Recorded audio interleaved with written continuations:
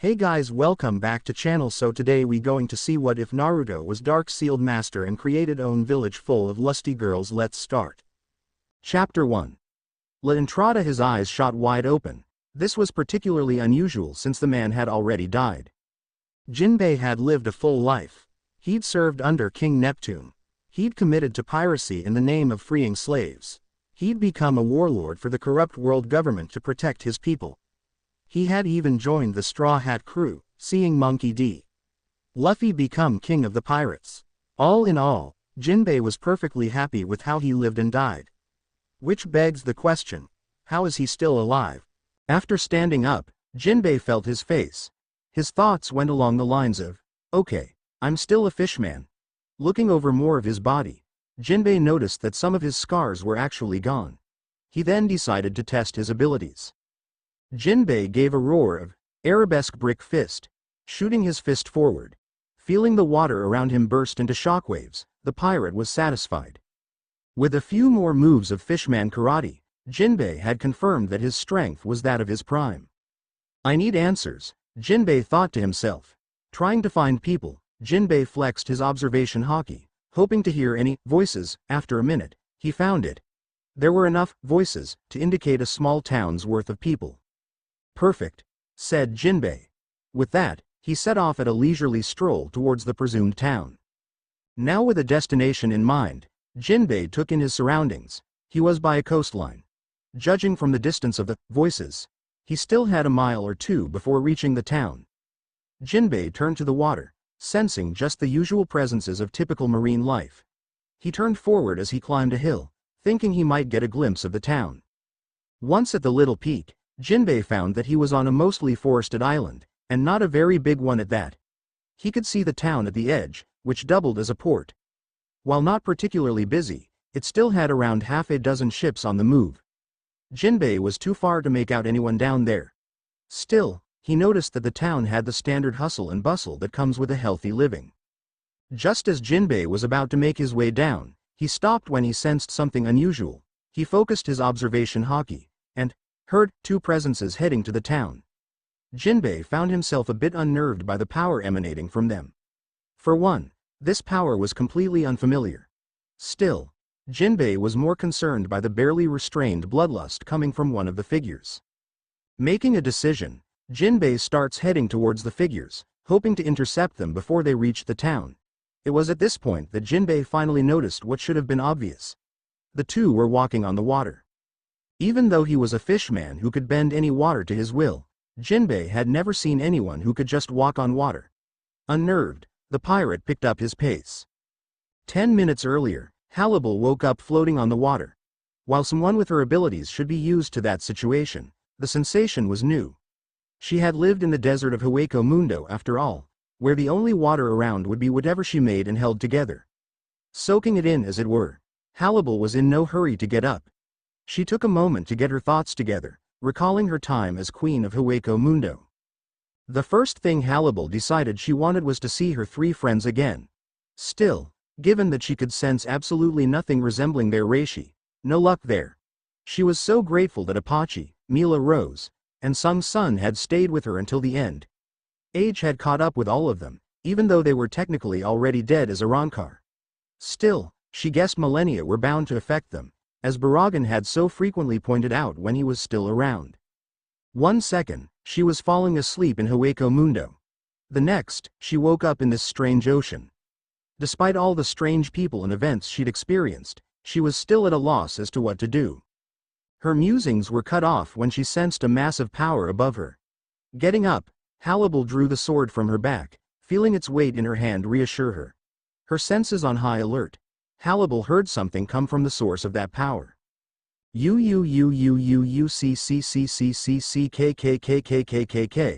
SPLOOSH. At that point, this someone had crashed right in front of Halibal. The impact momentarily left a crater in the water. Before Halibal could get closer, a twitching blue hand somehow grabbed the surface of the water. She found herself pausing at this incredibly strange figure. For one thing, he was blue. Needless to say, that wasn't something Halibal saw every day. He also had sharp teeth and small, beady eyes. She then noticed something big and white on his back. The man got to his feet and rubbed his neck.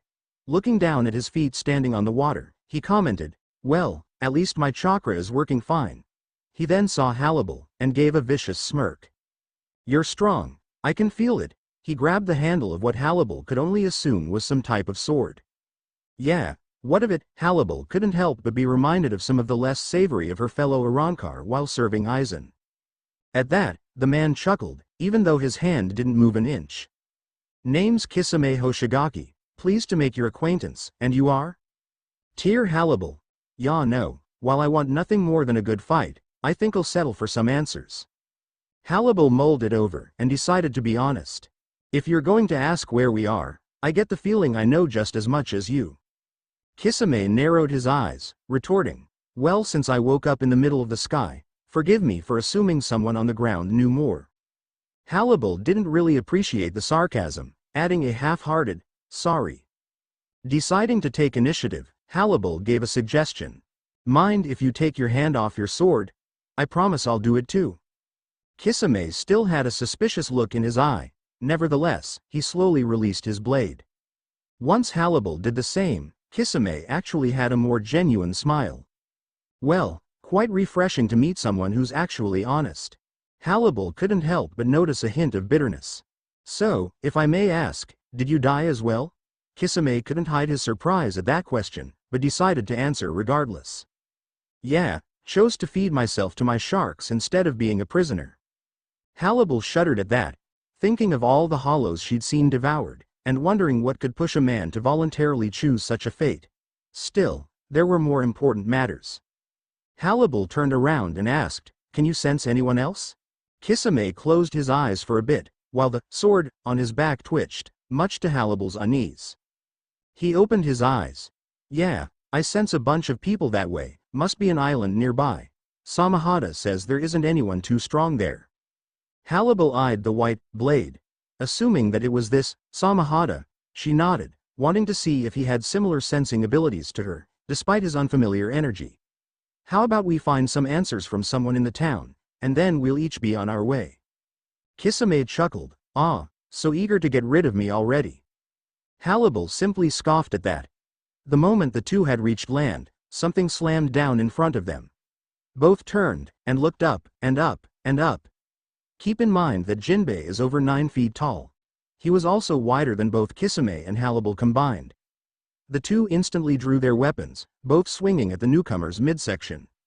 With a cry of, "Double water shot," Jinbei shot out 2 water drops that momentarily halted the coming blades. This prompted both Kisame and Hannibal to jump back for some distance.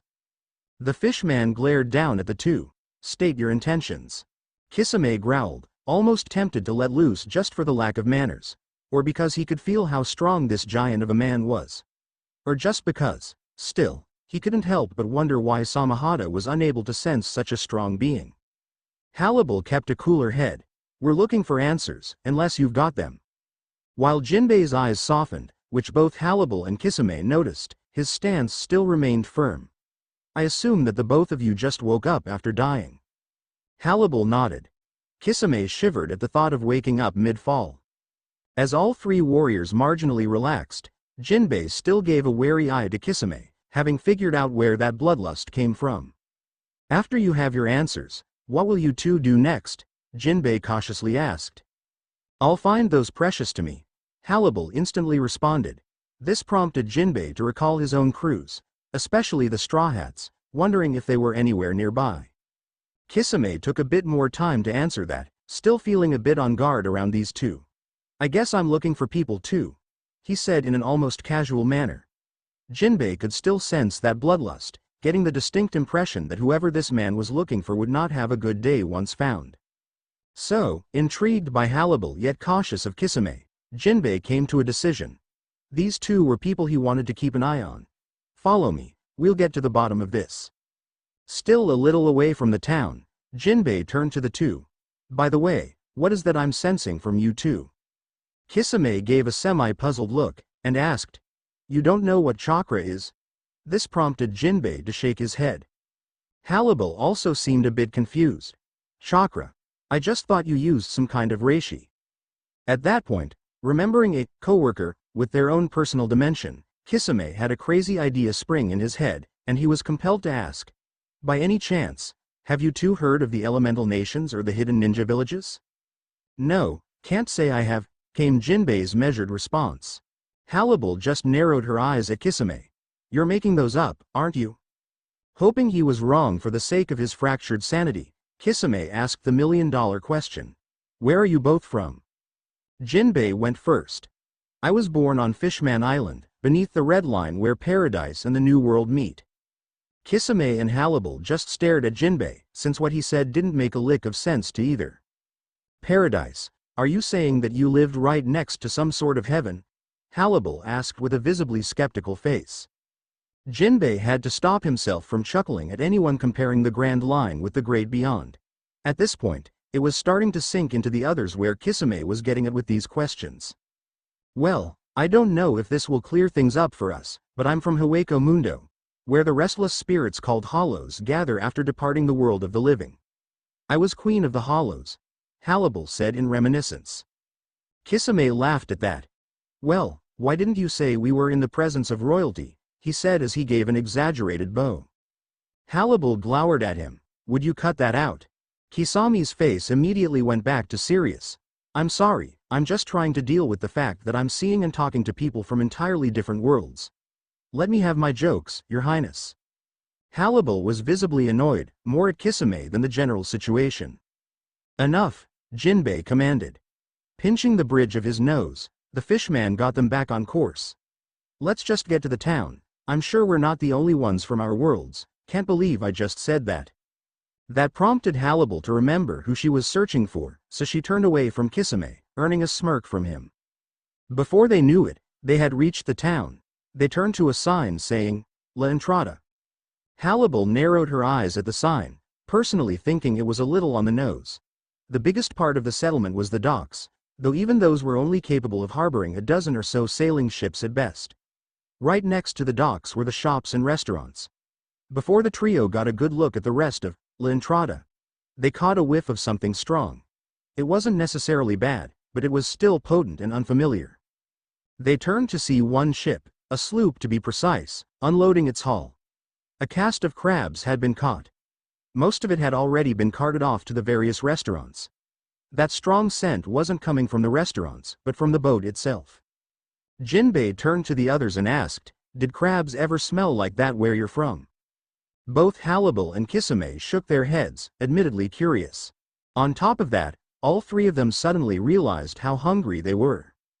Once they came to the ship, an older man came to greet them. He was grizzled and balding, with a slightly disheveled gray beard. The trio also noticed that the fronts of his 4 right fingers were cut off. Ah, new arrivals, and very interesting ones at that, the old man said with a jovial smile. Kisame immediately raised an eyebrow at the friendly greeting, not exactly used to people acting as such around him, unless they were trying to pull something. The same could be said of Jinbei and Halibal, to a lesser extent. New arrivals? Jinbei questioned. Far as I know, everyone in this island, and every other island around for that matter, has died. Oh, where are my manners? Call me Davos, the old man said as he extended his left hand. Jinbei. A pleasure to meet you, the fishman said as he shook the man's hand. Halibal, the woman stoically said as she crossed her arms. Kisame gave a fearsome grin as he introduced himself. Kisame Hoshigaki, pleased to make your acquaintance, he said as he took the old man's hand in a tight grip. Davos gave a slightly nervous laugh at that. You remind me of some of my old wildling friends, always eager for a fight that lot. Anyways, I'm sure you all have questions. Kisame said what was on all their minds. Yeah, first, what is that smell? Davos smirked at that. Ah, that's me specialty, he said as he moved back on the ship. He pulled off a cover, revealing a couple of barrels. The second the tarp was removed, that scent washed over the trio's strong noses. Fermented crab. What? Said all three of them. It's fermented crab. Always keep some of it for me. My own personal share of the catch for everyone to enjoy. Why don't you folks try it? Davos said as he offered a bite to each of the trio. Still hesitant, the three accepted. Jinbei came to the conclusion that it was simply okay, just something to fill him up if need be. On the other hand, Kisame and Halibal had utterly scarfed their bits down, apparently unable to get enough. Jinbei and Davos just wondered how Halibal managed to eat with her collar still covering her mouth. The old captain chuckled. "Why don't we take a seat inside?" gesturing towards the cabin. "We can talk over those barrels of crab." Without being asked, Jinbei hoisted the barrels up as he followed Davos in. Kisame and Halibal both quickly followed, though whether it was for answers or crab was unclear. Once the four had gotten comfortable, Kisame and Halibal started digging in with gusto, while still listening intently. After taking a few bites, Jinbei turned to Davos, eager for answers. Understanding, Davos took a deep breath. "Folks around here call this place the Sea of Second Chances. Title explains itself." Jinbei nodded at that. "Didn't take long for me to figure out just how different everyone was. Only took a few conversations to realize we were all from different worlds, as fantastic as that sounds. Just take me for example, I'm sure none of ya have heard of Westeros." Kisame and Halibal barely slowed down as they shook their heads. Recently, more and more powerful people have been dropping in. Kisame glowered at that statement before resuming his feast. After looking evil in its cold, dead eyes, "I thought I'd seen everything. Still, this place keeps proving me wrong." Jinbei stroked his chin. "Any suggestions on where to go next, or how to find our friends?" Davos continued, setting his hands down. "If ya go east, there's absolutely nothing except open ocean. North and south will get ya to the other entry points, as it were. West is where things get interesting. The further you go, the more monsters there are. It's gotten to the point where no one without abilities can go further than a few islands." Kisame smirked at that, eager to rip something apart that would be worth his time. Halibal rolled her eyes at her compatriot. Jinbei just thought of how eager Captain Luffy would be if he heard that. Davos gave them all a steely look. On the other hand, treasures are said to scattered throughout the West. There's even a rumor amongst the sailors that a place called Fiddler's Green is the last island. Damn near everyone has at least tried to get there. Most think it's some kind of paradise. A safe haven from every foul thing in this sea. While Jinbei couldn't help but wonder where he had heard something like that before, Halibal narrowed her eyes at Davos. "If there's a paradise that way, why aren't you trying to get there?" Davos sighed. "I've had enough adventuring and battling in my first lifetime. I'll be happy just sticking around here, helping good folk where I can. Though I wouldn't object if I saw an old friend or two." Jinbei nodded at that. "So, what are our options?" he asked. The old captain stroked his graying beard. "That depends on what you three are after. You could always just settle down here. I can tell all of you have been to hell and back, and I hope that isn't literal in any of your cases." While Kisame instantly knew that offer wasn't for him, Halibal and Jinbei seemed more considerate. Still, the two already knew their answer. "We're looking for people, so we can't stay," Halibal succinctly said. Davos got up at that, which put a pause in Kisame and Halibal's eating. There was only one plate worth of crab left, with both of them eyeing it. "Well, how about I give you three an offer? There's an island 2 days south of here that has plenty of ships. Quite a few shipwrights there too who could make something to her liking.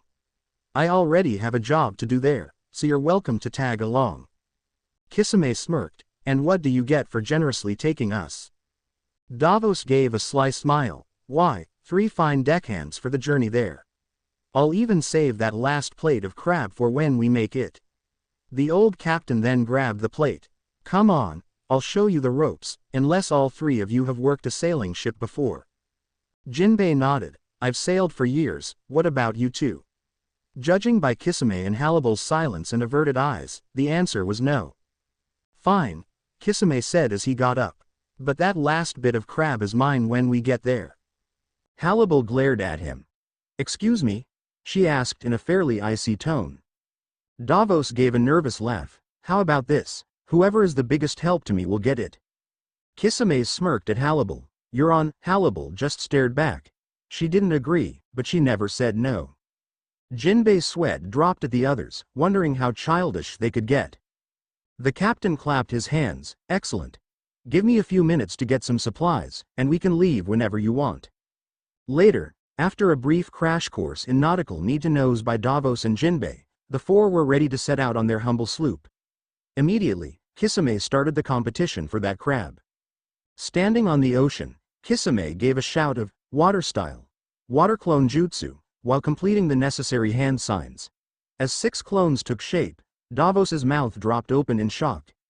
Jinbei's eyes went wide, while Halibal just gave a cold stare to the ninja. Without any prompting from the original, the clones started preparing for departure. One hoisted the anchor, a couple started undoing the tethers, and the others started climbing up to unfurl the sails, using chakra to just walk up the masts. All the while, Kisame gave a mock salute to the others. Not one to be outdone, Halibal started moving through the air with Sonito. Combine that with her walking on air, and the sails were all unfurled before the Kisame clones got halfway there. The original Kisame laughed and laughed, enjoying getting under someone's skin. The clones simply shrugged, climbed back down, and set about other tasks. Davos just stood there in amazement at the near flight. "You got anything to add to that?" the old captain asked Jinbei.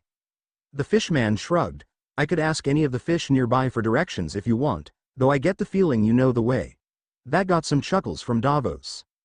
"Still, most of my time at sea was as a helmsman, so I'll take the wheel with your permission," Jinbei said as he gave a little bow. "By all means," Davos muttered as he indicated said wheel with his left hand. "As long as you keep the ship heading due south, we'll be fine. All the entry points sit on a line, with a couple days' worth of ocean in between." "Got it," Jinbei said as he stepped up. "It seems the wind is with us," he observed.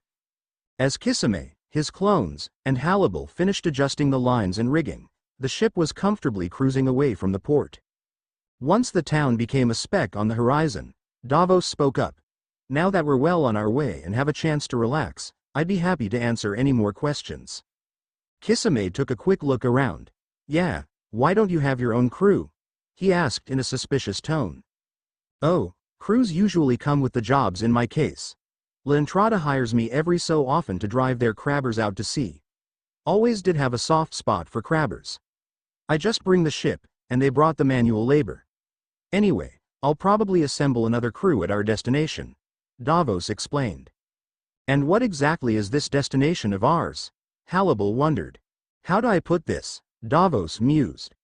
"The people who live there have a certain sense of humor. Since it's getting a reputation for building ships, some royal prick decided that it should be named Shipwreck Cove." Jinbei and Halibal narrowed their eyes at that inviting name, while Kisame snickered at it. Davos gave the ninja a deadpan stare. "Glad to see someone appreciates that kind of joke.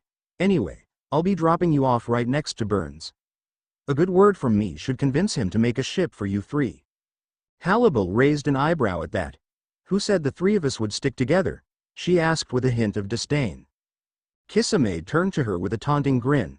"Oh, you wound me, Your Highness," he retorted. Jinbei tried to keep an impassive face. "I'd much rather have your help in watching him, Halibal." "What? Afraid I'll cut up an asshole who's got it coming?" the ninja skeptically asked. The others just stared, and immediately responded with a chorus of, "Yes." Kisame just rolled his eyes, muttering about them being wimps. An uncomfortable Davos resumed his explanation. "Once you've got a ship, the quicker way to find your friends would be heading west. It'd take years to search every entry point. The sea narrows the further west you go, so that means fewer islands to spread everyone out.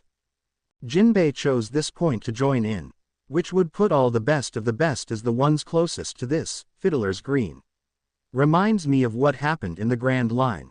My advice, be on your guard whenever you hit those western islands.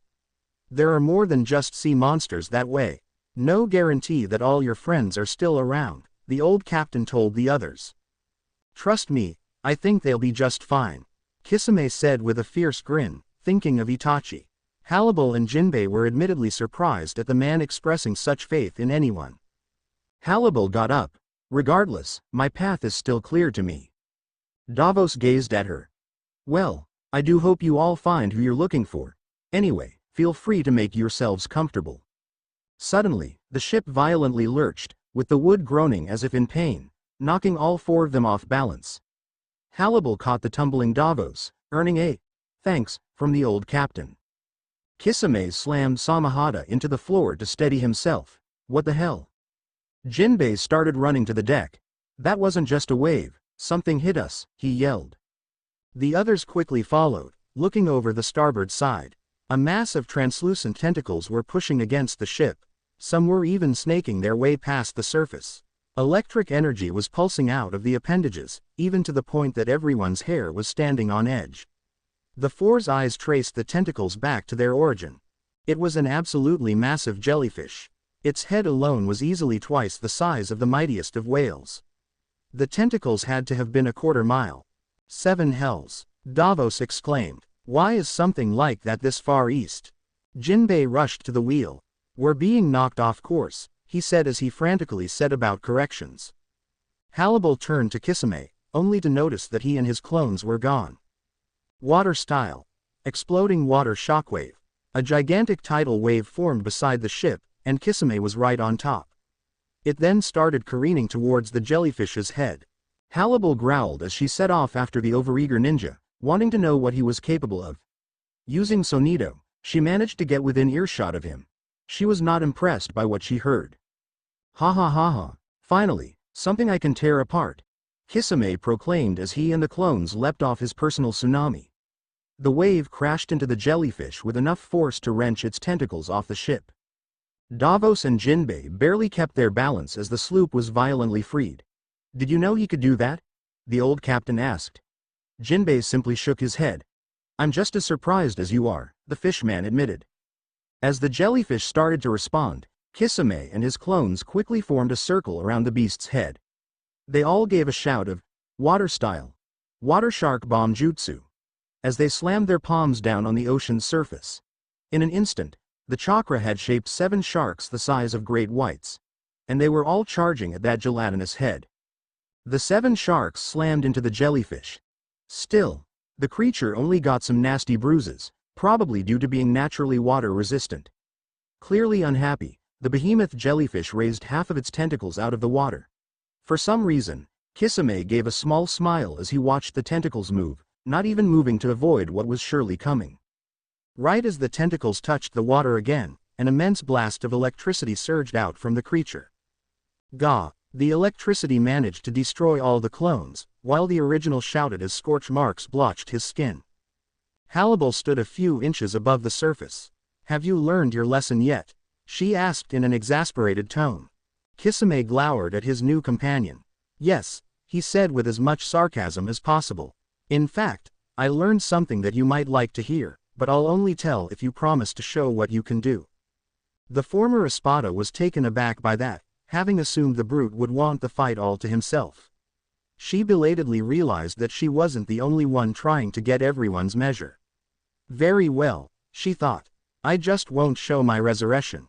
Fine. Now what is it? Hannibal sighed. Kisame pointed at the creature with Samahata. Its tentacles on the far right side are slower than the others. I think it might have fought something else and not fully recovered, kind of like limp. How about this? I'll have some fun and get my licks in, distracting the bastard, while you wait and hit the far right with everything ya got. Hannibal turned to the jellyfish, noticing that the far right tentacles were indeed slower than the others. Okay, I'll wait. Kisame let out a boisterous laugh. Ya know, I've got the perfect distraction for such a big guy. He said this as he quickly went through hand signs and slammed his palm down. Water style. 1,000 hungry sharks. Hannibal's eyes widened as the water around the ninja rose up, forming a tidal wave with literally 1,000 sharks. Jinbei and Davos were in a state of near shock at the sight. As soon as the shark wave crashed into the head, all the constructs separated. The jellyfish was swarmed by millions of gnashing teeth. It tried to defend itself by thrashing at the sharks with its massive tentacles. Unfortunately for it, all the damage to the sharks was instantly repaired as water was fed into them by Kisame's chakra. Said ninja was still crouching down.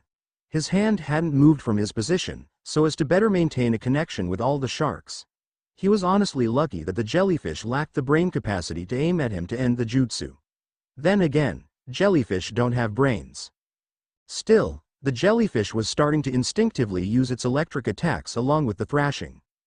This time, any shark struck by the flailing appendages was unable to get back together. Regardless, the sharks were still tearing out chunks from the jellyfish's head. Desperate, the beast resorted to using all its tentacles at once, unleashing the greatest surge of electricity it possibly could. This managed to destroy every remaining shark. On top of that, Kisame cried out as millions of volts surged through him. Hearing that, Davos turned to Jinbei. "If you want to help them, I'll gladly take the wheel," he offered. The fishman briefly closed his eyes. "No, I can hear how confident they are," he claimed as he exercised his observation haki. "They won't be needing my help against that creature." Indeed, the jellyfish had left itself wide open. Halibal was standing in the air, dead center above where the ninja had pointed to earlier. She unsheathed and pulled back her hollow blade. Pure yellow energy started gathering within her sword. "Ola Azul!" she yelled as she thrust her blade forward, shooting the energy down. The attack tore right through the already injured creature, ending its life instantly. Despite being in pain, Kisame laughed when he felt Halibal's power, knowing without a doubt that she'd be a match for him. Still, he sensed something odd in that reishi. The jellyfish's corpse slammed back into ocean, sending a massive wave out. Seeing this, Jinbei turned to Davos. "Maybe you should take the wheel after all," the fishman muttered. After Davos quickly nodded and took over, Jinbei leapt into the water. Half submerged, the fishman assumed his stance. Once the wave was nearly on top of him, he moved. 5,000 brick fist. The force from the punch tore a hole right through the wave. A hole large enough for the sloop to pass through untouched. Kisame and Halibal were staring in absolute shock, realizing that not a drop of chakra, reishi, or anything magical was involved with that. Only sheer physical force. Davos just took turns staring at each of his passengers, wondering who he should be most afraid of. That question was soon answered when Halibal landed back at the ship, giving her usual glare. "Has the ship been damaged?" she asked. Davos found himself giving a salute. "No ma'am, though that was mostly Jinbei's doing if Ya hadn't noticed." She surprised the grizzled captain by smiling.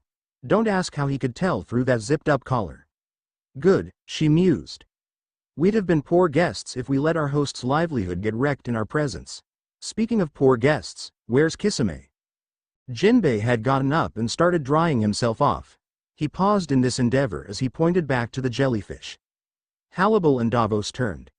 It appeared that Kisame was poking the corpse with his white sword. Why in the world is he still there? Halibal wondered. After a minute of quiet, Kisame used the body flicker technique to head back to the others. The first thing everyone noticed was that he was no longer injured, despite being burned by the jellyfish. Out of the corner of her eye, Halibal swore that she saw Samahata twitch. If her eyes weren't deceiving her, the thing had gotten bigger. "Well, forget what I said earlier," Davos broke in. "I feel sorry for whatever even thinks about attacking y'all.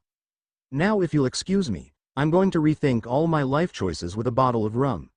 The old captain slowly walked into the cabin, closing the door behind him. Kisame chuckled at that. His world must be real pathetic if that's enough to shock him, he mused. Halibal scoffed at that. "I highly doubt just anyone can bend the elements to their will in your world," she countered. That got a laugh out of the ninja. "Well, channeling chakra into an element is a must for promotion amongst ninja. That are a really unique clan ability," he explained. Kisame turned to Jinbei. "I'm more interested in how the hell you parted that wave," the ninja muttered.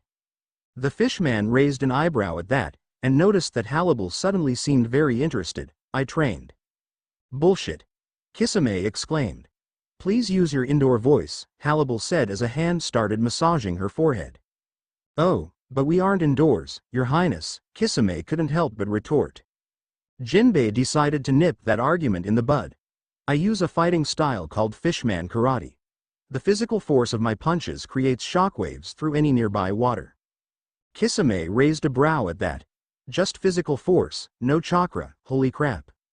It helps that my species, the fishmen, are naturally 10 times stronger than humans," Jinbei elaborated.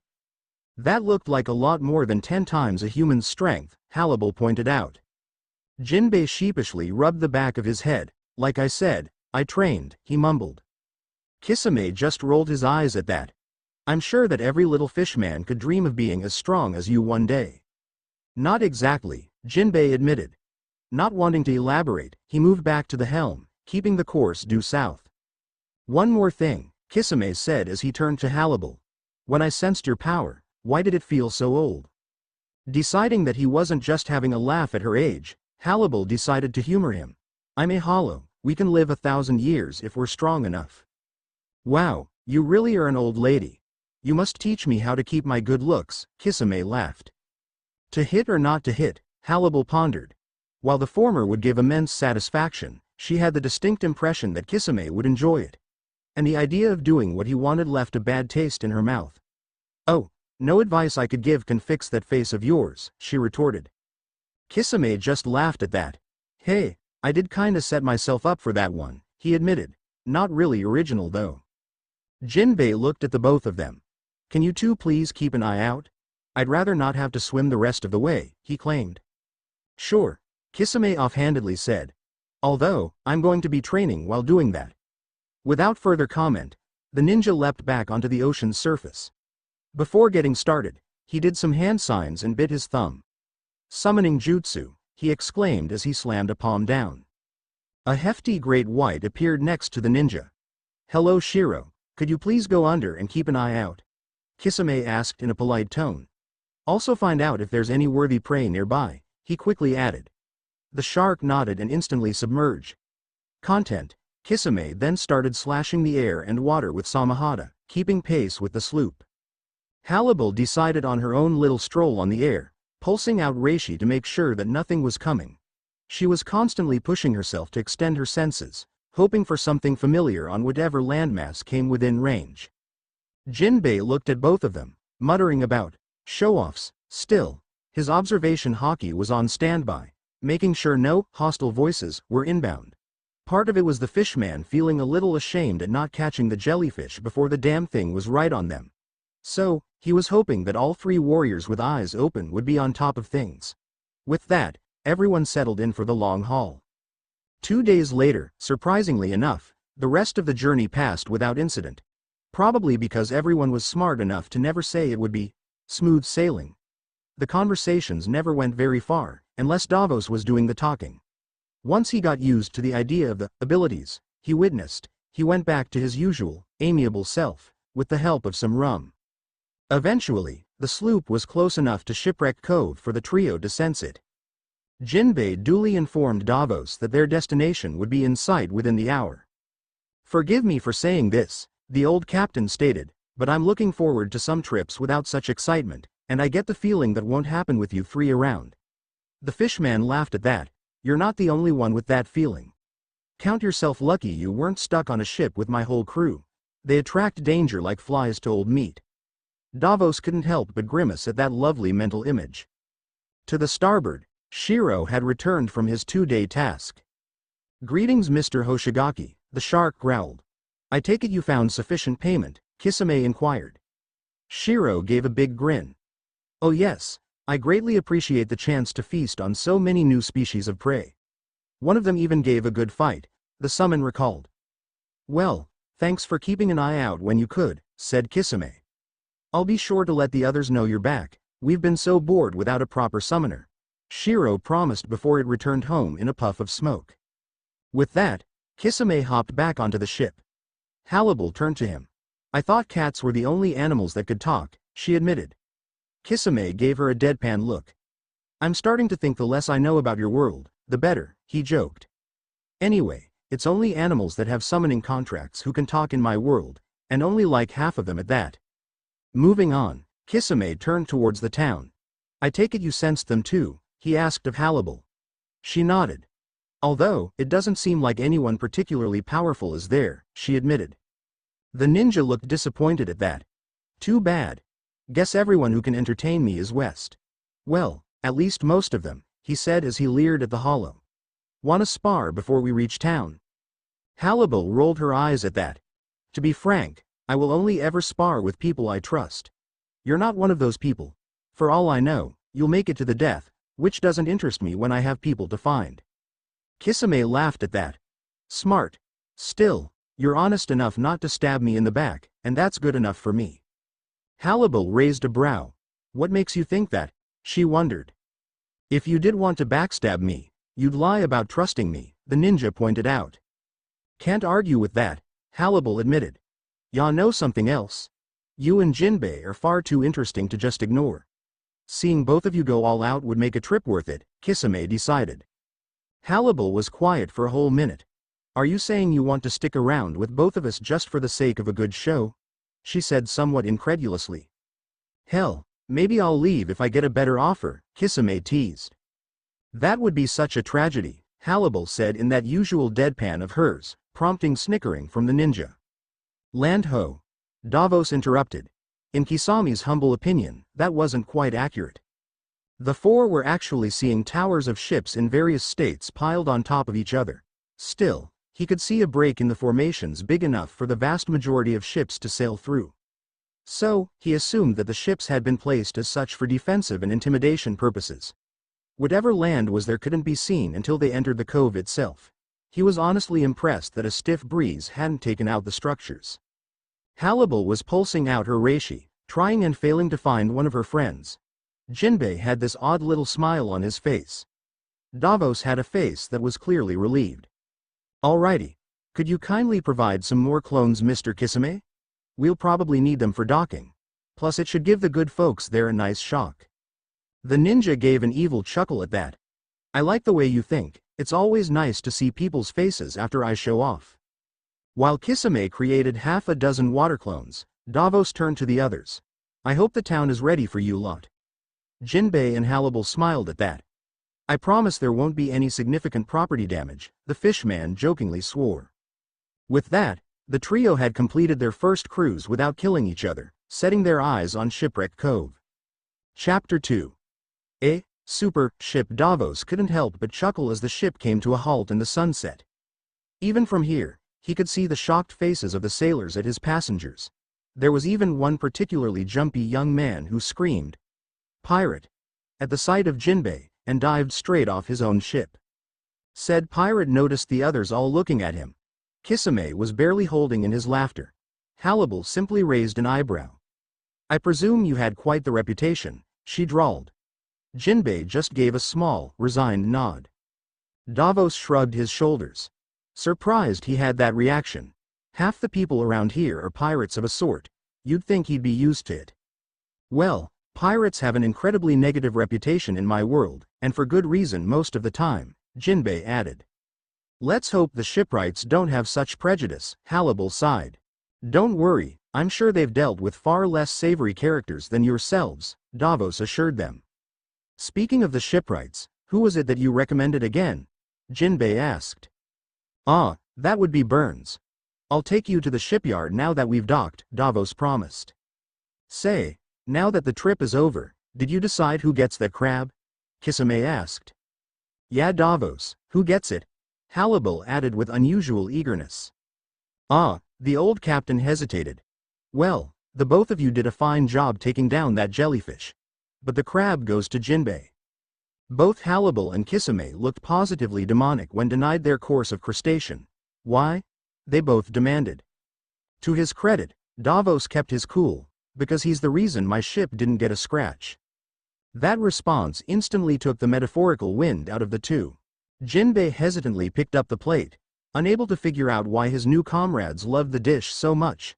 Maybe you two could share it. Kisame couldn't help but leer at his compatriot. That prompted Hannibal to sonito right to the platter on Jinbei's hand. Kisame's body flickered at the same time.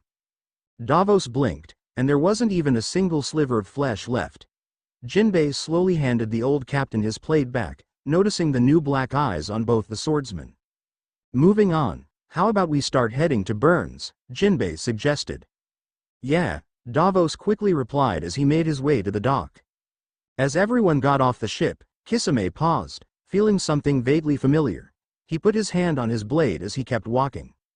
Noticing, Hannibal turned to him. What is it? I thought I felt chakra, but I can't sense it anymore, he admitted with a pensive expression.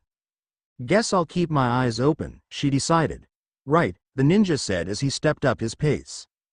It was only at this point that the trio got a good look at Shipwreck Cove. True to its name, most of the settlement was actually over the water. Ships of all shapes and sizes had been repurposed and strung together as homes, shops, restaurants, and everything in between. The two sword users even spotted an old-fashioned blacksmith hard at work, with his wares hanging throughout what had previously been a junk. A large longboat was propped over it as a roof. Towards the outer ring of the settlement were towers of ships stacked on top of each other. Lights were coming from each level, indicating that all of them were still in use. Looking closely, the trio saw serious firepower pointed towards the open ocean. After a couple minutes walking in silence, Davos spoke up. "Okay, Burns is right around here." Boom! An explosion rocked one of the towers that were closer towards actual land. "Davos, please tell me that didn't come from where we're getting a ship," Hannibal nearly pleaded. The old captain just gave an exasperated shake of the head. "Burns tells me that there's been one a day since someone else dropped in." Jinbei hid a quick smile as he started jogging towards the tower, which somehow looked even more unstable. Soon enough, the group reached the shipyard. They saw that half of the island itself had been cleared for the purpose of shipbuilding, with a lush forest covering the rest. Normally, they would take in the sight of towering ships and everything needed to make them. Today, however, their sight was drawn to a crane that had just crashed down. The top had been utterly demolished. In its place, two legs were sticking ramrod out of the ground.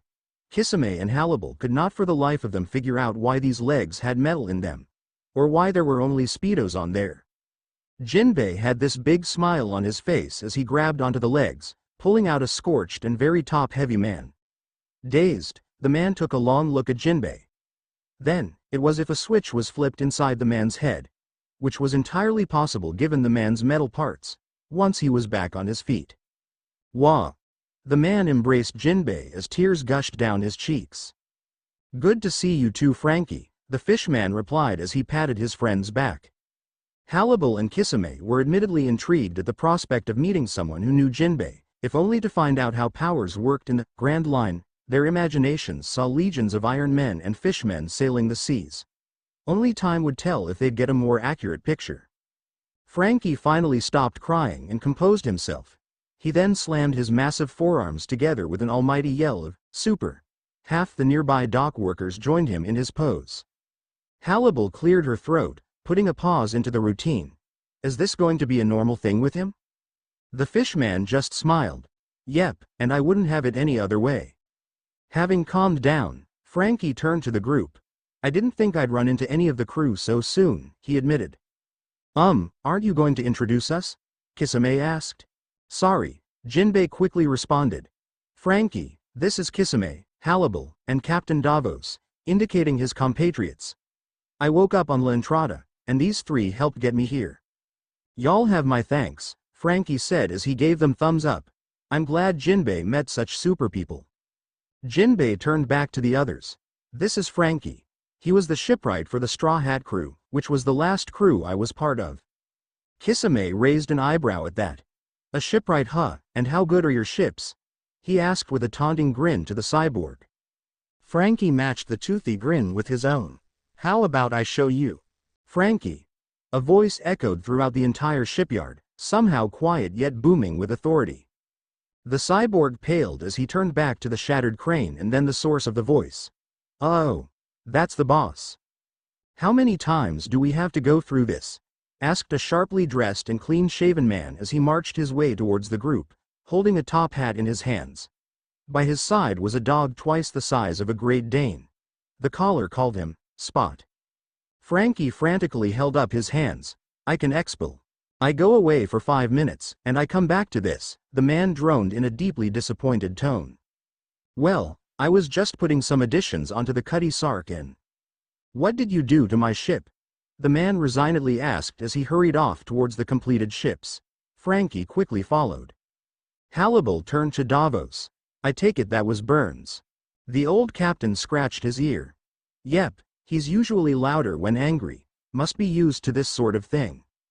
Kisame glanced towards the shipwrights running off. "We didn't even get to introduce ourselves to him."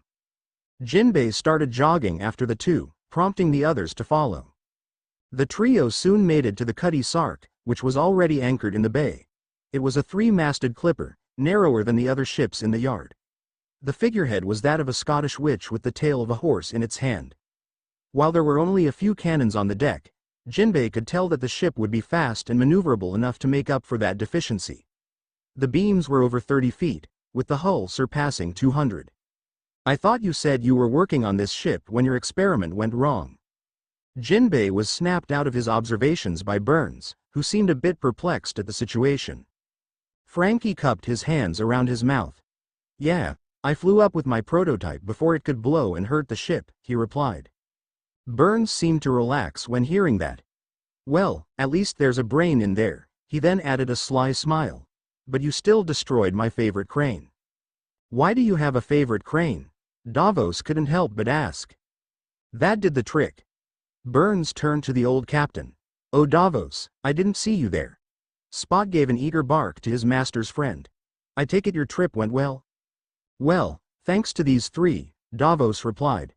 "They're the reason I'm still alive." "What happened?" "A jelly that could eat this shipyard almost took down my ship. Thank the seven I was giving these three a lift." "Huh?" Frankie cut in as he turned to his old crewmate. "You've already fought a sea monster? Damn, I'm missing out." "I didn't do anything to the jelly," Jinbei admitted. "Just steered a bit and punched the tidal wave that came from its death throes." So, Frankie trailed off as he finally got a good look at Kisame and Hannibal. These two took it out by themselves? He wondered. For a moment, the ninja had a thoughtful expression. It then turned into a toothy grin as he pointed at Hannibal.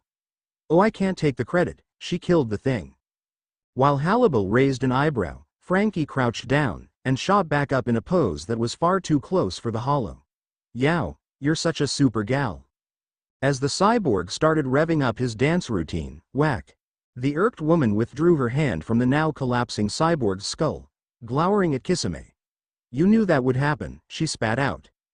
Said ninja gave a taunting grin. "I have no idea what you're talking about." While Hannibal tried to kill Kisame with the power of her mind, Jinbei helped Frankie back up. "Did you say we're modifying this ship?" the fishman asked as he gestured to the Cutty Sark. "Oh yeah, me and Red have been working on this ship since both of us woke up here. Well, I woke up and he fell down. Anyway, Red's been a real help, especially with the hidden armament. Come on, I'll show ya." With that, Frankie leapt onto the Cutty Sark. Jinbei was right behind him. Curious, Kisame and Hannibal hopped onto the deck. Davos and Burns, and Spot, just slowly made their way to the ladder, grumbling about people not walking. Once on deck, Frankie gestured towards the starboard cannons. "We made some special ammunition for most of the cannons. Also made sure that Red's energy could be channeled. It's the only reason half of this works." The group then migrated over to the helm.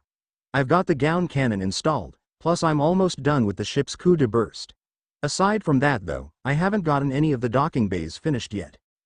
At this point, Kisami's eyes were drawn to the main mast. At the bottom, there was a maker's mark. It was a red scorpion. The ninja's eyes widened, and his hand tightly gripped Samahata. "Hey, Frankie? Who's Red?" "Oh, he's this guy the first met when I dropped in. We worked together on some inventions. Now that I think about it, he was wearing that same cloak you've got when he dropped in, red clouds and all." Hannibal noticed that Kisame suddenly seemed a lot more tense. She was also very confused, since neither of them had sensed anyone powerful when they got here. Kisame put on a seemingly carefree expression. "Well, as much as I'd love to check out this awesome ship some more, I'm gonna have to." His smile became more bloodthirsty. "Cut things short." Without another word, he vanished with body flicker. Davos and Burns reached the deck just in time to see him gone. "What did we miss?" the old captain wondered. Jinbei and Hannibal exchanged a look, before the latter moved with Sonito. 10 minutes later, Kisame made sure that he picked an alleyway where he was alone, and he waited. Wish wish wish. The ninja jumped right before 3 Senbon zipped to where his feet just were. Standing on the wall, Kisame gave a sardonic smirk. "You got a lot better at hiding your chakra." He had drawn Samahata and slammed it by his feet. A young-looking redhead stepped out of a window, and onto the opposite wall. "Well, I had plenty of forewarning. You still broadcast your chakra like a damned-tailed beast." "Hey, well, I didn't get that nickname for nothing. What are you doing here, Sasori?" "Making art." Kisame gave a deadpan stare to his former colleague. "That line is not reassuring in the least coming from you." Sasori allowed himself a small smile. "Well, I'm not exactly here to reassure you." The two Akatsuki stood still for just a second. Then, there was a flash of movement. Sasori's head had been hit with a water bullet jutsu. Kisame hunched over the dozen senbon lodged in his stomach. From a distance, Halibal watched as the two ninjas dissolved into sand and water. She had hoped that things would remain peaceful, clearly a mistake. Still, the confused Hollow wondered when Kisame used a water clone. She never let him out of her sight after Jinbei asked her to follow him. Before she could dwell on that, she heard something. Tika tika tika. Halibal instantly turned around, her blade drawn. She was just in time to block what appeared to be a massive scorpion tail, attached to a hunched and cloaked figure. The second the blades had interlocked, Sasori himself appeared right behind her, one of his palms opening up. Right before Halibal moved to counter, Kisame popped out of the ground, grabbing Sasori's wrist. The momentum pushed the former sand ninja off balance, with his open palm sending a stream of fire straight into the air. Sasori shot chakra threads out of his open hand, attached them to a building behind him, and pulled himself back. With that, he dodged Samahata and Tiburon in the nick of time. All the while, he recalled his puppet to his side, keeping the stinger pointed at his opponents. I thought you preferred to hide in that puppet of yours. Did dying give you a backbone? Kisame asked with that taunting grin of his. You're one to talk of changes, Sasori retorted. He then gave an interested look at Halibal. It's not like you to defend others. Hey, no one deserves to become one of your human puppets. Kisame scowled with a lot less of his usual humor. He then got a grin again. Well, maybe Hidan does. Still, I think she can take you all by herself, if she watches for the poison. Halibal narrowed her eyes at her comrade. Your confidence is duly noted, and I could already smell that poison a mile away. The former sand ninja interrupted with quiet chuckling. You misunderstand me. I'm no longer making human puppets. He then indicated the shipyard. In this universe, ships are put through the ultimate test. One that could stand this chaotic sea would be my ultimate work of art. Eternal beauty is to be found in these marvels of engineering. Halibal raised an eyebrow and turned to Kisame. Is this normal for him? Yep, the ninja replied instantly. He and his partner argued for hours about what real art was. Kisame then turned back to Sasori. That still doesn't explain why you stopped with your collection, he added with a hint of disdain to the last word. The former sand ninja briefly had a thoughtful expression. Let's just say things were put into perspective for me when I was brought back with Edo Tensei during the war. That managed to get a confused look out of Kisame. What the hell happened after I died? He muttered to himself. Can you at least put your puppet up? Halibal asked. I'd rather have this conversation without knives pointed at our throats. Reasonable, Sasori conceded as he made a hand sign. With a puff of smoke, the puppet vanished with a scroll in its place. Picking it up, he turned to the duo facing him, glad that their swords were sheathed. And I thought that only Itachi was able to balance you out. Are you two here to get a ship? Yeah, Kisame replied. I only started looking for you because we checked out the Cutty Sark. We were traveling with a fishman who was crewmates with Frankie. Sasori sighed at that. Working with that cyborg is interesting. He brings such fascinating technology for me to examine, but I could do without the yelling and posing. You and me both, Halibal muttered. Ah, I think it gives him personality, Kisame threw in, much to the other's annoyance. Anyway, when Frankie and I woke up, we had an altercation. The shipyard was damaged. Burns came up and praised the technical skills we displayed in battle. He asked us to help him with the ultimate creation of this sea. Sasori left out how unnerved he was when meeting Burns and that dog, which made him more amenable to working with the cyborg. Halibal turned to the shipyard. Let me guess, the Cutty Sark. Sasori nodded. Yes, after I learned the basics of shipbuilding, the cyborg and I got to work on it. Burns said he wanted something greater than what one world alone could make, he recalled. Kisame chuckled at that. Burns must be really something if he got you to go along with him. Ah, but a chance at creating a different sort of eternal beauty is something I wouldn't miss for the world, or worlds I should say, Sasori noted with a far-off look. Hey, Kisame interjected. Have you seen anyone else from the Akatsuki?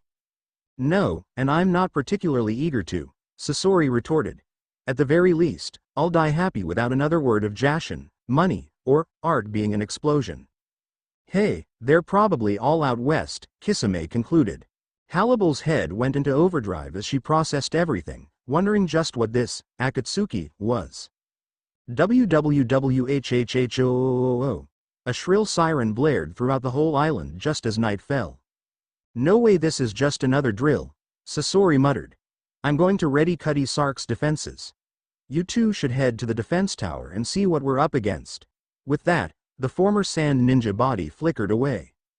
Kisame and Hannibal started running to the outmost tower of Shipwreck Cove. He noticed her giving a steely look. What? He quickly asked. What's Akatsuki? Wow, you don't dance around the subject. How about I answer if you ever get to trust me enough not to follow me around? For now, let's see what's coming. Maybe I can cut its limbs off instead of Sasori's. Hannibal rolled her eyes at that, accepting that conversational deflection for now. Plus, they'd made it to the tower. Burns was already there, calmly directing the assembled garrison to aim the artillery at a dark mass charging at the cove entrance. Spot growled at whatever was coming. Fiji swarm, one of the gunners shouted. Calm yourselves, Burns commanded. That had the desired effect of mollifying the militia. Ready on my mark. The men and women had all backed away from the cannons, some holding a lit fuse. Unleash hell. BBOOMM. Every window of the tower lit up as the barrage of artillery let loose. Within a second, holes were blasted through the coming darkness, exposing the blue sea within. However, the dark mass quickly covered itself up, though it was significantly smaller. Kisame and Hannibal finally were able to tell that it was actually a school of creatures moving in a manner similar to minnows. What are those? The Hollow asked. Fiji mermaids, Burns explained. The worst pests in the sea. We haven't had a swarm in months. All right, reload. The gunners scrambled to ready the ammunition, while others adjusted the line of sight. Fire. BBOOMM. The aim was true, and half the horde was incinerated. Unfortunately, only half the horde was incinerated, and the remainder were giving unearthly screeching echoes. Damn, our guns can't dip any lower without hitting ourselves, a gunner realized. Then someone will have to sail out and meet them before they reach the cove, Burns decided. Hannibal turned, and saw that Kisame was already halfway to the swarm, free-falling as it were. Damn it, she muttered as she drew Tiburon. With a burst of sonito, she had caught up. Water style. Exploding water shockwave. The mass of conjured water served to cushion both swordsmen's landings. Once they'd gotten back up, the swarm was mere feet away, and not slowing down. Want to show how good you were with that? Kisame asked as he twirled Samahata. I don't think you can compare to my centuries of experience, Hannibal coolly retorted while she charged her hollow blade. Ha! It's on, the ninja laughed. It was at this point that the two finally got a good look at the Fiji mermaids, and Kisame wondered what bastard in his right mind would name these mermaids. In his and Hannibal's humble opinion, the creatures were hideous. The bottom halves were merely that of a fish, albeit with spiky dorsal fins. The torso and head were some grotesque parody of a monkey. Only clumps of fur remained unevenly scattered. Their lips and eyelids had completely shriveled, bearing misshapen teeth and bulging eyes. The paws had so little flesh that they resembled claws. All of this, plus some very visible ribs, combined for a particularly emaciated appearance. And hundreds of them were charging at the two. I've seen worse. Summoning jutsu. 3 large hammerhead sharks appeared in a puff of smoke, all grinning at the approaching horde. Shu, Mo, Ku, Sikkim. Gladly, the 3 girls said before taking deep breaths. Water style. Water gun jutsu. The combined attack split the horde in two, with the hammerheads eagerly rushing in and ripping apart stragglers. Kisame went to the right, and Hannibal to the left. It didn't take long before Samahata and Tiburon were covered in blood, even with the water rushing around them. Every swing of the sword tore through the swarm, killing 1 or 2 at a time. While it only took 1 serious hit to bring down the Fiji, they just kept coming. It seemed they had completely disregarded strategy in favoring of trying to take out the obstacles with sheer numbers. Kisame and Hannibal were able to keep the majority of the crowd away with barrages of water bullet jutsu and Ola Azul. Still, half a dozen Fijis had been fast enough to get right on the 2 swordsmen. One had managed to bend back Kisami's left pinky to the point it could only limply sway. That one got its face caved in by a blue fist. Another was ripping off Hannibal's right sleeve. She quickly put Tiburon in her left hand, and relieved the offender of its limbs. Kisame laughed at her for that one. While the two, and the summons, were successfully occupying most of the horde, a few dozen Fijis had broken off and were headed straight to the cove. Kisame and Hannibal were about to speed away from the main group of Fijis. Iron sand. Scattered shower. A hail of solid black rained down on the Fiji leaders, completely pulverizing them. Coming out of the cove's entrance was the Cutty Sark. At the bottom of the main mast, Sasori was sitting in a lotus position, eyes closed. Chakra strings protruded out of his back, fingertips, and open chest cavity. He was linked to the masts, rigging, sails, the helm, rudder, and even the cannons. The third cage puppet was floating by the figurehead, its mouth closing as it retreated towards its master's side. Kisame, Hannibal. A voice cried out from behind the Fiji swarm. It was Jinbei, floating halfway in the water, far enough not to be attacked. Get out of there, and keep them herded together. Right. The two replied. You heard the man, Kisame said to Shu, Mo, and Ku, all the while decapitating more Fijis. The three hammerheads started patrolling at the rear of the horde, snapping at any Fijis who tried to retreat. At the front, the Cutty Sark had turned broadside, unleashing a cannonade that pinned the creatures together. In the middle, Kisame and Hannibal were still tearing through any who leapt past the water's surface. Having had enough, Hannibal shook off one Fiji, grabbed Kisame by his collar, and zoomed up with Sonito. Whoa! The ninja exclaimed as he was pulled up.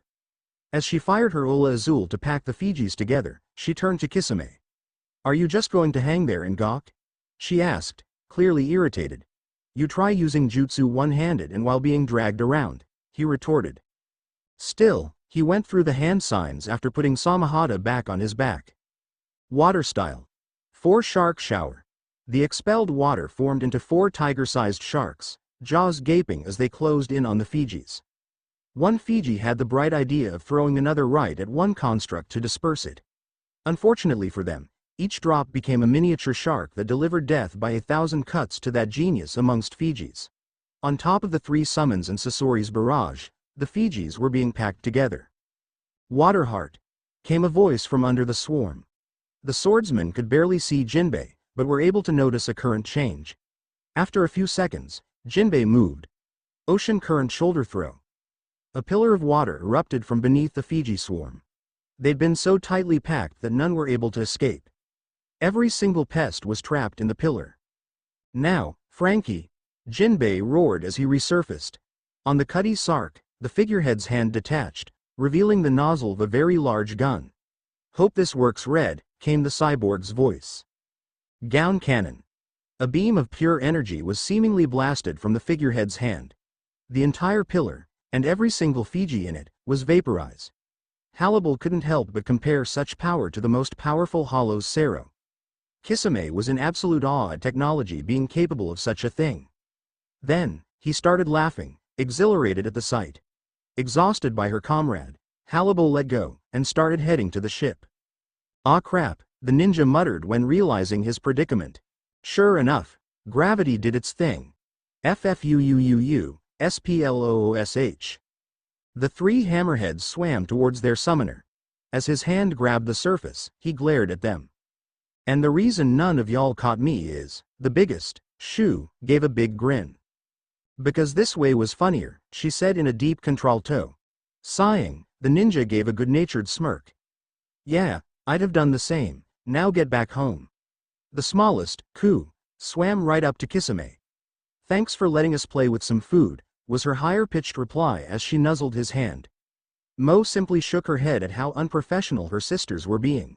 With that, the trio went back in a poof of smoke. Jinbei had resurfaced. You have a way with them, he couldn't help but point out to Kisame. The ninja turned to the fishman. Well, you've gotta prove yourself before signing any summoning contract, so they know I'm trustworthy. Still, unless they're messengers, no shark will come unless I have worthy prey for them to hunt. I'm just another member of the pack to them, Kisame said with a shrug. The fishman was a bit perplexed at that, given that he'd only really communicated with whale sharks, who were far more peaceful. Still, talking with sea life wasn't particularly common amongst fishmen. So naturally, he was eager to learn more. At this point, the Cutty Sark was starting to return to Shipwreck Cove proper. Hannibal took things at a leisurely pace, strolling through the air and gently stepping onto the deck. Jinbei and Kisame were right behind her. Once the three were on board, Frankie came up from below.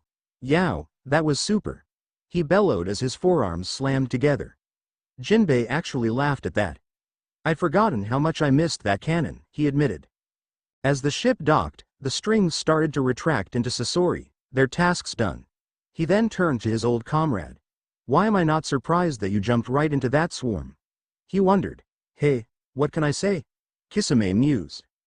The puppeteer let a small grin cross his lips.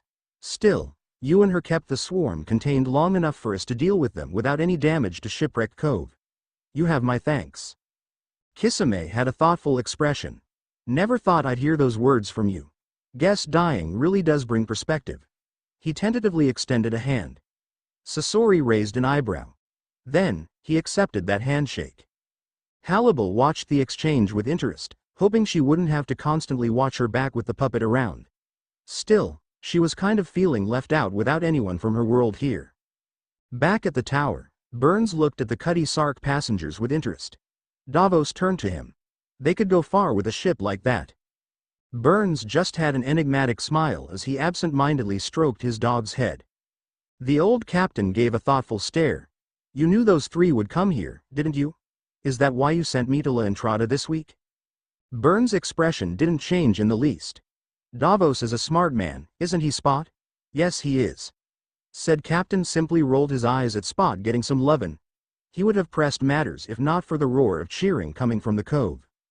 Back at ground level, Kisame, Sasori, and Hannibal found the cheering to be surreal. They'd never really received any before, what with living as ninja black ops, criminals, or as hollows. The three looked at each other, not quite sure how to react. Jinbei gave a subdued wave, similar to ones given at parades. Frankie was drinking it all up, posing and dancing with the crowd. "Yow! Time to party!" cried the cyborg. The ninjas and Hollow all turned to him. "What?" Frankie gave a bemused look. "Don't ya know? We always had parties after saving an island's worth of people." "It is tradition," added Jinbei with the utmost serious face. Although, a small smirk could be seen if one looked close enough. Once docked, Frankie and Jinbei got off and let the crowd lead them to a massive grill and bonfire being set up. Sasori, Kisame, and Hannibal tried to stay towards the back, but the utterly confused trio were overwhelmed by people praising everything from their swords, to those cool sharks, and awesome lasers. While Sasori was being bombarded with technical questions on his jutsu and the Cutty Sark, Kisame and Hannibal had shrimp cocktails shoved into their hands. The two looked at the cocktails, then at each other, then back to the cocktails. They took a quick sniff, making sure there was no poison, and hesitantly dipped their shrimp. It was good enough that the two marginally relaxed, taking seats behind the small crowd preparing the feast. Hannibal turned to Kisame. "This new for you too?" The ninja shrugged. "My line of work wasn't exactly something to cheer for." "What did you do?" she asked in an apprehensive manner. "Jobs that my village didn't want getting out." Figuring he wouldn't elaborate, Hannibal turned back to her shrimp cocktail. There was a moment of awkward silence. She took a deep breath as she considered what to say. "How many people are you looking for?" she asked. Kisame paused in thought. "Just my old partner. I'd like to see if he's doing all right." Hannibal gave a considerate look. "You were friends?" "Yeah, I guess we were," he said with a somber smile. "I'll help you find him." She didn't know why she was saying it, but something just felt right about it. "I feel obligated to ask, but who are you looking for?" "Apache, Mila Rose, and Sung Sun. Those three ended my solitude in Hueco Mundo, and stuck with me to the very end." "Well, since I'm already helping you find three people, I don't think it's fair if you help me find just one," he added with that fierce grin of his. Hannibal was just about to retort, when she realized that Kisame had decided to help her. Still, she'd refrain from thanks until she figured out what else he wanted. "Finding Itachi and a one-on-one with you sounds like a fair trade." "Well, so much for being surprised," Hannibal thought to herself. "I'll consider it after we've found everyone." "Who knows," the ninja mused. "Maybe I'll find a true opponent that'll kill me before our little quest is over." Before the two could continue their conversation, the crowd around them burst into song. Apparently, it was the last thing on the agenda before the main course. Yo-ho-ho-ho yo-ho-ho-hoo. Yo-ho-ho-ho yo-ho-ho-hoo. Yo-ho-ho-ho yo-ho-ho-hoo. Yo-ho-ho-ho yo-ho-ho-hoo. Gather up all of the crew, it's time to ship out Binks Brew. Sea wind blows, to where, who knows? The waves will be our guide. Or across the ocean's tide, rays of sunshine far and wide. Birds they sing, of cheerful things, in circles passing by. Jinbei and Frankie had completely frozen when the song started, their eyes going wide. Sasori was the first to notice the reaction, wondering where this would go. Kisame and Halibal were already tapping their feet when they noticed. Bid farewell to Weaver's Town, say so long to Port Renowned. Sing a song, it won't be long, before we're casting off. Cross the gold and silver seas, a salty spray puts us at ease. Day and night, to our delight, the voyage never ends. Is it possible? Asked Jinbei. Frankie was just as shocked. This is the first time I've heard it, and I've been on this island for weeks. Burns seemed to appear out of nowhere, with his dog happily howling along with the song. Someone dropped in months ago with this song. The oddest thing too. Jinbei was clinging to every word. What exactly was so odd about him? Well, he had such a wonderful voice, for someone without a throat or lungs. Frankie's eyes nearly popped out in shock at hearing that. Jinbei would have groaned at the cringe-worthy joke, if it didn't give a solid lead towards reuniting his crew. Where'd he go? The fishman quickly asked. He was heading northwest, said someone gave him a lead on finding his crewmates, Burns casually revealed. Frankie, who was simultaneously holding back tears and restraining himself from throttling his boss, stomped up to Burns. Why didn't you tell me when I first asked about my crew? Burns had this far too innocent look when he faced his employee. I figured that you needed a ship before I gave your heading. That brought the cyborg up short. Are you saying? It's time for the Cutty Sark to set sail, Burns proclaimed. Frankie just stood there, stammering. Don't act so surprised. Davos nonchalantly added in. You only saved this town and their whole livelihood. Of course you'd be rewarded. Hold on a minute. Sasori stepped up to the pirates, quite annoyed at the direction this was going. You are not just going to take my greatest work of art into the most dangerous sea in existence just for sentimentality's sake. Frankie then chose to get right up in Sasori's face. Although, considering the height difference, the former sand ninja barely reached the cyborg's pecs. The hell you saying? That friendship means nothing to you? Davos started backing away with the rising tension. While I can't argue with that, you misunderstand me. You're not taking my greatest work of art without me being there to guide it to posterity, Sasori claimed while crossing his arms. He. Everyone turned to Halibal and Kisame, since the latter was chuckling at his former companion. I guess the only good way to prove a work of art is a good fight, eh Sasori? The other Akatsuki rolled his eyes. Must you put everything in such a crude manner? Still, you do make a fair point. Only by surviving all the way to Fiddler's Green will the Cutty Sark be proven to be the ultimate work of art. Halibal couldn't help but wonder why Burns would part with such a vessel if he was the one who wanted it built in the first place. She was about to ask, only to find that he had vanished. Hey Kisame? She hesitantly asked. Yeah? Where did Burns go? I thought he was right. Huh, that's a good question. Kisami's face morphed into a bemused expression. Frankie brushed off. We only see him when he wants to be seen. Personally, I think he's someone who ate the clear fruit. Sasori massaged his forehead at that comment. Still can't believe so many of your world's abilities come from rotten fruits. Kisame raised a brow at Jinbei. Are they being serious? The fishman shrugged. Personally, I've never seen the benefit of eating the most rancid thing and giving up life in the water. Halibal glanced at Kisame. My god, they're serious. The ninja's head was spinning. I have so many questions, he muttered. So, the night passed with food and drink aplenty as the lyrics of Binks Brew filled the air. The ninjas and Halibal abstained from the strong stuff, leery of being caught off guard. Frankie had no such compunctions, and was leading a round of karaoke after his second gallon, courtesy of Davos. Jinbei had found a very comfortable bench and was dozing off. Still on edge from the crowd of strangers, Kisame turned to Halibal. Hey, Do you mind keeping an eye out for a few hours? She mulled it over for a bit. Sure, I'll wake you up if something happens. Thanks. With that, Kisame put Samahata at his side and removed his torn Akatsuki cloak. While he bunched it up into a pillow, Hannibal couldn't help but note the ninja's lack of a shirt. She was incredibly perplexed by the unblemished pale blue flesh. There were absolutely no scars, scratches, bruises, or anything on his chest. She knew that the Fijis had bitten and scratched everything they could, so why? Still, that was something to consider later. Kisame had closed his eyes and started breathing deeply, prompting Hannibal to remember that she promised to stand watch. That did not include staring at the man's chest. Hannibal stayed up half the night, watching the party slowly die out. Davos and Frankie were out like lights. Jinbei had claimed the bench as his bed. Eventually, only she and Sasori were up. He made his way to her. He asked you to keep watch. The ninja wondered. Yeah, what of it? The hollow snapped. Sasori held up his hands. Easy there. I'm just trying to figure out how he convinced you. He asked. As though that explained everything. Why would he even ask someone he's only known for 3 days?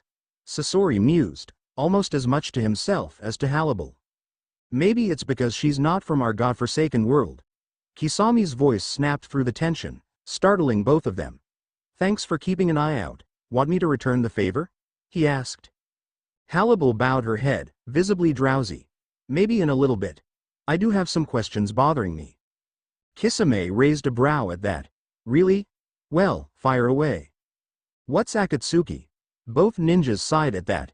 How'd I put this? We were the worst gang of criminals in the history of our world, Kisame admitted. After Hannibal processed that, how many of you were there? Sasori chose to speak up. At our height, we had 10 members. Although, I heard that Tobi replaced me. And all of them were as strong as you two? Kisame laughed at that. Well, Zetsu and Hidan weren't. But everyone else could at least give me a good fight. His expression morphed into an apprehensive look. Still, there's 3 who I know could beat me, no matter what tricks I pull. Hannibal, who had sensed how much chakra Kisame had, was not reassured in the least by that. And is your partner one of those 3? Yep, and you want me to help you find him? Uh-huh. Please tell me he's at least reasonable, Hannibal nearly begged. Don't worry about that, Kisame assured her, he's a pacifist.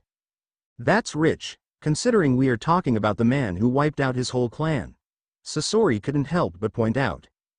Kisame frowned at that. That doesn't change the fact that he hates violence, and I'd advise you not to talk about what you don't know. Hannibal was utterly confused at the contradictory picture the 2 Akatsuki were painting.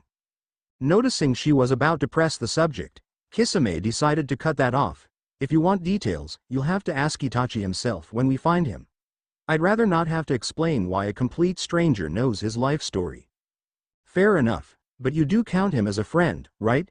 She wondered. Kisame was quiet for a bit, seeming to consider. Yeah, and I get the feeling he'd like you. Sasori scoffed at the exchange. None of us joined Akatsuki to make friends, and I certainly didn't see Orochimaru or Deidara as comrades. Hannibal just gave up trying to remember all the names being dropped at point. Kisame chortled at his old co-worker's comment. I can't blame you for that attitude with such shitty partners. Well, Deidara didn't seem too bad if the subject of art wasn't brought up. Sasori settled for rolling his eyes. Still, as long as you only seek out Itachi, and not anyone else, I won't mind you being on the Cutty Sark. Just try to keep your fights off my ship. So glad to have your approval, puppet boy, Kisame couldn't help but joke. Hannibal interceded at that point. You have my gratitude, she said as she gave a respectful bow of the head. Sasori chuckled at the formality. It's been so long since I've met someone with proper manners. Another moment of silence. I do look forward to seeing your capabilities, my dear. If Kisame is already speaking highly of you, I know you'll be impressive. Should be quite the inspiration for my art. Again with the art, this boy is obsessed, came Hannibal's belated realization. Unnoticed by the 3, Jinbei's eyes were open, and he had heard everything. His mind was racing.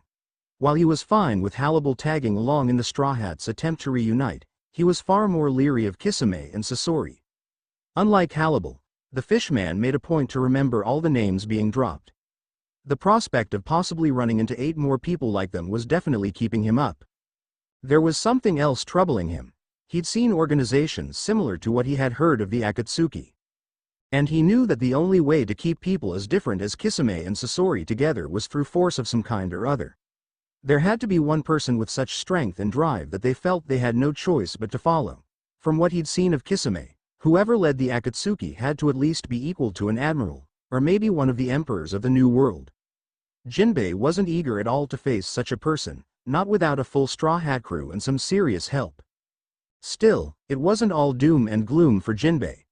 At least he knew that Halibal had a good heart, so he would have no issue having her or any of her friends. Plus, the fishman was actually starting to trust Kisame, much against his better judgment. In spite of being bloodthirsty to the point of sadism, the ninja was still honest and reliable in his own way. Plus, if Frankie had managed to work with Sasori, Jinbei was confident that the puppet wouldn't cause too much trouble. On top of that, he had a serious lead on where Brooke was. All this combined for a sense of carefully optimistic hope on Jinbei's part. Deciding to quit with the eavesdropping, Jinbei allowed his eyes to close and began drifting off. Sasori had walked off to work on the Cutty Sark, since sleep wasn't a requirement for him. Halibal was flat on the ground. "Remind me again why I agreed to let you stand watch," she wondered. "Because you know I'll only ever settle for a fair fight with you, not some cheap move like attacking in your sleep." True enough. Her eyes closed and her chest started to steadily rise up and down. Kisame watched the rhythm for a bit, and then turned away for his watch. He quickly put aside his thoughts of, those things could put Terumi to shame, after noticing Halibal growl in her sleep. This was the scene that Burns observed, a small smile on his face. Hearing a whine from Spot, Burns stroked him behind the ears. "I hope I made the right choice with those 3. With that, he put his hat on, completely vanishing as it touched his head. Chapter 3. Maiden voyage morning came, and headaches were going all around. Frankie pulled some funky-looking drink out of his fridge stomach, gulped it down, and headed off to make some final adjustments to the Cutty Sark. When he got there, Sasori was in the middle of drawing seals on the port cannons. The cyborg raised an eyebrow at the puppet. "Even though it's been a while, I'm still amazed that you don't need sleep anymore." The ninja didn't even bother to turn away from his work. "That's because, unlike you, I'm far more puppet than human. I only kept my human parts because I needed them to use chakra." Visibly uncomfortable, Frankie moved on. "Hey Sasori, you ever wonder why we woke up like we did? Metal, wood, and all?" He actually paused at that. "If there is someone in charge of this, I get the feeling that we are wanted at our peak strength. We'll need it just to survive if we go far enough west." "Ya no," Frankie grinned, "I didn't figure you as the adventuring sort." "A fair assessment," Sasori conceded. "I'm not one for leaping before looking, but that seems to be the only way to do things in this world." "Well, I'm gonna make sure you let loose once in a while when we're out there. Life's too short for that sort of attitude." The ninja scoffed before returning his work. "We only have enough materials here to finish the cannons and the coup de burst. If you want to complete your docking bay machines, we'll have to use whatever we run into on the way." "Yeah, at least the Cutty Sark itself is done," Frankie noted, "so we can leave whenever everyone else is ready." Sasori spoke up. "I'm almost finished the seals, so I'm going to get some ammo soon. Let everyone know that they need to hurry and grab the essentials. I want to at least depart before noon." Frankie waved his hands and turned around.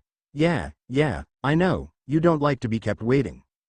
Once the cyborg had departed via foot rockets, Sasori put the finishing touches on the seal of the cannon. With the proper amount of chakra, or whatever energy worked, blasts of elemental energy could now be fired through the artillery. The ninja gave a once-over to his armaments. Nodding in satisfaction, he vanished with body flicker. Back at the site of the party, Jinbei was snoring away on his little bench. Halibal was just now starting to wake up, rubbing the back of her neck. Kisame had taken a seat, Samahata leaning against him. He looked at the fishman. Would he have a heart attack if I was just gone when he woke up? He absent-mindedly wondered. Probably, Halibal guessed. Before they did anything else, Frankie rejoined them. Jinbei was startled awake by the big man banging down. "All right. Sasori says the ship is ready, and he wants to leave by noon." Jinbei nodded. "Okay.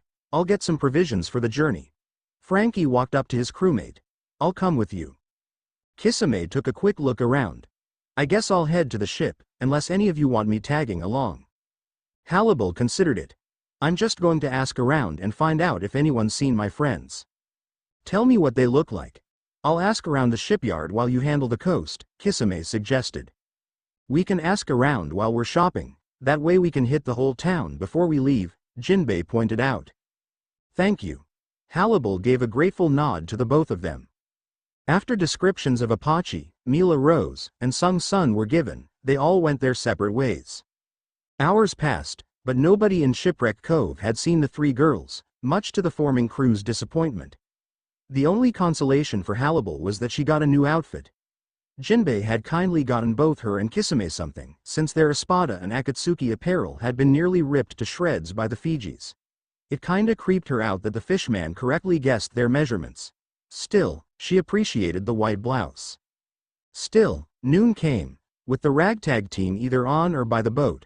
Kisame was tugging at the collar of his plain blue t-shirt. He'd already joked about Jinbei's lack of imagination. So, which way we headed? Well, I want to follow up that lead for Brook, if that's all right with the rest of you. Jinbei said this with just a hint of authority, as if daring the others to say no. Hannibal shook her head. You're helping me with my friends. I see no reason to impede the search for yours. The Akatsuki members simply gave a non-committal shrug. Setting out already? Everyone on the Sark turned towards the dock. Burns had appeared without anyone noticing. Davos was walking up behind him. Yep, Frankie responded as he looked over everything after all the cola had been installed. The sharply dressed man gave a sly smile. Now Frankie, Sasori, you two wouldn't be leaving without so much as a thank you after my generous hospitality. Not after wrecking so much of the shipyard in your little squabble. The two craftsmen paled at that. Not at all, Sasori quickly claimed as he bowed his head to the man. Thank you for the refuge, the ninja added with a bit more honesty. Frankie gave a salute. Yeah, what he said. While this was going on, Davos approached his trio of new friends. Speaking of thank you, just let me know if any of you three come back to this neck of the woods. Anything you want is on me. Jinbei sheepishly rubbed the back of his head. Well, that's much appreciated. Hannibal jumped off the ship, right besides Davos. She handed him 3 sketches. If you see any of these girls, tell them to meet me on the way to Fiddler's Green. And say that to anyone wearing this, Kisame added as he waved the remains of his Akatsuki cloak. The old captain nodded at both of them. It's the least I could do. Thanks. The ninja yelled from the ship. Thank you. Hannibal and Davos shook hands, before the hollow returned to the ship. Burns cleared his throat to get everyone's attention. There's something you should know before heading west. A big storm is going to hit you on the first day. And before you say anything, he cut off Kisame's coming comment. Yes, this happens to literally everyone going west on their first full day at sea. Consider it the first obstacle. Jinbei nodded confidently. I'll make sure to whip everyone into shape before that, he joked. Kisame smirked at the fishman. Is that a challenge? He asked in mock offense. Jinbei gave a small nod. Hannibal sighed at the two before turning back to Burns. Is there anything particularly unusual about these storms? It will be extremely ferocious. The storms here are definitely stronger than the ones in most worlds. The Grand Line is honestly the only near comparison off the top of my head. Now, I'm not saying I don't trust you to manage, but I have a little extra something. Burns pulled out what appeared to be a scroll from his pocket, and tossed it to Sasori. The puppet quickly read the cover and his eyes widened. This is an S-rank wind-style jutsu. Opening it would propel us at least a day's journey within minutes. Where did you get that? Kisame suspiciously wondered. Oh, a Hokage came by months ago and made these en masse for me to give out to anyone who needed it, Burns explained nonchalantly. Which Hokage? Both Akatsuki asked. The young blonde man with whiskers who wore a lot of orange. The two ninjas gaped at Burns. That brat. Sasori spat out. Huh, never knew the kid had it in him, Kisame admitted. Regardless, Burns continued. Use that if you ever need just a quick getaway. I'd recommend saving it, but you're free to do as you please with it. Thank you for the parting gift. We'll be sure to use it wisely, Hannibal promised. Satisfied, Davos and Burns gave a parting wave. "Fare thee well," the latter called. Jinbei returned the wave before strolling to the helm. "Sasori, if you would be so kind as to set the sails."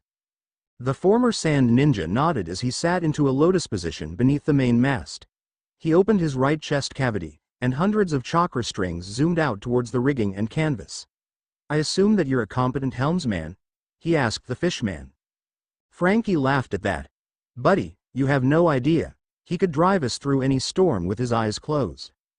"Please don't," Hannibal sighed. Jinbei slowly turned to her. "I promise to keep my eyes open in anything worse than a drizzle."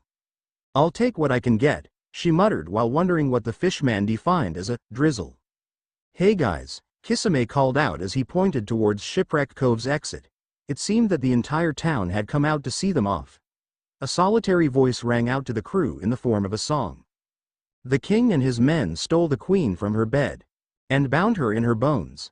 The seas be ours and by the powers. Where we will, we'll row." That solitary voice was joined by a choir that resonated throughout the entire island. "Yo-ho, all hands hoist the colors high. Heave-ho, thieves and beggars. Never shall we die." Jinbei and Sasori stayed the course as they listened. Kisame and Hannibal were transfixed, trying to figure out what the song meant. Frankie had gone below deck, mumbling about getting something. Now some have died and some are alive and others sail the sea. With the keys to the cage and the devil to pay we lay to Fiddler's Green. The whole town began to rumble as everyone stomped their feet in time with the tune, along with raising their voices so the heavens could hear. "Yo-ho, haul together hoist the colors high heave-ho, thieves and beggars. Never shall we die." Frankie came back up from below, a folded black flag in his hand. Smirking, Sasori extended a few chakra strings, pulling it to the top of the main mast above the crow's nest. The flag unfurled to reveal a great white shark with its nose pointing straight up, its jaws open. Frankie turned to Jinbei. "I'll put the straw hat flag up when we've found everyone, but until then," he pointed towards the flag with a grin. Jinbei gave a small smile. "It'll do. Yo-ho, haul together hoist the colors high. Heave-ho, thieves and beggars. Never shall we die." Jinbei and Frankie joined in with the chorus, spirits lifting as they dreamed of a reunified crew. Meanwhile, Kisame and Hannibal came to a realization. This song was nothing less than a shout of defiance against the sea's might, of humanity's enduring struggle with the elements. Feeling inspired, the two found themselves humming along. "Yo-ho, haul together hoist the colors high, heave-ho, thieves and beggars. Never shall we die."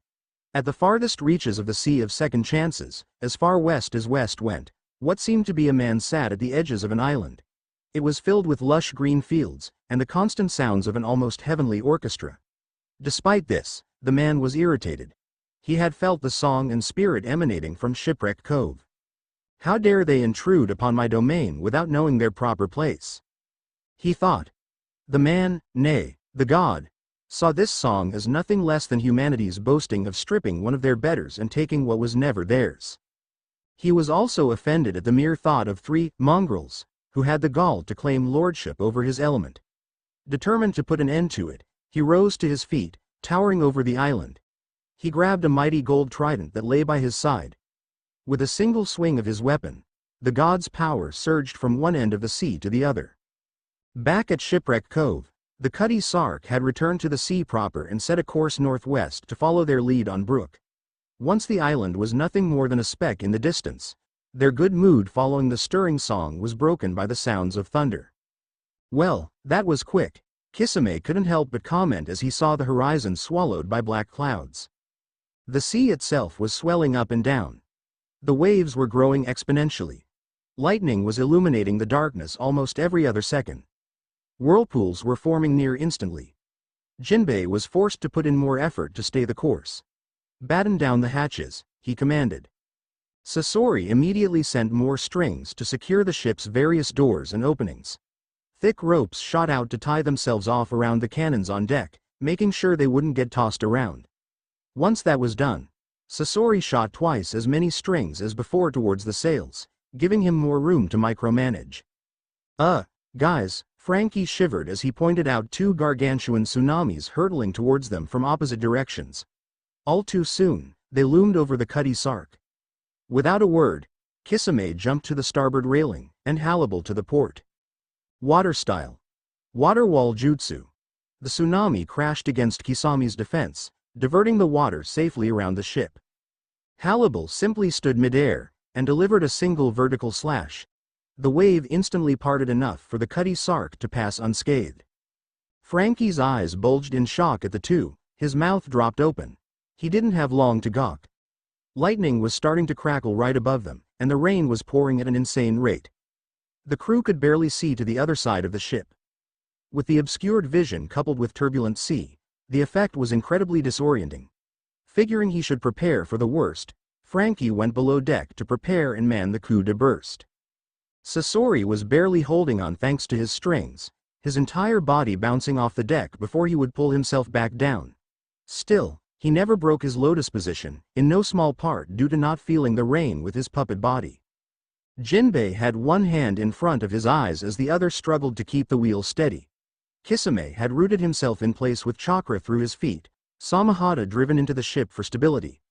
Hannibal had gone with the opposite approach, zooming through the air with Sonido as she powered through the pelting rain, pointing out whirlpools so that Jinbei could avoid them. It went on like this for the better part of an hour. Just when the crew thought they were ready for the long haul, the ship was hoisted up by a tidal wave forming right under them. "Brace yourselves!" Jinbei roared over the howling winds. His warning was timely. The second after the ninjas, Hollow, and Cyborg grabbed onto the Cutty Sark, the ship was sent careening out of control. The tidal wave had crashed back into the rest of the sea, right into the gaping maw of a massive whirlpool.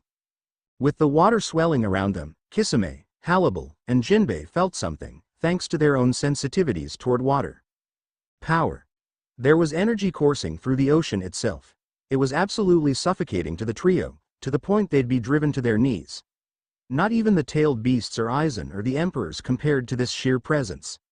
Now that the three noticed, their enhanced senses could feel that same power in the wind, rain, and lightning. They, putting the pieces together, came to a realization. Something had created and sent the storm. While Frankie and Sasori had figured out something was unusual, they weren't able to focus and realize what exactly. Regardless, the crew were all brought out of their thoughts by the feel of their ship careening down. Before they knew it, the Cutty Sark had been completely submerged, upside down as a matter of fact. To the east, Burns was looking off towards the blackened horizon. "Oh, brother," he said in a disheartened tone, as easily offended as ever. Davos was beside him, hands shielding his eyes from the intense lightning. "I've never seen a storm like that. Those folks seem to be attracting danger like no one before. Think they'll be all right?" Burns gave a contemplative look. "I wouldn't have brought them together if they'd fall to something as petty." Spot woofed in agreement. "Petty?" Davos wondered in shock. "Yes, you saw what those three in particular were capable of. I have faith in them. It's as simple as that." Having made his point, Burns sat down, scratching Spot behind the ears. To the west, the trident wielder smirked as he felt the ship go under. Satisfied with himself, the massive being relaxed. He set the trident down, his intense power starting to retreat back into him at a slow pace. So sure was he that he didn't need anything close to full power to finish off the nuisances. Back at the Cutty Sark, the crew struggled with their vessel being turned upside down. Frankie was the first to start struggling for breath. To be fair, this was in comparison to a puppet without lungs, a hollow, and two people with gills. And even they were beginning to feel the strain of the water pummeling them from all sides. Sasori was desperately trying to keep the sails from ripping apart, rooted by the main mast. Frankie joined him in the effort to keep the ship together. Kisame and Jinbei were still managing to hang on. Hannibal was hurtling around the ship, her tactical mind quickly searching for a solution. As she moved, she noticed how the waves were still pushing against the ship, to the point that the masts almost broke the surface, and there was a huge tsunami coming up again. Hannibal zoomed back to the Sark with Sonido. "Jinbei, Kisame," she yelled to make herself heard in the water. "Tsunami coming in from the right." Hearing that, Jinbei had an idea and let go of the railing, shocking the others. "All right. Let go, Kisame. We're going to push the ship up." "You crazy?" the ninja asked. Regardless, he still let go of the Cutty Sark, letting himself be swept back towards the others.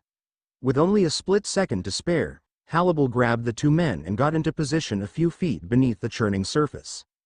"When I give the word, we'll get a running start and push up the port railing," the fishman declared. Sure enough, the massive tidal wave crashed against the keel, tilting the ship up over 45 degrees from its original upside-down position. Now, as one, Kisame, Hannibal, and Jinbei shot themselves to the port railing. The ninja encased himself in a water-style water shark bomb jutsu to propel forward, while the hollow and fishman pushed their natural speed to the limit. At the apex of the ship's rocking, 6 hands connected to the port railing. Thanks to the momentum from their running start, the Cutty Sark was slowly being pushed back up. For a few nerve-wracking seconds, Sasori thought that the three would fail since the underwater current was starting to pull the ship back down. RRRRAHHHHHH. All three warriors roared with exertion as they fought the power of a god. With a final effort, the masts and railing, both port and starboard, breached the surface. The momentum did the rest of the work. Kisame, Hannibal, and Jinbei all fell onto the deck, panting from the effort. Sasori was staring at the three, startled at how easily they had managed to work together. Frankie was just straight up cheering, hiding his relief at not having to resort to the coup de burst so early in their journey. The ship was still a bit turbulent, but it was apparent to everyone that the worst was over. After a bit more panting, the three started getting up. Jinbei made his way to the helm, resuming his post. "Thanks for spotting that tsunami, Hannibal," the fishman gave a polite bow of the head. "I wouldn't have noticed until it was too late to take advantage of." Steadying herself, Hannibal nodded. "No problem." Kisame started to situate himself in a comfortable seat. "You did good, Kisame. Couldn't have done it without you, Kisame." "Really appreciated the help, Kisame," he grumbled. "We probably could have flipped the ship without you," Hannibal pointed out. "Well, screw you too," Kisame retorted with no real malice. Okay, sighed Jinbei. "Thank you," he added with a small smile. "That's more like it," the ninja responded. With that, the crew finally started to relax. Sasori and Jinbei kept a steady course northwest. Back west, the trident wielder shot his head up in surprise. He had felt the ship emerging from the depths. He had sensed how easily the three had moved through the water. The god found himself impressed at the fledgling crew managing to power past one of his storms. Plus, that annoying singing had died down, so his hair-trigger mood had settled. "We shall see how they handle some of the more interesting inhabitants of my sea, then I'll know if they're worthy of my attention," he thought to himself. "Maybe I'll put my back into the next storm." Smirking, the god settled back into his rest. To the opposite end of the Sea of Second Chances, Burns smiled as the storm dissipated. He just knew that the Cutty Sark and its crew had made it, relaying just as much to Davos. Those boys and girl must have the devil's luck. Davos couldn't help but cheer. "Something like that," agreed Burns as he stroked Spot. As for the Cutty Sark itself, it had a day of smooth sailing after the storm. The next 24 hours found Kisame and Hannibal walking alongside the ship, keeping an eye on their surroundings. Their monotony was broken by an ungodly smell. Unnerved, the two landed back on the ship, seeing that Jinbei had noticed it too. As the ship kept its northwesterly course, the smell grew stronger. In a few minutes, Frankie started heaving when he caught a whiff. Sasori was able to completely ignore it without functioning nostrils. With a few more minutes, the water had turned black. The reek of the rotten seeped into the ship itself. Schools worth of dead fish were limply floating on the surface. Even a pod of whales had passed. It would have been enough to feed entire cities for days.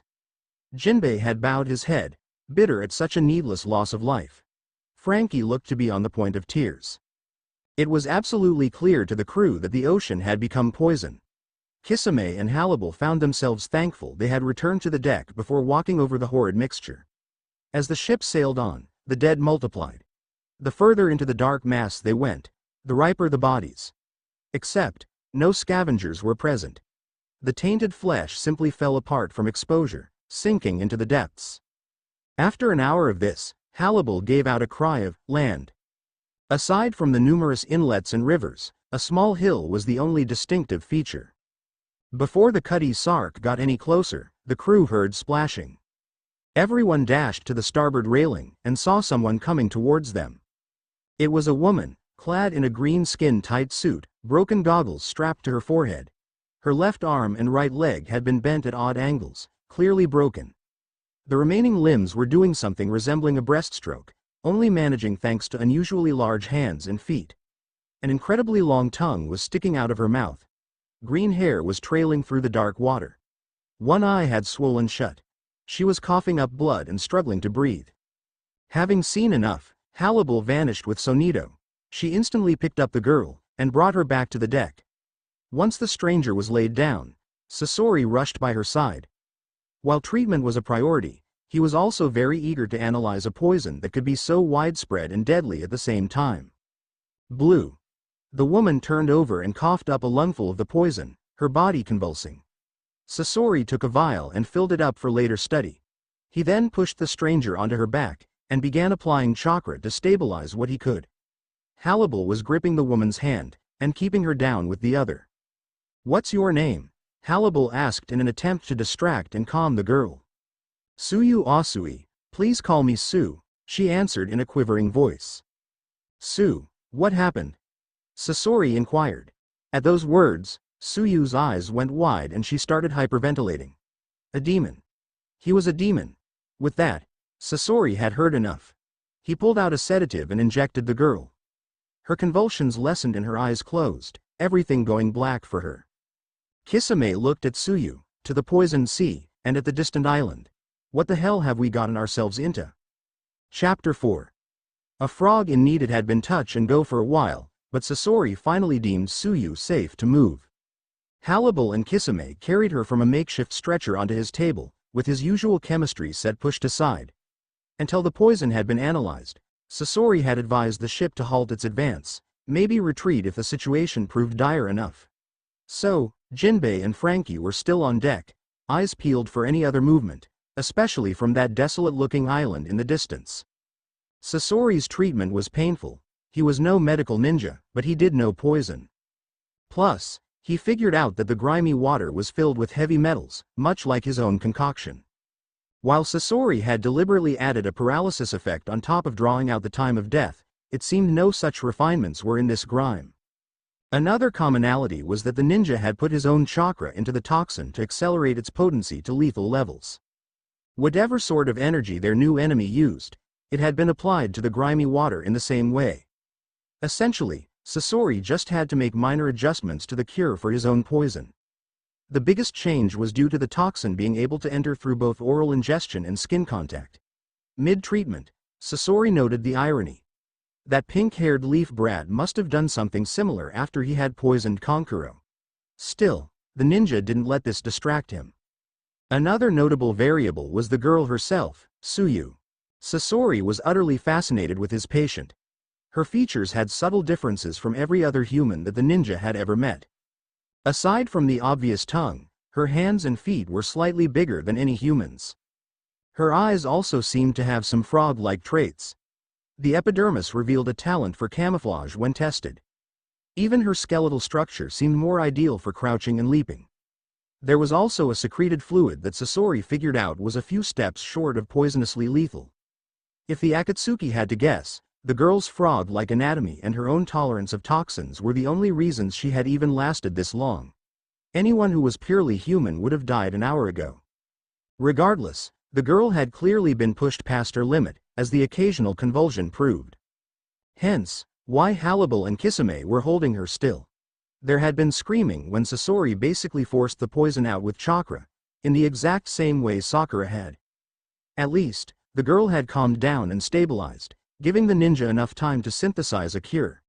They were lucky that the poison had been so like Sasori's own, or they might have not had the materials to save her. After that, Sasori went to a closed-off part of his quarters to synthesize the cure. When Suyu had finally regained consciousness, Hannibal started talking to distract her. "My name's Tyr Hannibal, and you said yours was Sue, right?" Still a bit shaken, Suyu settled for nodding as she sat upright. "Where are you from?" "I lived in Japan. I was a pro hero." A pro hero, the words sounding foreign on Hannibal's tongue. Still, she pressed on. "I'm assuming that you saved lives." Yeah, Suyu answered. Well, from your learned perspective, are we doing a good job? Halibal asked with a gentle smile, albeit hidden behind her collar. Suyu found herself chuckling at that. Yes, thank you. At this point, she turned to Kisame, who was standing off to the side, a small smile as he watched. And who are you? Name's Kisame Hoshigaki, pleased to make your acquaintance. He made a conscious effort to show less teeth than usual. Suyu on the other hand seemed fascinated. Do you look like a shark because of a quirk? Nah kid, my family was already unusual. I just had their traits up to 11. Halibal spoke up. I don't think anyone on this ship is from this Japan that you speak of. And all of us have completely different abilities as it were. Oh, Suyu gave a dejected sigh. The Hollow sat down next to Pro Hero. I know this might be hard, but we need to know what's going on. How about starting at the beginning? Suyu steeled herself, taking a deep breath.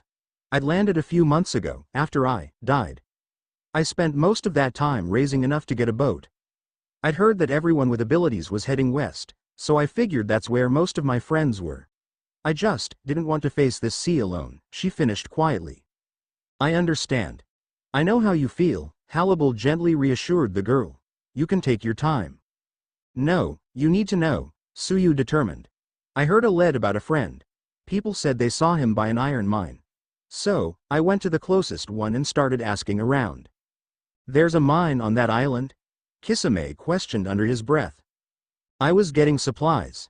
Then, it happened. A giant black tsunami came out of nowhere. It destroyed everything. The docks, boats, shops, people, everything was crushed. Suyu struggled to tell her story. I got some people out to high ground, but there were so many. So many. A far-off look started developing on the girl's face.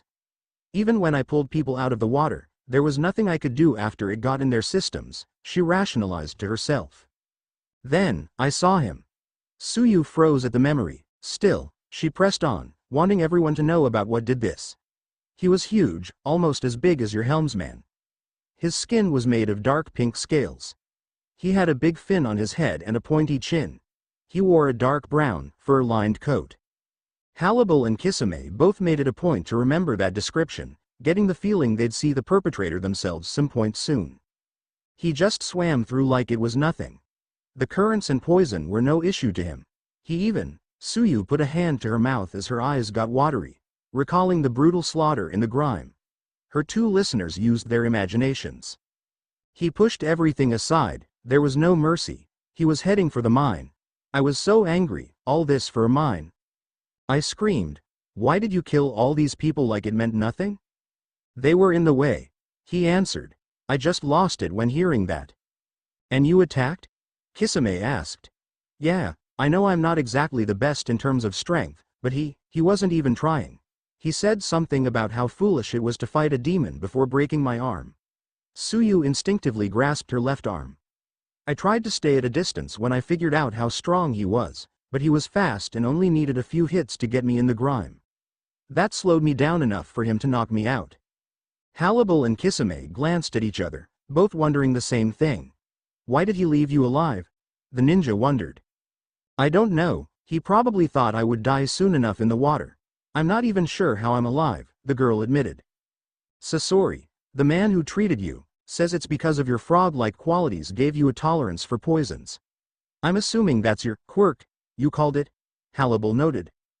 Guess that makes sense, Suyu decided as she put a finger to her mouth. She then frowned as she came back to the topic at hand. I knew I couldn't beat him, so I started swimming. I knew it wasn't much of a chance, but help was the only hope for me and the other survivors. Suddenly, Suyu got out of bed and fell to her knees. She bowed her head with her hands folded beneath. I know you've already done so much by healing me, but I'm begging you. Please help the people I left behind. Suyu had gone far too quiet to be healthy, barely holding herself together. Please, she whispered. Halibal quickly went to help Suyu back into bed, doing her best to comfort her. It'll be all right. I promise that we'll do what we can. The Hollow was a bit surprised when Kisame approached. He gave Suyu an awkward squeeze on the shoulder, clearly not used to the whole comforting thing. You just rest now, kid. Suyu couldn't help but be reminded of some of her more eccentric friends. Comforted by that comparison, The pro hero drifted off. Sasori returned at that point, carrying a syringe and some vials filled with silver liquid. The rest of this should be relatively painless, so you two won't need to hold her down again. Nodding, the two headed back to the deck. Kisame turned to his compatriot. You've already made up your mind, didn't you? Hannibal scoffed at that. Don't act like you haven't. The ninja sighed. Well, as entertaining as this demon sounds as an opponent, I get the feeling he and I just won't get along. That's putting it mildly, Hannibal agreed. She gave it a bit more thought. The second Sasori finishes, I want to move out. Kisame nodded. Yeah, we're already taking a risk just sitting here. At least we can choose the battlefield if we do it your way. The hollow turned to her companion. You're giving this a lot more thought than I expected. Well, I may love a good fight, but I'm not stupid. I wouldn't have even lived past graduation if that were the case. Fair point, Hannibal admitted, restraining from asking more about whatever graduation meant. Soon enough, the two had reached the deck, and told the Straw Hats everything. Jinbei and Frankie appeared particularly thunderous at hearing what happened to the settlement. After the whole story, Jinbei came to a decision. We move, but we won't get too close to the island. I'd rather not make it easy for this demon to get to us. Since Sasori is working on an antidote, you three will need to help with the sales. Right, the others chorused. We'll move to the mine the second Sasori has enough antidote for all of us, Jinbei declared. Half an hour of travel through the grime passed. Sasori had come out, saying that Tsuyu was on the road to recovery, thanks to his synthesized antidote. Unfortunately, he still needed time to make enough if the others were exposed. They only had a couple spare vials. So, he handed them out and returned to his quarters to see if he could make more. Deciding it would have to do, Jinbei set the course for the island. Once close enough, the fishman exerted his observation haki. Towards the far end of the island, he felt a few dozen voices hanging on. Looking around, he felt a far more powerful voice in the mine. Apparently, that went both ways, since that presence was shooting towards the Cutty Sark. Jinbei's eyes shot wide open. In a few seconds, Kisame and Hannibal had felt the energy coursing through their coming foe. It was almost on their level of chakra and reishi. Unlike their own energies, this was saturated with negative feeling, hate especially. Hannibal, get in the air. I want to make sure at least one person doesn't get poisoned, Jinbei ordered. The hollow quickly complied, taking position over the ship. She managed to see the water being displaced, with a red fin breaking the surface. Kisame and Jinbei quickly backed up from the railing. The fishman himself injected the antidote, having a good idea of what was coming. Frankie, protect Tsuyu and Sasori, at least until he's finished. The cyborg ran down to the sick bed, knowing he'd be the final defense against this demon. The second Frankie closed the door behind him. A figure splashed onto the deck. He was just as Tsuyu described. Big, dark pink, and scaly. He was top-heavy to the point that he was stooping over, almost like a gorilla. There were even two large and pointed fins on both forearms. He glanced around the ship, eyes locking onto Jinbei and Kisame. He smirked. At least I don't have to deal with any more of those humans for a while, he growled in a rumbling voice. Kisame couldn't help but feel insulted. My name is Torifuzar, and I'll only say this once. Leave my territory. Do not speak of what you have seen, and I'll let you go. We have no reason to fight. He has to be lying, the ninja thought to himself. Aside from Kisami's own cynical nature, he believed that no one trying this hard to keep a secret would leave witnesses. So, this just came across as a pitiful attempt to get their guard down. Jinbei seemed to be thinking along similar lines. And what of the others on the island? Torifuzar actually seemed confused at that. And why do you care what happens to some humans? He asked. Jinbei saw red as memories of his old crew and Fishman Island played through his mind. He had had enough of that sort of talk in his first lifetime. Thousand Brick Fist. The fishman yelled as he lunged at the demon. Torifuzar smirked as he raised his left forearm, easily blocking the punch. The demon glanced to the right, and that smirk died. He was noticeably more frantic in blocking Kisami's slash with his other fin blade. Samahata had already sprouted some of its scales, managing to painfully scrape down the fin like coarse sandpaper. Ah! The demon roared as he jumped back to the railing. Samahata says you taste rotten, but you'll do just fine for us. Torifuzar suddenly felt a minor drop in his curse power. He turned, and saw that things start to tear through the bandages.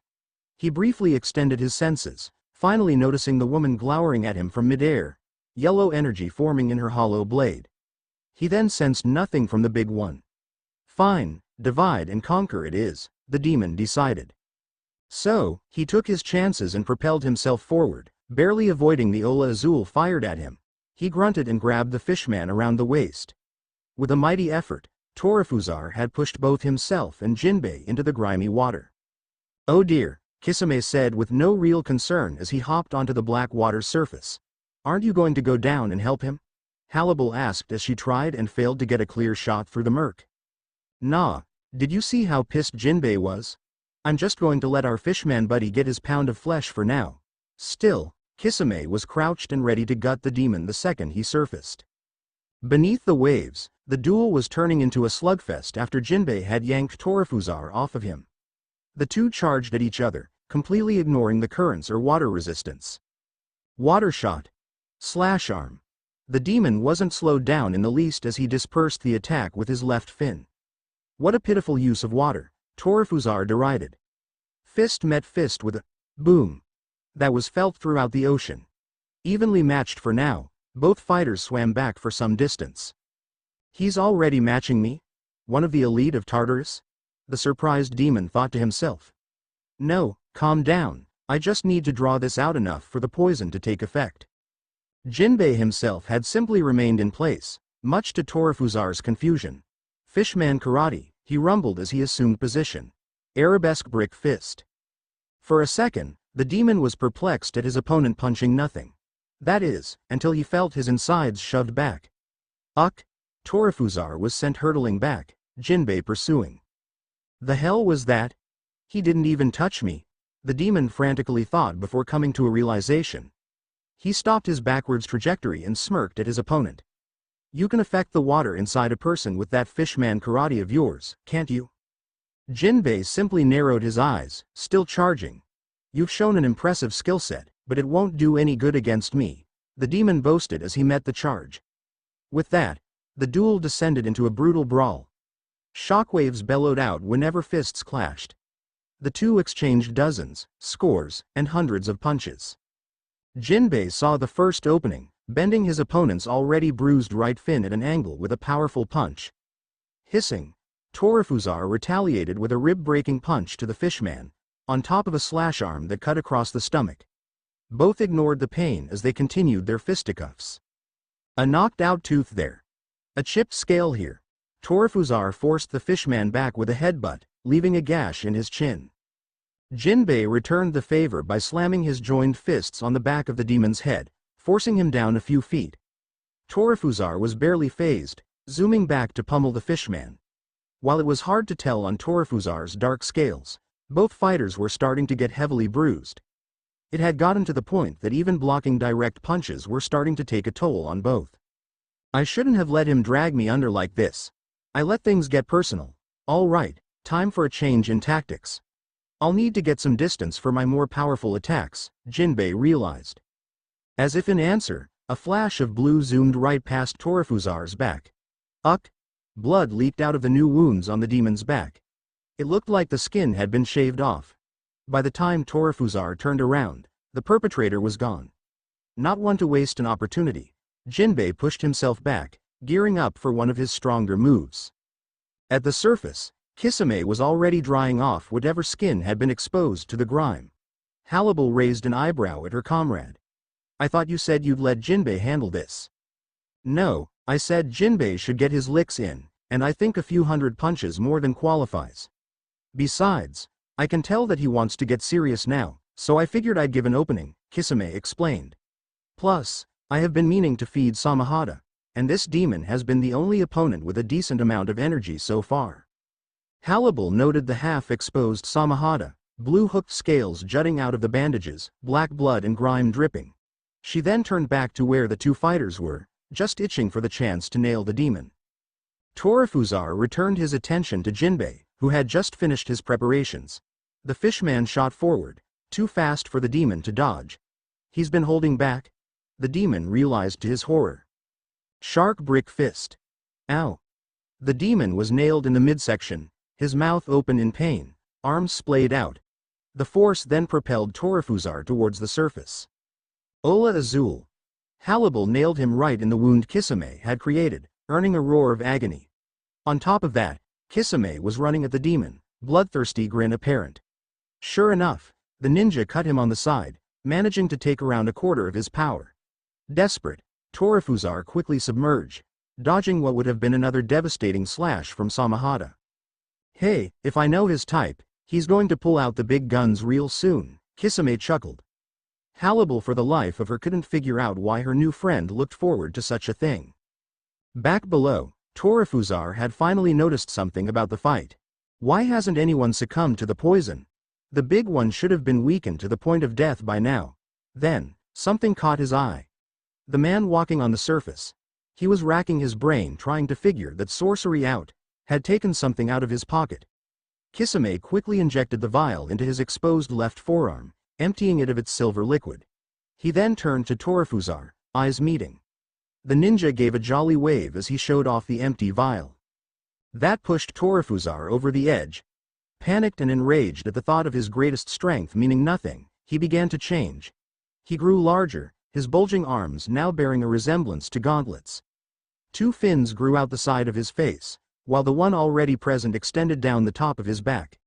His scaly skin took on a more silver color, with holes appearing throughout his now bare chest. The demon had revealed his ethereous form. Everyone present had sensed the curse power skyrocket. Suyu shot up out of bed when the familiar menace made itself felt. Whoa there, Frankie rushed to her side. The pro-hero had a haunted look in her eyes, but she steeled herself. You need to get on the wheel. There's a huge poison tsunami coming, she said in a remarkably calm voice. She then started hopping back to the deck, Frankie behind her. Back to the grime, Torifuzar roared in fury, attracting everyone's attention. You may have made yourselves immune to my poison, but I'll still drown you all. IAMTORAFUZAR the dark.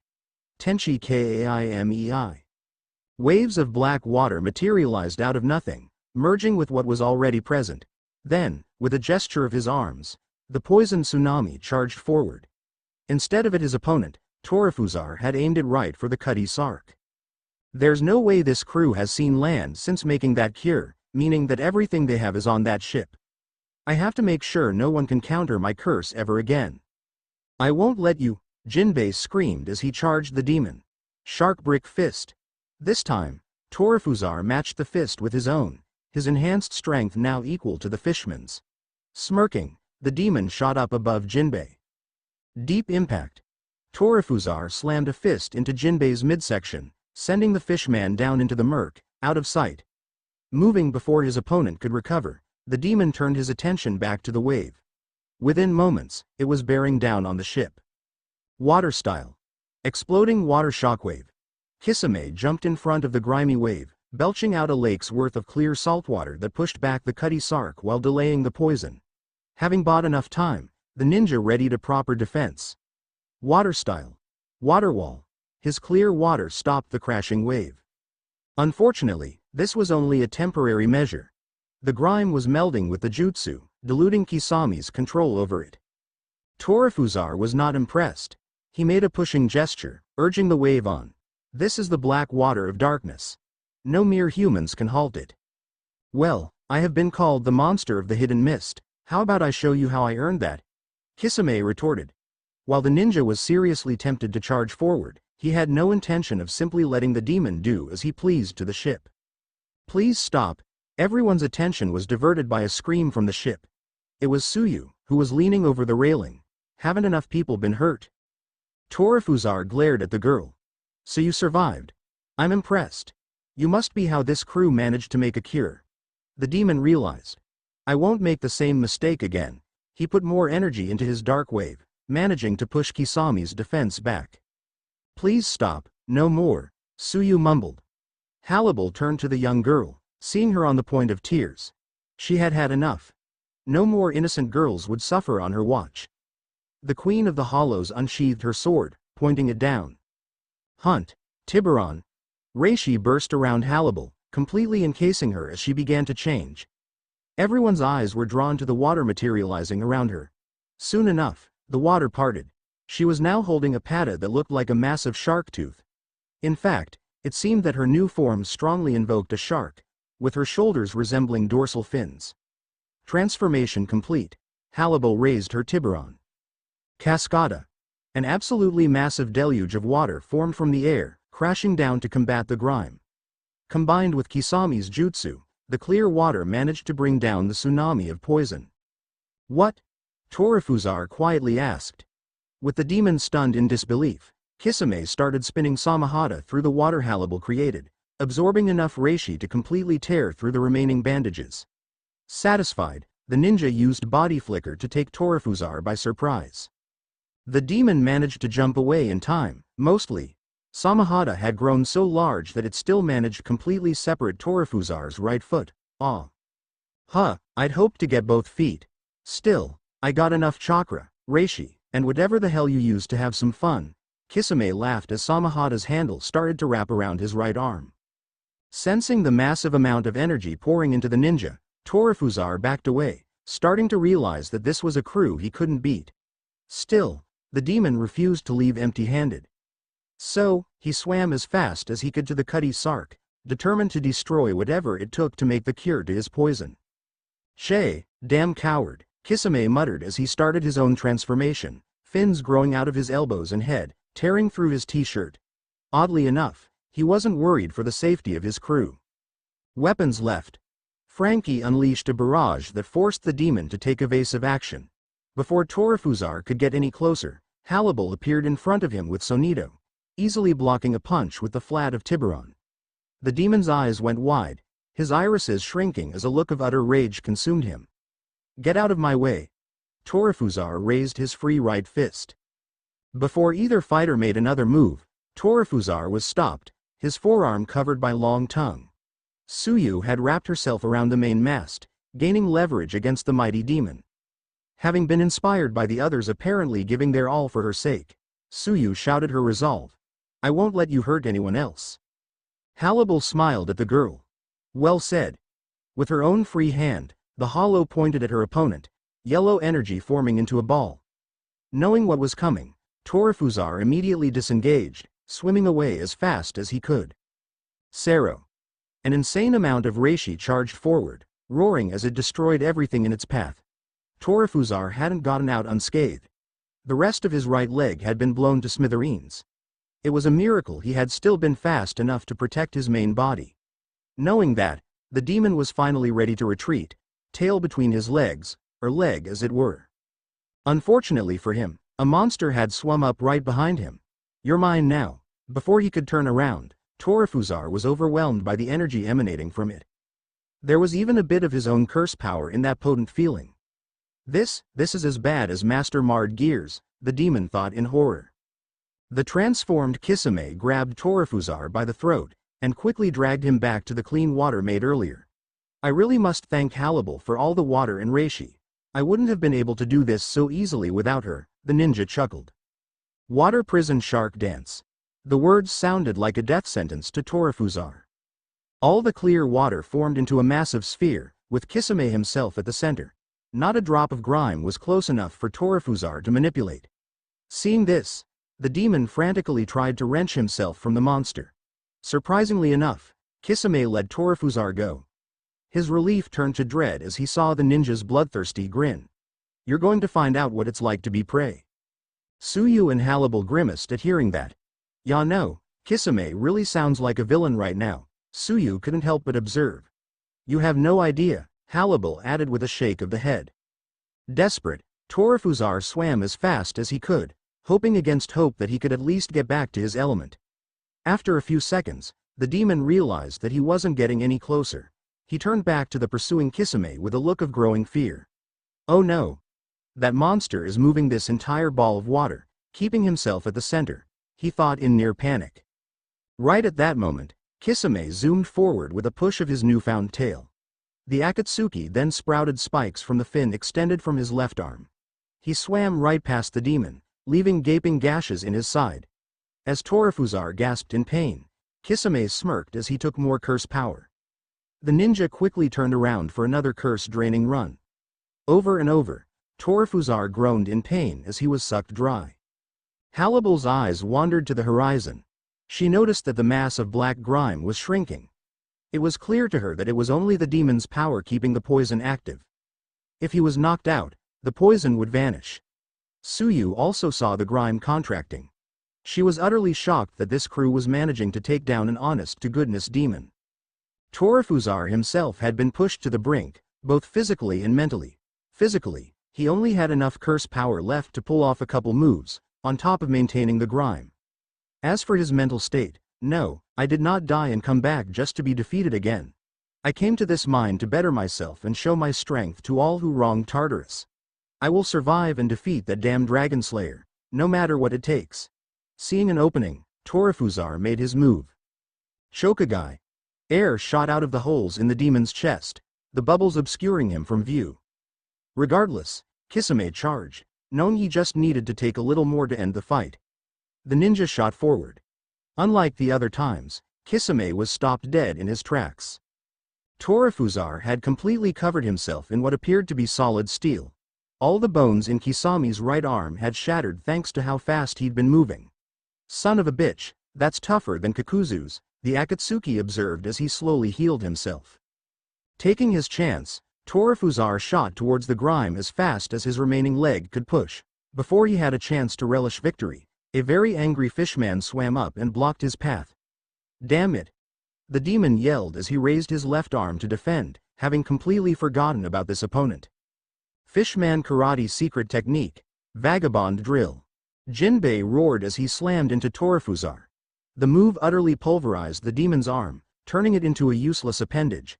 It didn't stop there as it sent an incredible shockwave through all of Torifuzar's body. The Chokugai shattered from within.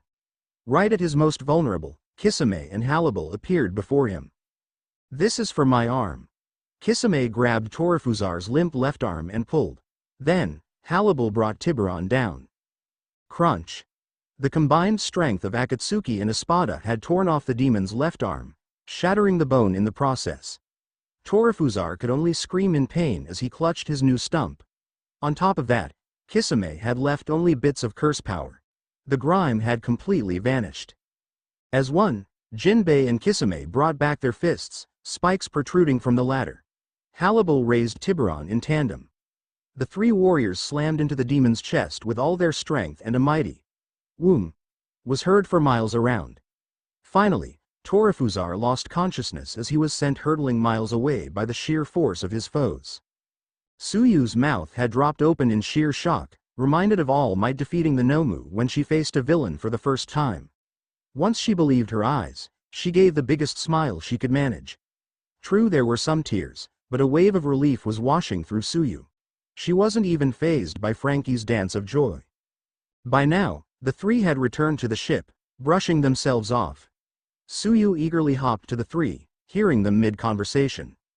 "I'm hurt that you didn't tell me you could use water in such a marvelous way." Kisame laughed as he turned back to normal, Samahata reappearing in his right hand. Halabal simply rolled her eyes at that. "You're one to talk of holding something back," giving a wary look to the eldritch blade. That wasn't helped in the least when a happy-sounding chitter came from it. "Well, she likes your reishi. Mind giving us another taste now?" the ninja leered. Halabal stared him down. "No," she said in a manner that broached no argument. Suyu interrupted, drawing all eyes to her. She had briefly bowed her head to the others. "You three have done so much, I didn't even think it was possible to beat him." The pro-hero walked closer to them, extending an open hand. "Thank you." Halabal was the first to accept the handshake, giving Suyu a gentle smile.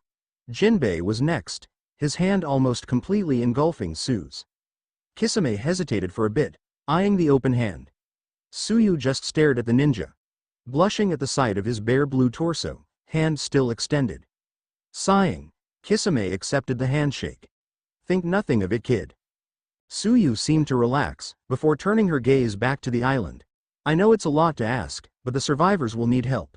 Every hand is appreciated," she put it bluntly. Jinbei shook his head as a small smile peeked through. "Of course we'll help." "Will we? Oh, if." Three guesses as to who said that, and who elbowed him. We'll be glad to, Halibal assured the girl, won't we? Kisame rubbed his side. Yeah. In a few minutes, the Cutty Sark had weighed anchor a few feet from the ruined dock. At the edge of the crew's site, a small group of people, around 40, cautiously made their way to the new arrivals. In somewhat familiar territory, thanks to her own experience with disaster relief. Suyu hopped off the ship, moving through piles of debris back to land. Once she had gotten close, Suyu stood to her full height. It's all right. They're here to help. The citizens visibly relaxed at that. The one in the lead stepped forward, taking Suyu's hand in his own. We were so worried after you charged in after that demon. I never got the chance to thank you for saving me, saving all of us. Suyu looked morose when she saw how small the group really was. I'm sorry for being too slow, too weak. I should have done more. Okay. That's enough mental self-flagellation. Kisame stepped forward, an unusually serious expression on his face. Look kid, it's damn near impossible to save everyone, especially against someone that far out of your league. It's a miracle you managed this much. Most of the time, you won't save everyone. That's a damn fact. Suyu's head bent down, near the point of tears. Halibal would have stepped forward if she didn't catch something in the ninja's tone. So, what are you going to do about it? Are you going to just stand around and pity the dead, wondering about what ifs?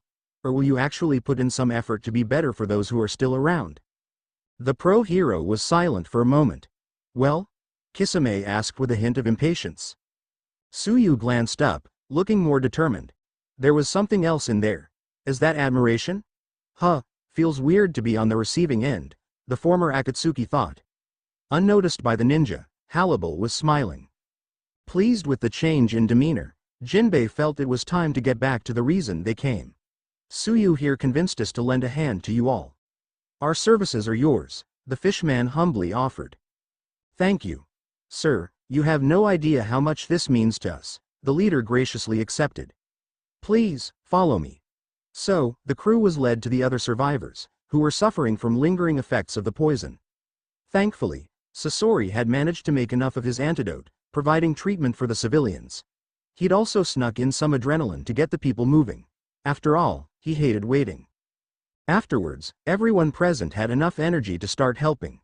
The townsfolk had cleared most of the debris in a few hours, with the help of the crew and a liberal usage of water clone jutsu.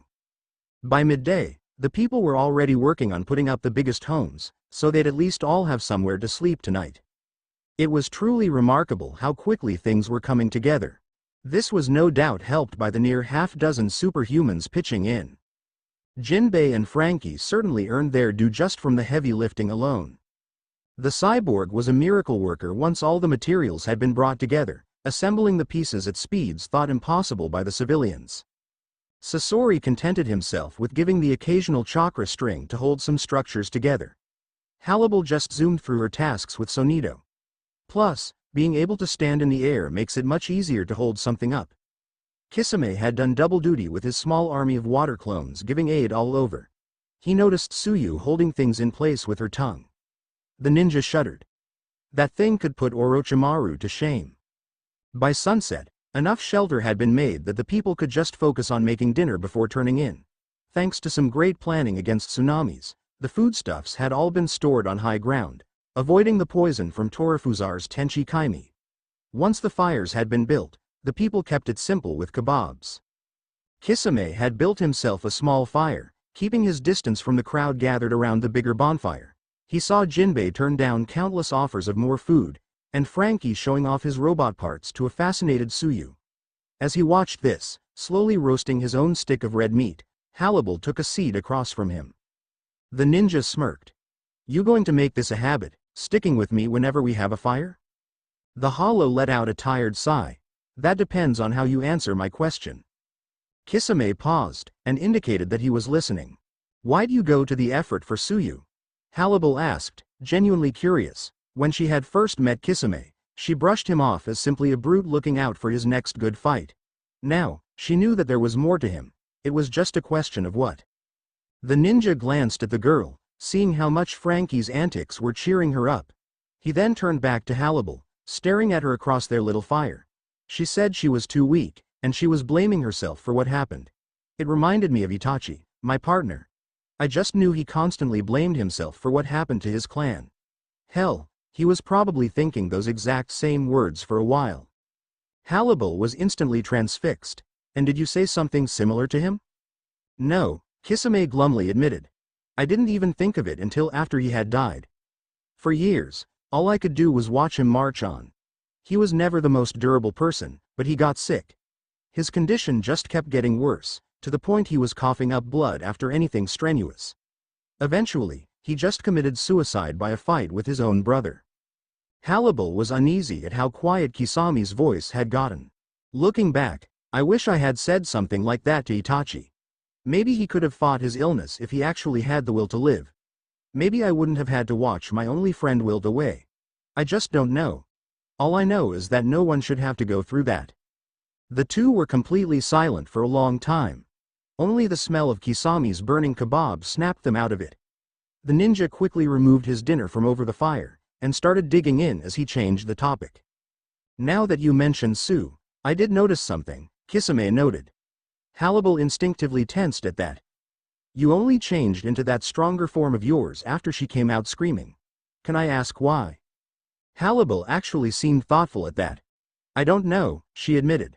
I just snapped at the sight of her begging a monster for mercy. I had enough of that in my first lifetime. The hollow quickly suppressed a scowl as bad memories nearly came to the surface. Deciding not to press the matter, Kisame returned to his meal.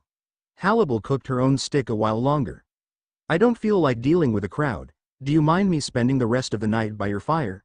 Hannibal asked. Sure, came the measured response. So, dinner passed in a comfortable silence for the two. A ways back, Sasori was utterly confused at how trusting everyone else was being. Not needing dinner, the puppet had resorted to fiddling with the tube in his left arm. He could not for the life of him figure out why these people were so at ease with each other. He was especially shocked at his fellow ninja actually opening up about his past to that woman. Putting his thoughts aside, Sasori returned to his work. After dinner, Hannibal started to nod off. Kisame, do you mind taking first watch this time? I think Samahata pigged out on too much of my reishi. Said sword gave an irritated chitter, as if in protest. Kisame chuckled at that. Sounds like Samahata was actually starting to like you before you said that. I think you should apologize, he joked. Hannibal turned to the legendary sword. I'm sorry Samahata, she said half-heartedly. Still, that was enough to earn a pleased chitter. Kisame sat in a more upright position. Sure, I'll keep an eye out. Thanks, Hannibal responded before drifting off to sleep, now sure that a decent man had her back. Several miles into the ocean, Torifuzar struggled to stay alive. He had woken up from the impact of hitting the ocean's surface, having long since returned to his normal form. Bleeding out, the demon was desperate to find somewhere to recover. With just two barely functioning limbs, Torifuzar wasn't getting very far. On top of that, his blood had already attracted sharks. Oceanic white-edip sharks to be exact. They had been patiently following him for miles. He managed to punch one or two away, but other sharks took their place. After hours of this, Torifuzar started to give up. He was finally slowing down, his limbs unable to take any more strain. The sharks were getting close. In that moment, Torifuzar started to accept that he wouldn't make it. And it terrified him. I don't want to die. Not like this. I'll do anything for more time. Midnight struck. Suddenly, the sharks all swam away, scared off by something massive. Torifuzar felt the water beneath him being displaced. He didn't have time to move before he felt himself shoved off the water's surface. The first thing he noticed was the sound. It was utterly horrible yet beautiful. It almost sounded like a pipe organ, but it was far too discordant and inhuman to be mistaken as such. The demon found himself washed over with a sense of despair and rage that came in tune with the horrible music. As Torifuzar was enraptured by the haunting tune, a truly massive galleon had shot out from beneath the sea. Its bow was in a state of disrepair, with the appearance of a gaping maw filled with cutting teeth. The entire hull was covered in barnacles and seaweed. The little wood that could be seen was rotting away from all the water exposure. Every crashing wave earned a groan from the ship. The cannon ports, once a shiny copper, had morphed into a sickly green that blended in with the rest of the ship. Even the sails, rife with holes, and rigging had been covered with the scum of the sea. Torafuzar had landed on the deck of this ship when it had surfaced. His attention was then diverted from the ship itself as the water leaked back to the sea. The demon was utterly horrified at the crew that came to greet him. Oh, they had all once been human, but that time was long gone. True, they had the upright position of humans, and the general shape, but that was it. What little skin could be seen had turned a cold, clammy gray. The vast majority were covered in barnacles and coral that had painfully latched onto them, even taking the place of limbs in some cases. A few of the smaller crew members were in a permanent stoop thanks to the weight of their parasites. That was just in general. Many had had limbs mutated into fins, spikes, and tentacles. One crew member had the entire top half of their head turned into a jellyfish, its tentacles protruding out of his eyes and ears. Another had the spikes of a puffer fish pointing out of his cheek. One's head had assumed the form of a hammerhead, his left eye having been stretched and enlarged to fit. Torafuzar even noticed a woman. Her entire lower body had morphed into that of a sea snake's. She tried to keep her mouth hidden with a long moss-ridden sleeve, but the demon still noticed two large fangs sticking out, dripping with venom. Suddenly, the largest crew member, a 9-foot behemoth with beady eyes, the nose of a sawshark, and webbed hands, grabbed Torafuzar and started to drag him across towards the captain's cabin. It was at this point that Torafuzar finally got a good look at the hull. It was filled with half-decayed faces, barnacles and coral covering everything in between. To his horror, one of those faces had its eyes shoot wide open when he passed.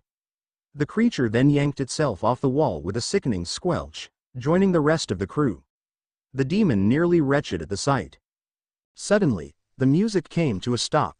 Then, clunk, clunk, clunk, clunk. The barnacles and mussels all retreated into their shells as the noise became louder. Then, the door to the captain's cabin opened. Torafuzar felt nothing less than the shadow of death at the sight of what came out. It only had the shape of a man. What had once been a lustrous captain's coat had been taken over by the parasites of the sea, losing all its color over the centuries. The ends of the coat had been frayed to pieces. The right leg was that of a crab's, making that resonating clunk every time it stepped. The left arm was in a similar state. What had once been a hand had painfully fused together into a massive and powerful claw. The rest of the exposed skin had morphed into that of an octopus's. His right pointer finger was now a particularly long tentacle that began wrapping its way around Torafuzar's remaining hand. A faded tricorn hat completed the imagery, giving the figure a devil-like appearance. The captain leaned down, giving the demon an up-close look at his face. A mass of tentacles were writhing on his face in place of a beard, each appendage seeming to have a mind of its own. A siphon poked out from the left side of the captain's face, bringing air in and out of the bulging sac on the back of his head. But what struck Torafuzar the most was the eyes. They were a piercing blue. Slowly, the demon realized that these were the eyes of a human. He was terrified to see such power and hatred for the whole world in those eyes. Then, the figure spoke, as if with the voice of the drowned. "Do you fear death?" Torafuzar nodded, unable to bring himself to speak. "Do you fear that dark abyss, where every deed will be laid bare and every sin punished?" he said while taking a deep breath through his siphon. When Torafuzar didn't respond quickly, the captain grabbed the demon by the throat with his claw. "Don't make me ask again," he advised. Torafuzar frantically nodded, earning a deep chuckle from the captain as he let go. "That's better. Now, I can offer an escape from all that." He paused as Torafuzar made eye contact again. "Join my crew to postpone the judgment. Serve me for 100 years before the mast, and you will be rewarded." Desperate, barely clinging on to life, Torafuzar managed to speak. "I will serve." Giving a smile that could haunt nightmares, the captain grasped his right hand. "Do you swear your power to the Flying Dutchman, and to me, its captain?" "I swear." A burst of curse power erupted from Torafuzar, and was completely absorbed into the captain. The demon could now feel his own power merging with the ungodly energy that was already within the creature he had bargained with. Testing it out, the captain made a gesture with his claw, and grimy water appeared around the Flying Dutchman. Davy Jones laughed as he turned to the demon. "Ha ha ha, welcome to the crew, lad." Before Torafuzar could realize what a horrible mistake he made, his mind was overwhelmed by one thing as he blacked out. Part of the crew, part of the ship, part of the crew, part of the ship. Part of the crew, part of the ship, part of the crew, part of the ship. Chapter 5. Hungry Hungry Hippos. As the sun rose, Hannibal took everything in. Kisame was starting to wake up. His watch ended when the hollow woke up past midnight. Sasori had already vanished. Frankie was still out like a light. Jinbei was in the middle of rolling up his sleeping bag. To Hannibal's surprise, Tsuyu was hopping towards her. Raising an eyebrow, she turned towards the pro hero. "You're up early." "Well, your crew is leaving today, and I wanted a chance to talk," Tsuyu bluntly put it. "Oh, what's up, kiddo?" Kisame asked as he put a new green shirt on. Tsuyu gave a brief blush at the man, before getting back to topic. In all of yesterday's excitement, I forgot to ask. What are you doing here?" "We had a lead on one of my old friends," Jinbei stated as he joined the conversation. "Really?" Tsuyu asked, putting a finger on her chin. "When did they come by?" "From what we heard, it could be anywhere from weeks to months ago when he came by here," Hannibal admitted. "I only arrived here a few days ago, so we should ask the townsfolk when they wake up," Tsuyu suggested. "We?" Kisame wondered. Tsuyu's blush couldn't be missed this time. "Well, that kind of leads into why I wanted to talk." There was a moment of silence as the three waited. "Can I sail with you, as your student?" The pro hero bowed her head. While Jinbei and Hannibal simply raised their eyebrows, Kisami's reaction was a bit louder. "Huh? I'm sorry for asking so much of you all, but I need to get stronger. That demon was a wake-up call. I'll have to be better if I ever want to see my friends again." "And you three were so amazing," Tsuyu continued. Jinbei sheepishly rubbed the back of his head. "Well, it was a team effort after all." "Yeesh, you're so humble that it's almost sickening," Kisame laughed. "Anyway," Hannibal interrupted. "Are you sure about this, Tsu? Because I'm not sure we can do much teaching if you don't have reishi or chakra. Although, I could give you a few pointers on fishman karate, no special energy required," Jinbei suggested. "Anything is appreciated." Tsuyu gave a grateful bow. "So, is it okay for me to come along? At least for a little bit?" Why the hell not?" Kisame shrugged. "Just don't get swallowed by a fish or something." "I'm sure she won't do anything that embarrassing," Hannibal assured him. Jinbei cleared his throat. "Could you take us to the good folks of this town? I want to ask around for Brooke." "Sure." Tsuyu agreed as she started hopping back to the crowd of people, the trio following. Eventually, they were in the middle of a conversation with the town leader, who had quite the story to tell. Yeah, that skeleton had washed ashore. His boat was in pieces. So, he stayed a couple weeks. Most of the time, he was the perfect gentleman.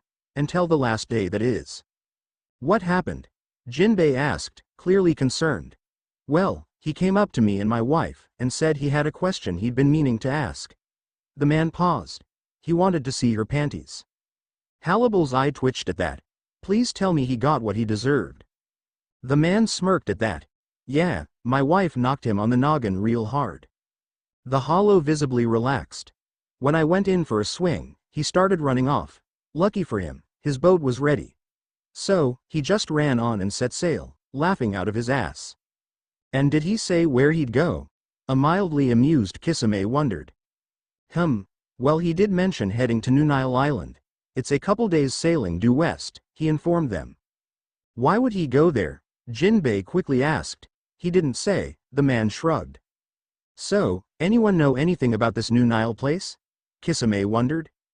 "Yeah, there aren't any towns or people on that island. For all intents and purposes, it's a nature preserve," Tsuyu helpfully informed them.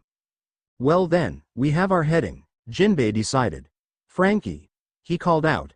"Go get Sasori, we know where Brooke is." Elsewhere, Sasori was journeying into the now abandoned mine, curious as to why the demon went to such lengths to get his hands on it. At first, he wasn't impressed, having seen far more sophisticated ones back in the elemental nations. Then, he walked a little deeper. He found himself stunned at the sheer amount of crystals protruding into the passageway. The iron ore was magnetite, the closest thing to pure as far as the raw material went. Sasori would only need a little heat and some chakra to turn the iron into workable steel. There was enough here to set the ninja for life in terms of his third Kage's needs. And that would barely scratch the surface. There was even enough for the plans that Frankie had shown him concerning the dockings. True, the extraction materials had been utterly wrecked by the demon, but the ninja was nothing if not resourceful. As he prepared to start mining, he noticed something. There was power in this metal. It reminded him of when that first storm had hit the Cutty Sark. However, this was far more subtle. On top of that, Sasori couldn't help but feel that he'd sensed it before. It took a second before the ninja came to a realization. Burns, hey, Red. Sasori was snapped out his thoughts, turning his head back to the entrance. What is it? He asked in a clearly irritated tone. We have a super lead, Frankie declared. Brooke was here. And why do you assume I care about you pursuing an old crewmate? The puppet wondered. Because that's the direction your work of art will be going, the cyborg retorted. Sasori scoffed at that. Well, it's not like I have another set destination in mind. Just help me cut off and seal some of this ore. There's enough for all those blueprints you showed me. Holy crap, you're not kidding. Frankie had finally come within eyesight of the iron ore crystals and was utterly stunned at the sight. Are you going to help anytime soon? Right. The cyborg conceded as a drill emerged from his palm. Without another word, the two got to work. In less than an hour, they had taken as much as could be carried, increased exponentially by a plethora of sealing scrolls. By the time they had reached the Cutty Sark, everything else was ready for departure.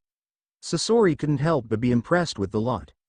Even Tsuyu had unwrapped some of the rigging with her tongue, which had incredibly unsettled both Akatsuki. Once the shipwrights had come aboard, the crew immediately hoisted anchor. After a round of well wishes from the remaining residents, particularly towards Tsu, they set off. Said pro-hero had wrapped herself around the top of the main mast, and was eyeing the horizon. Kisame and Hannibal had resumed their strolls on opposite sides of the ship. Jinbei was comfortably settled on the wheel. Frankie went down below to tinker with his new supplies. Sasori had assumed his lotus position, strings spread out. With that, they had set sail. Over the 2 days of sailing, Tsuyu attempted to wrangle some lessons out of the rest of the crew. Sasori gave an instant, no, everything that Frankie could teach her involved extreme body modifications. Kisame was little better, saying he would only take students who could at least walk on water, but he'd be glad to start if she got that far. He did provide a short blade, a tanto to be exact, for her to practice if she felt the desire. Hannibal actually went a step further, going so far as to spar and provide pointers. Tsuyu just wished the older woman would actually stay on the ground when training her. Still, as far as traditional teaching went, Jinbei was the best, by a long shot. She was greatly intrigued when he explained fishman karate to her. It's actually possible to manipulate water in other people? Tsuyu incredulously asked. At a certain level, Jinbei conceded. I'll be honest, I'm not particularly sure how far you'll get in this discipline, considering the circumstances of different worlds and everything. Wouldn't hurt to try, Tsuyu countered. The fishman had no argument for that. All right, he decided as he held up an open palm. Punch me as hard as you can hear. The pro-hero quickly obliged, grunting in effort. Jinbei smiled as the fist met his hand. Very good. That got a happy ribbit from the girl. The most basic technique in all fishman karate is the brick fist. Though I will say you can only really damage someone once you reach the level of 100 brick fist. Tsuyu eagerly took all this information in, having always been fascinated by what the other worlds had to offer. For now, you'll need this, Jinbei proclaimed as he put down a bucket of water. Now put a fist in the middle of the water. Tsuyu complied. Keep the rest of your body still and push your fist forward in a punch. And don't touch the bucket itself. The pro-hero nodded and started her task. Keep doing this so you can feel the move of the water. By the end of this exercise, you should know how every drop will react to your every movement.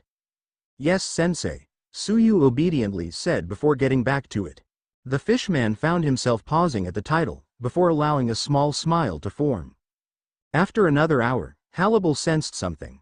For the most part, it was only animals she was sensing. Big ones to be sure, but still animals at the end of the day. Aside from that, she sensed one presence. If they were lucky, it was Brooke. It did have a distinctly human feel to it. Something else at the corner of the island caught Hannibal's attention. It was Reishi. Very familiar Reishi. The instant Hannibal recognized it, She zoomed forward with Sonito. Halibal. Wait. Suyu croaked as she brought her fist out of the bucket. Huh, I thought she'd always be the one following me. With an amused sigh, Kisame vanished with body flicker, presumably in the same direction. Those two can more than take care of themselves, Sasori noted.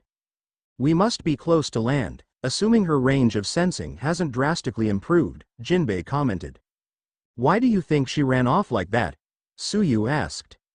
Either an old friend or an old enemy, Sasori concluded. Within a minute, Halibal had reached New Nile Island. It was a particularly dense forest, with a multitude of rivers crisscrossing it. Only the outer mile or so of the island wasn't covered in trees. That sliver of exposed land had the feel of a savanna. None of that interested the hollow that zoomed through the trees, nor the ninja who quickly followed. Eventually, Halibal reaches the far end of the island, no doubt helped by going completely around the foliage. In a little clearing, she sees a woman. It's a small woman with short black hair, wearing the white garb typical of hollows. Her head bears a helm with a single horn in the middle of her forehead, decorated with the red crest of a Roman legionnaire. A blue lightning bolt is tattooed on her left shoulder. Reishi is emanating from the collars on her wrists. The woman is positively fuming, to the point that she doesn't even notice the newcomer. Damn that skeleton! She exclaimed as she waved around a bony left leg. Serves him right for wanting to see my panties. As easy to anger as always, I see. Halibal can't help but chuckle. When the woman turns to Halibal, she reveals a blue eye, and an amber eye with a red ring around it. Her mouth had completely dropped open.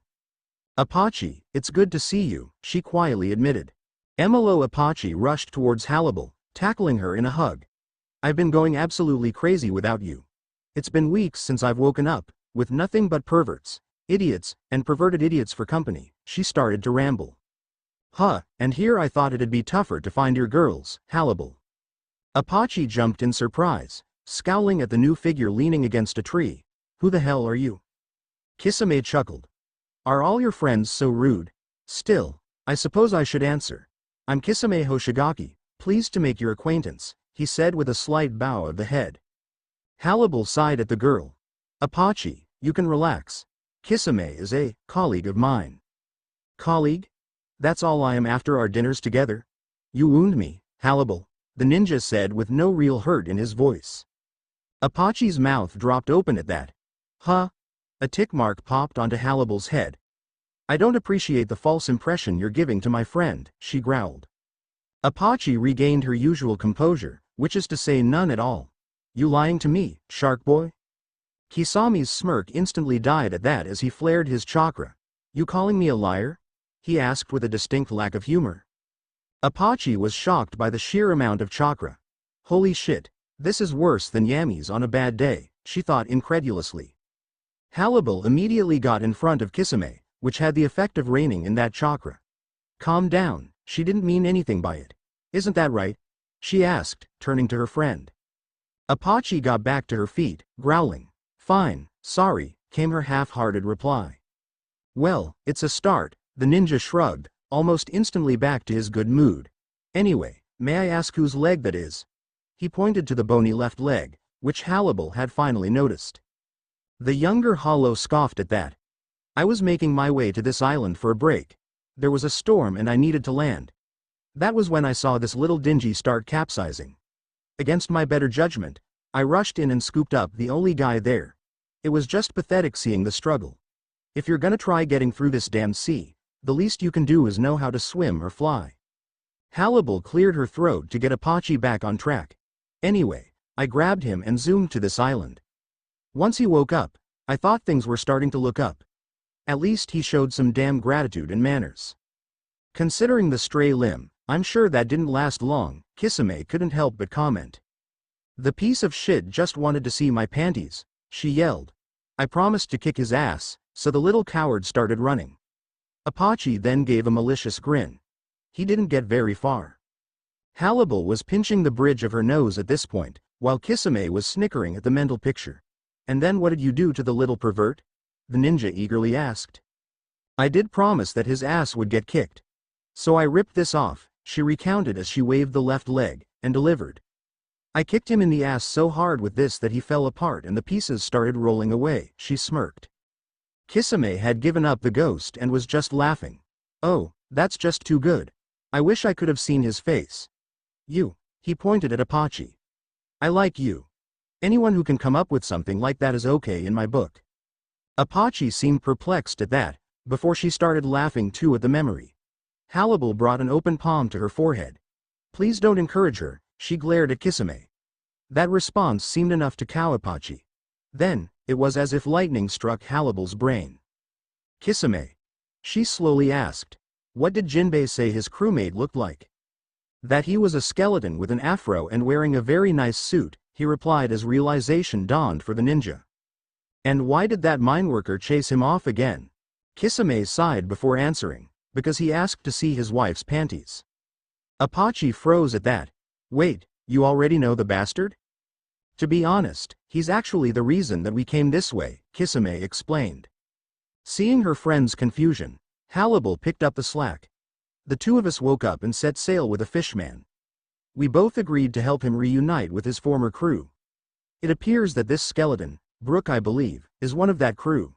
We were following him from Shipwreck Cove. I say let the bastard rot, Apache vindictively said. As much as it would be deserved, I'd rather any of us not end up on the wrong side of a vagabond drill, Kisame pointed out. Hannibal, not wanting to test Jinbei's limits against those who hurt his crew, found herself agreeing.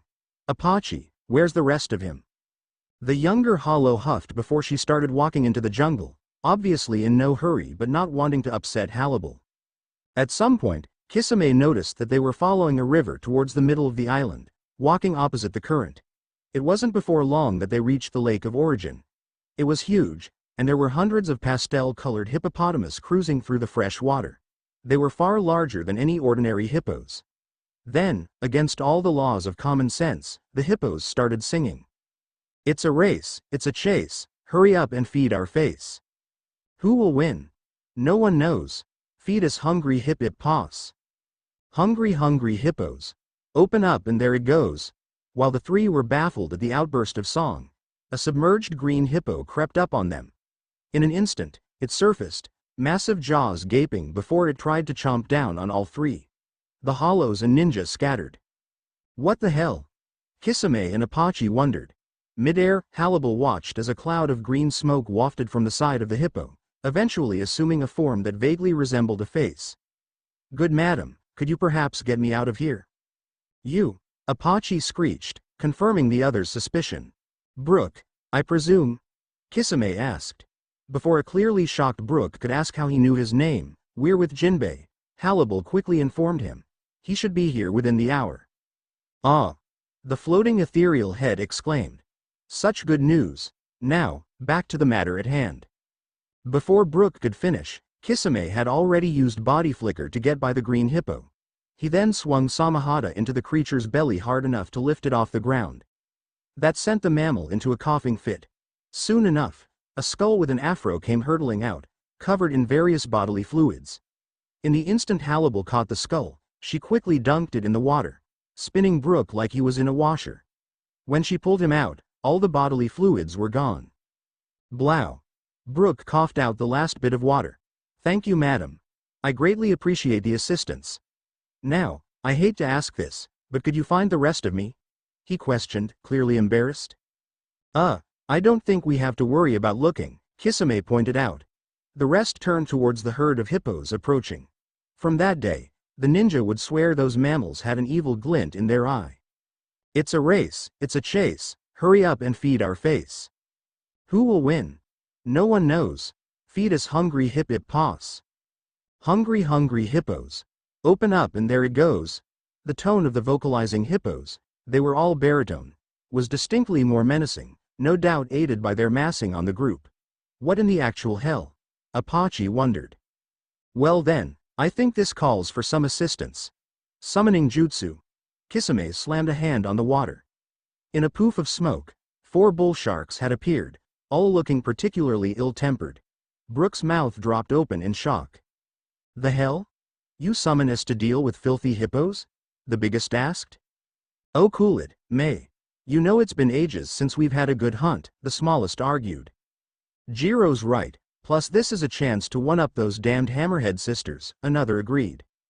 Indeed, surely these are a more worthy prey than those monkey abominations, the last pointed out. Fine, Zoku and Ushi made their point. I still expect some good koi to cleanse my palate after such dirty creatures, Mei mumbled. And you shall have it, Kisame promised. Just make sure to leave the bones.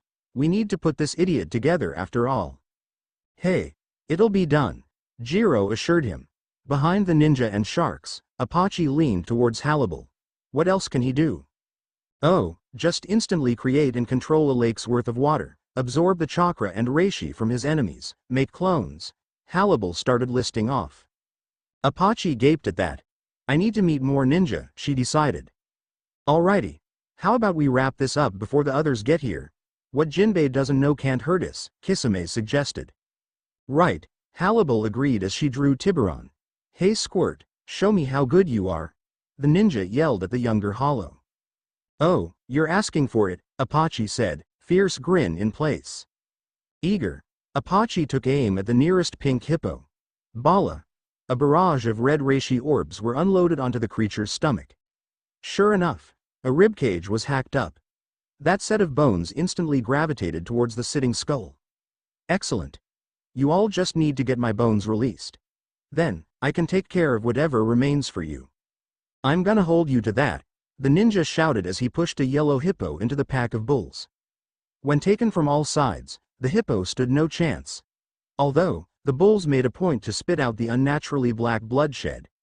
Mei tossed the lower vertebrae at the growing pile of bones. Hannibal swiftly decapitated a red hippo, drove her hand down its throat, and hurled a right forearm away. Apache had found the rest of the right arm, and was currently in a tug-of-war with another green hippo. Having enough, she ducked her head. A mass of reishi started to coalesce at the tip of her horn. Sero. The hippo was utterly obliterated in a flash of red, along with the tip of the humerus. Oh, please be careful, Brooke nearly begged. Be grateful I'm actually doing this, you damn pervert. The younger Hollow chucked the bone, bouncing it off Brooke's forehead. Slowly but surely, Brooke was pulling himself together, thanks to his revive fruit. He was already halfway there, if you counted the leg Apache was using to beat in another hippo's head. As Kisame slammed Samahata into another hippo, the rest of the massive mammals had formed up. It's a race, it's a chase, hurry up and feed our face. Who will win? No one knows. Feed us hungry hip paws. Hungry hippos. Open up and there it goes. If I hear that damn song one more time, I will tear their throats out, Apache roared. You and me both, Kisame muttered in agreement. While I agree with the sentiment, Zoku admitted, I feel I should point out that the foul energy coursing through them is rising with each round of singing. Sure enough, lights were starting to appear in the hippo's gullet. Oh, you've gotta be kidding. Everyone get behind me, Kisame shouted as he raised Samahata. The hell can you do against that? Apache asked. Just do as he says, Hannibal gently ordered. The three quickly formed up around the slowly reforming Brooke, who was now standing with both legs. Apache had enough of bludgeoning for one day, so he got his left leg back. The second the three were ready, the hippos started firing their lasers. Brooke had horrible flashbacks to the pacifista. The others were stunned by the sheer malevolence in the energy. To Hannibal and Kisame, it almost matched that energy from their first storm. Unlike that time, it was far more animalistic and feral. Whether that was due to the hippos themselves, or whatever empowered them, was unclear. Regardless, the hippos were not letting up. Any lasers that came directly for the group were absorbed by Samahata, much to the newcomer's shock. Hannibal, Apache, let's put this guy together so he can actually pull his weight, Kisame suggested. I'll keep him safe, you two attack from above. My bulls should get an opening right about now. Just like that, one hippo was dragged down by 4 sets of jaws into the already cloudy water. Then, a cane was spat out towards Brooke. The skeleton caught it with his single right arm, and let the sheath drop to the ground. Kisame laughed at that. Oh goody, another swordsman, he chuckled as he gave a feral grin. Brooke couldn't help but compare the bloodthirst to Zoro faced with a good opponent, and shuddered at the thought of those two meeting. Hannibal and Apache didn't waste a second, diving into the hole. With one to the right, and one to the left, The hollows unleashed their moves in sync. Bala. Flashes of yellow and red tore through the hippos, exposing their stomachs. With Brook's left arm, hip, and neck, all the pieces had been found. Without a second's hesitation, Hannibal tossed the rest of the bones back. While there was wear and tear, Brook was back at full strength. Thank you everyone. Now, to do my part. Could you lovely ladies get some distance? I've got something special for those hippos, Brook told them. After a scoff from Apache, the two vanished with Sonido. Brook then opened up his skull, plucking out a miniature violin. What the hell? Kisame wondered. Party music, Brook bellowed out as he started playing. In an instant, the hippos stopped firing their lasers. Eyes glazed over, the mammals started looking up at nothing. Kisame smirked, recognizing the symptoms. You put them in an illusion with music, didn't you? Oh my, quite an astute warrior you are, Brook praised as he raised his own sword. But I believe you wanted to see my skill with the blade, yes? I'm ready and waiting, the ninja said as he latched Samahata onto his back. Eager to oblige, Brook leapt above the hippos, blade unsheathed. In an instant, he was behind them, sheathing his sword. 3-verse humming. Soul notch slash. The second Brook sheathed his sword, the hippos cried out in pain as massive gashes spilled out black blood, the wounds freezing over shortly after. Strangely enough, as the black blood came out, the hippos started to revert to a normal appearance. They shrank as their skin assumed a more natural palette. The black blood itself shot out towards the Western Ocean, gone in the blink of an eye. Brook had a serious expression. Those poor creatures had something else's soul driving them, he revealed. We're lucky that my revive fruit was able to separate the parasite from the animals. Hannibal reappeared, putting a hand on one of the hippo's wrists. They'll live, provided they get some rest. Apache rejoined the men, a puzzled look on her face. What could possibly control those animals this far away? I could think of a few people capable of something comparable, Kisame remarked. Let's just make sure that no black blood ends up in our systems in the future, Hannibal suggested. At that point, her and Kisami's heads perked up. Well, looks like the ship will reach land soon. How do you feel about seeing Jinbei and Frankie again? Brook gasped as he turned towards the coming ship. He hesitated for a second, then. Yo-ho-ho-ho-ho. He scurried towards the Cutty Sark, fast enough to leave a trail of smoke on land and cut across the water's surface. Annoying, loud bastard, Apache growled as she picked her ear. Kisame turned towards the expectant bull sharks, heads past the surface of the incredibly murky water. All that energy from the black blood is long gone, the censor Zoku declared. Let us know if you ever figure out where it came from. Power like that is concerning. Right, Kisame agreed. Thanks for the assist. I'll send a messenger when I have the koi you want. Mei nodded. That would be much appreciated. She turned to Uchi, who was rubbing a particularly nasty cut. Oh, grow up, it's not that bad. With that, the 4 bull sharks vanished in a poof of smoke, much to Apache's confusion. Huh? Where the hell did they go? Back home, they only stick around for a job or if it's fun, the ninja explained. Why didn't you summon the hammerheads like before? Hannibal wondered.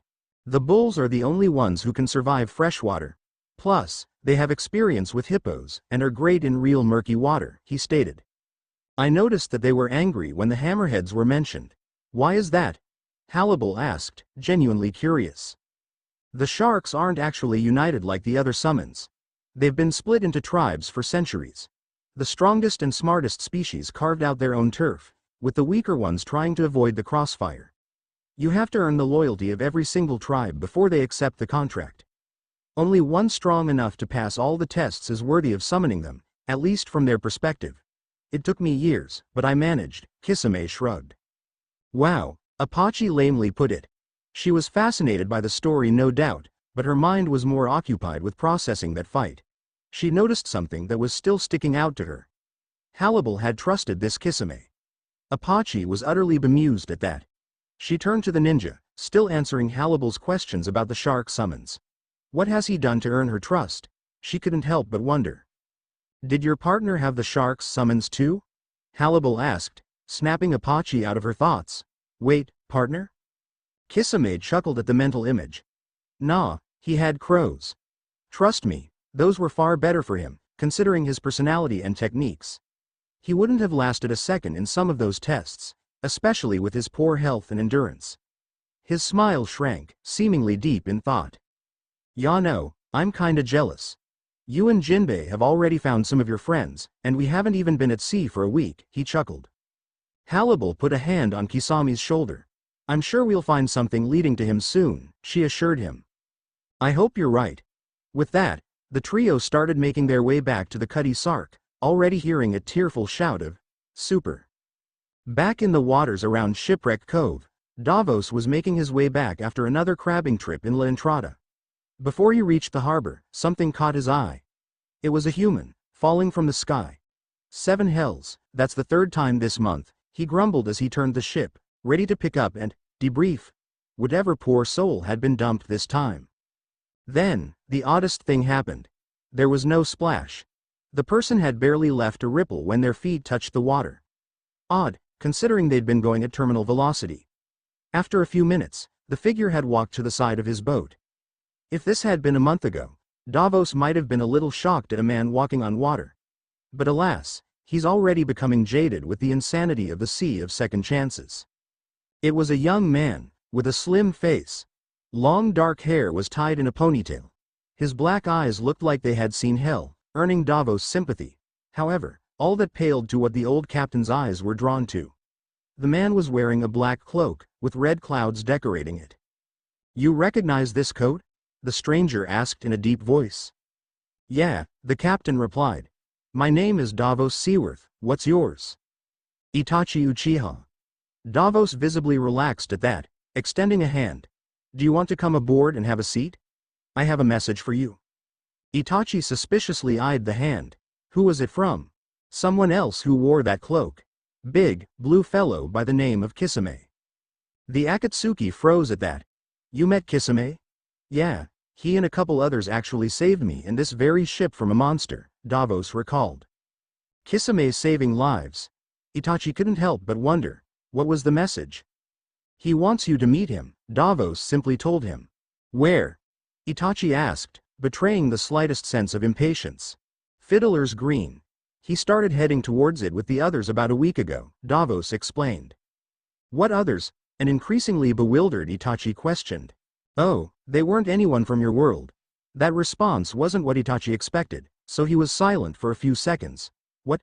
he asked in the most carefully emotionless manner he could muster. "Looks like you'll be needing that seat. Come on up, I'll explain everything," Davos offered as he opened his captain's cabin. Wanting some answers, Itachi hopped onto the boat, entering as Davos closed the door behind them. There, he'd be told everything the general populace knew about the Sea of Second Chances. Of how all who died seemed to live again. How different worlds merged together. How monsters ruled the sea. Then he heard the story of the day Kisame Hoshigaki fell from the sky. How he, the Hollow, and the Fishman had defeated a giant jelly their very first day together. How they found Sasori. Itachi tensed when hearing that. And the cyborg at Shipwreck Cove. How they beat a horde of little pests. How they made it through the worst storm that Davos had ever seen. Itachi sat transfixed at the tale. His old partner, the bloodthirsty Akatsuki, had actually saved people, twice in as many days. He was forming a crew and taking on this hellish sea. From what Davos said, it sounded like friendships being made. The thought seemed incredible for the Uchiha. He knew that he had to see this with his own eyes. Maybe one day, he would seek out his little brother, but for now, he knew where one friend was. "Well, it wouldn't do to leave my partner hanging," Itachi decided. "I'll need a guide." "I'll see what I can do," Davos promised. "In the meantime, let's get you a ship. You're lucky you landed right by the shipyard." With that, the two sailed into Shipwreck Cove. The black blood exorcised from the hippos had rushed through the ocean. It eventually came to a deep, dark cave. The location was towards the middle of the Sea of Second Chances. There was a single resident, with dark power emanating from the creature. The shadows of the cave completely obscured the figure. Except for its dark green eyes. All 20 of them were glowing. A webbed hand scooped up the black blood. "So, my puppets had their strings cut. How amusing. And it looks like this bit of my blood has run its course." Sure enough, the black blood stopped moving. "Pity, I'd hoped my slaves would reach the entrance islands. My lord, an absolutely massive crocodile big enough to tear apart the enhanced hippos emerged from the water at the mouth of the cave. It bowed its head in reverence. Ah, Gustav, the being hummed in its deep voice. What news of your hunt? Your Majesty, while there's no news of the map itself, we have located one of those who made it. He's on Old Nile. I can make it there and back within the month, Gustav promised. No, once you get the location out of him, I want you to immediately fetch the chest. Then, you shall return with it in tow, the being commanded. We have worked a century towards this. Indeed, Almighty Sapakli, Gustav agreed. I shall remove this last obstacle to your ascension. Sapakli chuckled in a deeply inhuman tone. My most faithful servant, I'm confident you are up to the task, he claimed. Then, all his eyes locked with Gustav's. Don't disappoint me. The crocodile shuddered before coming out of its bow. I won't. Chapter 6. The grotto. Things settled down on the Cutty Sark. There had been tears from both Brooke and Frankie, loud tears. Sasori was seriously contemplating murder, but he decided to focus on his latest invention, noise-canceling headphones. When Kisame and Hannibal returned to the ship, Jinbei gave a grateful nod to the two, before mingling with his newfound crewmate again. Apache took one look at the socializing, turned around to a nice corner, and tried to take a nap. Suyu hopped down from the crow's nest, unfazed by the walking skeleton. She was perfectly polite as she introduced herself. Eventually, as Kisame was descaling some fish he caught for dinner, Brooke explained how he got to New Nile, with some prompting. So Brooke, Jinbei wondered, why were you on that island? The skeleton paused. I think it would be better if I show you. To do that, Brooke opened up his skull, earning a raised eyebrow from Sasori. I'd been on this sea for weeks without any leads to finding the rest of my crew. I didn't know what to do with myself, Brooke explained with unusual solemnity. He then unrolled the canvas, revealing an old-fashioned map. It completely covered the makeshift table the crew had. The bottom left corner had been ripped clean off, but the rest was strikingly clear. On the top right corner was New Nile Island. A dotted trail snaked its way south and west, towards the missing corner. I met this crazy old man named Ben. Anywho, he gave me this map, saying it led to the greatest treasure this side of the Sea of Second Chances. Tamatoa's hoard. Brooke paused for dramatic effect. If the treasure's so great, why is it still there?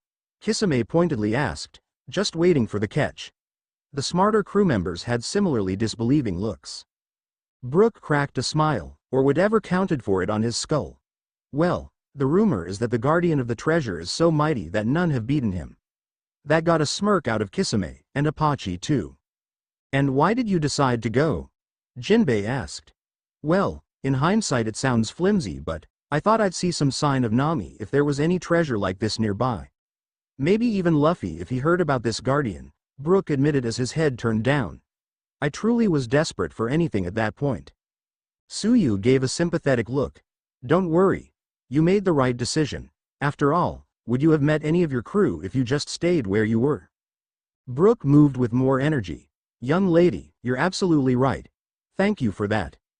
Ribbit. So, Hannibal brought everyone back on topic. Does anyone have any other leads on old friends, because I'm not seeing any options aside from this treasure hunt? Well, think of it this way, Kisame suggested. This sounds like something that would attract all the heavy hitters nearby. And it's more likely that they know something than any of those average Joes at the entrance islands. Point taken, Hannibal responded before returning her attention to the map. It looks like there are 4 islands in between us and this horde. Grotto City, Samabito Island, Old Nile, and the land of Lotus Eaters. Do we have any information on them? I've only heard that people never return from Samabito Island, or from the Lotus Eaters, Sasori added ominously. No specifics, which is incredibly annoying. Well, I don't know if this is true, Suyu piped in. But I heard that mermaids live in Grotto City. Wait a sec, Apache muttered. You're telling me those are real? Jinbei, Brooke, and Frankie gave incredulous looks in unison. Yeah, the fishman said. We have whole islands full of them back in our world. As if this was the most normal thing to him, which it really was. Suyu found herself sitting down.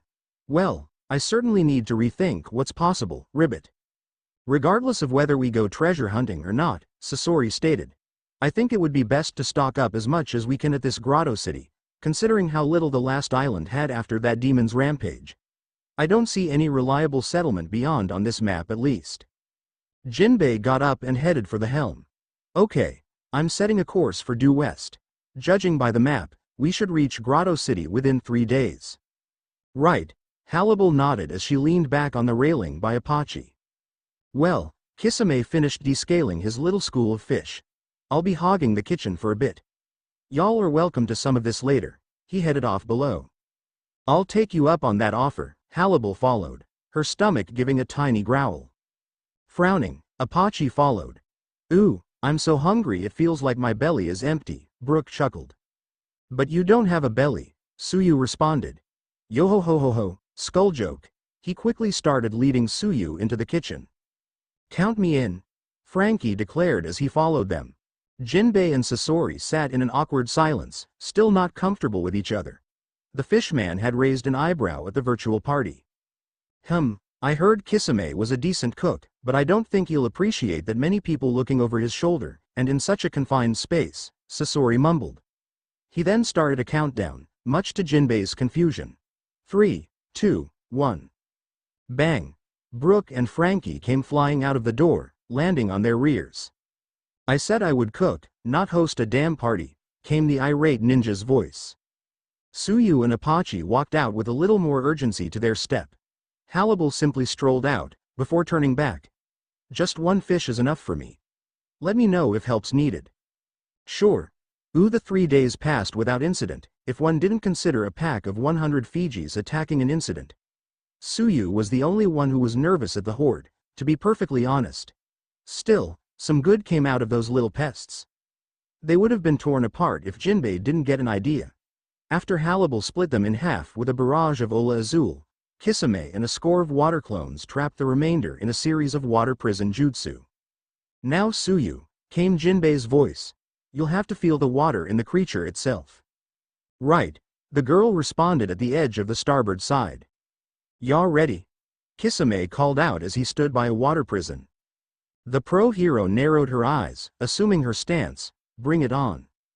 Smirking, Kisame pushed his hand into one water prison, getting a chokehold on one Fiji. Here it comes. He then chucked it right at the pro hero. The second the Fiji was close enough, Suyu pulled her fist back. Brick fist. She slammed into the Fiji, punching it hard enough to knock it out. Still, she looked unsatisfied. That just felt like a regular punch. Jinbei gave a slight nod. The brick fist is not that far off from a regular punch after all. There isn't really much of a difference until the 100 brick fist. Still, you'll feel the water force the opponent back once you've got it down. For now though, I just want you to get used to the stance and movement. Yes, sensei, Suyu said as she got back to it. Okay Kisame, she yelled. Right, came the shout back as he tossed another Fiji. On the port side, there was a bit of an experiment going on. Frankie and Sasori were both eager to see how their latest innovation would go, clearly inspired by the multitude of targets. Being incredibly bored, Apache agreed to help out. Halibal was standing to the side, keeping an eye on the Fijis still stuck in water prisons. So, Miss Apache, could you put your hand over the seal? It's right on top of the cannon, where the fuse would normally be, Sasori explained. Apache glared at the two inventors. All that means nothing to me. There is literally nothing like this piece of crap in my world. Sasori rubbed his forehead. It's the circle of white ink and kanji. Apache blinked. I knew that, she muttered as she placed her hand down. Halibal settled for rolling her eyes. Now, could you channel a bit of reishi into that hand? Just a little, Sasori instructed. For a second, red reishi made itself visible around the hollow's hand, before it vanished. In an instant, what appeared to be a red cannonball shot out of the artillery piece, completely missing all the water prisons. Apache's eyes lit up in surprise. The hell was that? Super. That's what it was, came the cyborg's enthusiastic response. This is the latest example of what can be accomplished when two worlds' technology is merged. With Frankie's expertise on armaments, plus my own with chakra and seals, we were able to create a cannon that could channel a person's energy with minimal effort, the puppet explained. Still, could you try the cannon again? I want to make sure that wasn't a fluke. With a little bit of a smirk, Apache put her hand down again, with that red reishi surrounding her hand. Another red cannonball shot out. This time, a water prison full of Fijis, plus the water clone maintaining it, were blown to smithereens. At this point, Apache was straight up grinning. Hell, that's even easier than a bala, I'll take it. Frankie seemed puzzled at that. What are you? Before he could finish, Apache ripped the cannon out of its stand, hoisting it over her shoulder. She then aimed it at the rest of the water prisons off the port, holding the cannon like a bazooka. Then, Apache had the time of her life. She laughed as red balls of reishi tore apart the Fiji horde, faster than she had ever used bala or sero. True, most of the shots were off, but the hollow was starting to get the hang of it. Eventually, there was only one water prison left in sight. The Kisame clone gave Apache a smirk. Hey, how about we make things a bit more challenging? Think you can hit a moving target? Hell yeah. All right then, the clone said before releasing the water prison. The Fijis scattered. Most of them were still hell-bent on attacking the ship. Apache led one Fiji for a bit, and completely missed. Growling, she aimed again. This time, the red ball obliterated the Fiji. With a few more booms, the rest of the Fijis off the port side had been sent to Kingdom Come. She eagerly turned her newest toy towards the starboard side. Apache, came Halibal's stern voice.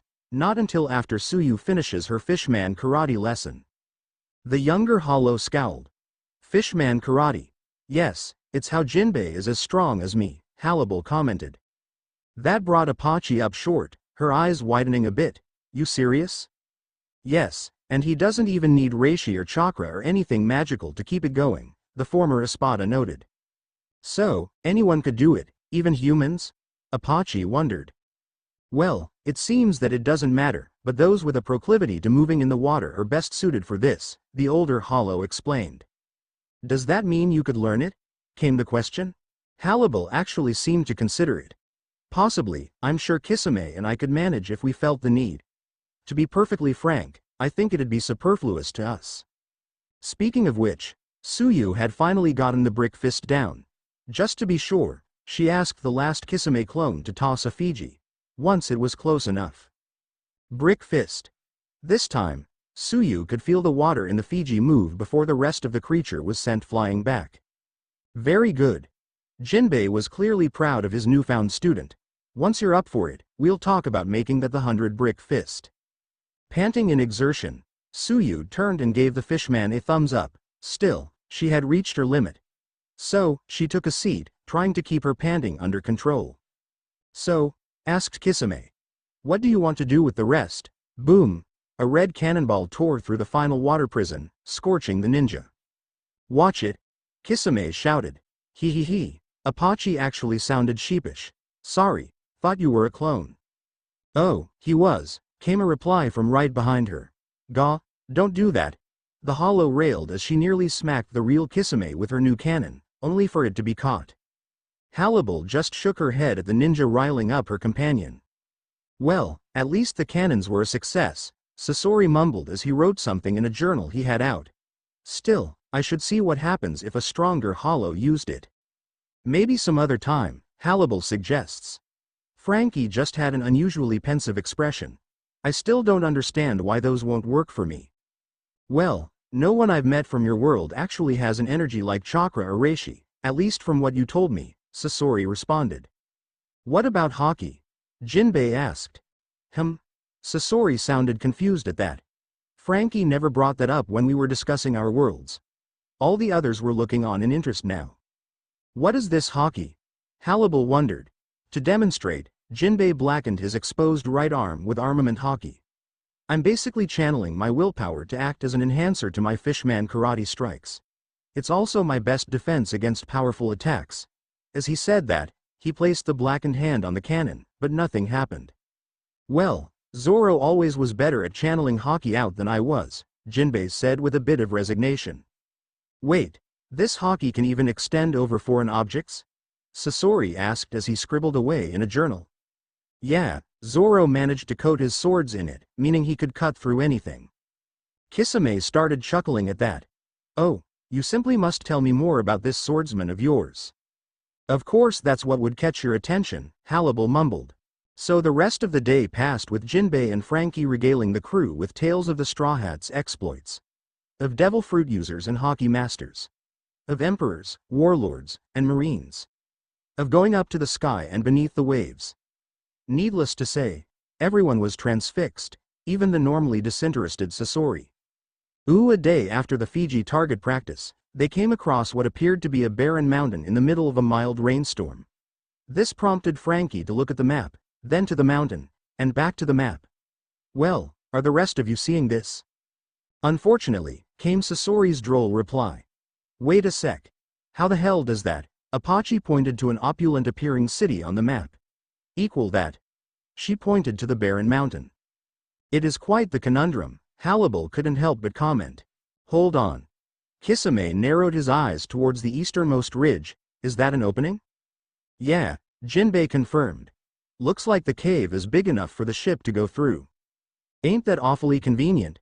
Kisame gave a lopsided grin, hand inching towards Samahata. "If that is actually a trap, wouldn't it be better if they were led into a false sense of security?" Halibal asked her fellow swordsman. That being said, she was visibly making an effort not to draw Tiburon. This prompted Apache to rub her bracelets apprehensively. "Come now," came Brooke's cheerful voice. "Let us not make assumptions. Plus, we should see what is actually available, or we're going to live off whatever Kisame and Jinbei can catch for a long time." "I'll just take anything out of the rain," Tsuyu admitted. Sasori sighed. "Regardless, best be on our guard." As he said that, strings came out of all his right fingers, adjusting the Cutty Sark to sail right through the middle of the upcoming cave. Jinbei was steady at the helm. Just before darkness obscured everything, everyone noticed a light at the other end. "Okay, this really is too convenient," Kisame muttered. Apache nodded. "Calm down." Halibal's soothing voice echoed off the walls. "We're almost there." Once they were close enough, the contrast was blinding. The mountain had been hollowed out. While they couldn't be seen from the outside, enough holes had been drilled out to let light in. This was only possible due to the holes being higher than the clouds, near the peak of the mountain. To Jinbei, it seemed remarkably similar to Fishman Island. Buildings reminiscent of coral stretched out as far as the eye could see, windows reflecting the light to give a glittering impression. Structures resembling seashells served as roofs for most of them. Aside from that, there weren't actually any pathways between the buildings, just streams of water big enough for the Cutty Sark to easily cruise through. Then, there was a flash of purple. The crew barely noticed in time to realize that it was a fish's tail. A purple-kissing gouramis to be exact, if the fish was large enough to swallow a human. Even the sharper eyes amongst the crew were barely able to catch the glint of the scales as they moved to what looked like a floating bar. There was actually a decent selection of sakes and rums lining the wall. To the side, the smell of cooking takoyaki came from a respectable grill. Jinbei smiled. It was bigger than any he had had ever since waking up. There was just something reassuring at such a familiar setting. The picture was complete when a green-haired mermaid surfaced with an octopus in hand. She seemed to have barely seen the ship out of the corner of her eye, given her lack of reaction. To everyone not from the Grand Line, the sight was absolutely transfixing. Even Apache found herself blushing at such a striking figure. Kisame, honest soul that he was, would later admit that he stared at the mermaid far longer than he had ever stared at any of the girls from home, even Mei Terumi. Tsuyu's mouth had dropped open, in utter disbelief. Halibal tilted her head, clearly fascinated. On the other hand, the pirates were smiling in recognition. Before Jinbei could shout a greeting, Frankie stopped him. "I'm actually curious how long it'll be before she realizes it's us," he whispered. Brooke chuckled at that, while Jinbei shrugged. As the Cutty Sark dropped its anchor, the smiling fishman beckoned the crew to follow. Eventually, all of them had taken a seat. Jinbei was smack dab in the middle, with Tsuyu, Frankie, and Brooke to his left. Kisame, Halibal, and Apache were to the right. Sasori hadn't even left the ship, having no desire to eat. Still, his head leaned over the railing, meaning he could hear everything. The mermaid hadn't even turned her head, so focused was she on this batch of takoyaki. "What can I get for you today?" she asked in a friendly, yet professional voice. "I'll just have one plate of takoyaki, it does smell delicious," Kisame started. "The same," echoed Halibal and Apache. Make that 5 plates for us, Brooke and Frankie enthusiastically added. 6. Came Suyu's quiet addition. I'd like some Honjozo Shu sake please, Jinbei finished out. The mermaid briefly turned around, small smile on her face. Coming right up, boss Jinbei. Then, she went back to it. After a few seconds, she froze. Her neck creaked as she slowly turned around, finally getting a good look at her customers. That smile had frozen as the girl's brain slowly caught up with her surroundings. Her jaw had fallen wide open, waggling tongue shooting out of her mouth in shock. Her eyes were bulging out of their sockets. Boss Jinbei, she shrieked. And as too, Brooke responded nonchalantly, with Frankie giving a thumbs up. The mermaid defied logic as her tongue and eyes shot out even further. It's good to see you, Kami, Jinbei made himself heard through the shriek. That managed to calm the mermaid down, a more excited smile spreading across Kami's face. Same to you. She jumped out of the water and grabbed the best bottle of Honjozo Shu in the stand. Here, you can have the whole thing on the house, boss. Boss? Kisame and Halibal raised their eyebrows in unison as they turned to Jinbei. Even Suyu and Apache looked intrigued. Long story, the fishman deflected. Frankie, Brooke, so good to see you, Kami continued. It's super to see any old friend in these parts, Frankie declared. Speaking of which, have you seen any of the others? Brooke wondered. The mermaid frowned at that. I'm sorry to say that I haven't. Still, she wasn't one to stay down. Oh, I haven't even introduced myself to the rest of you. My name's Kami, I'm from Fishman Island. She extended an open hand. Suyu.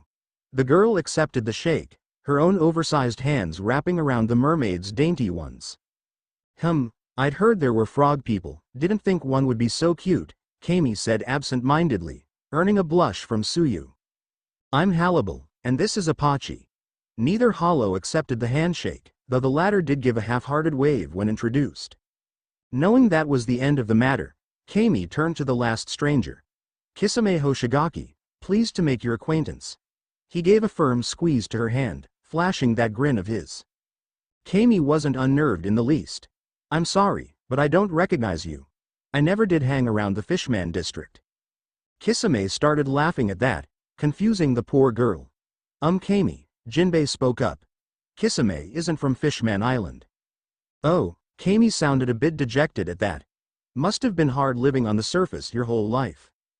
I made it work, Kisame managed between laughs.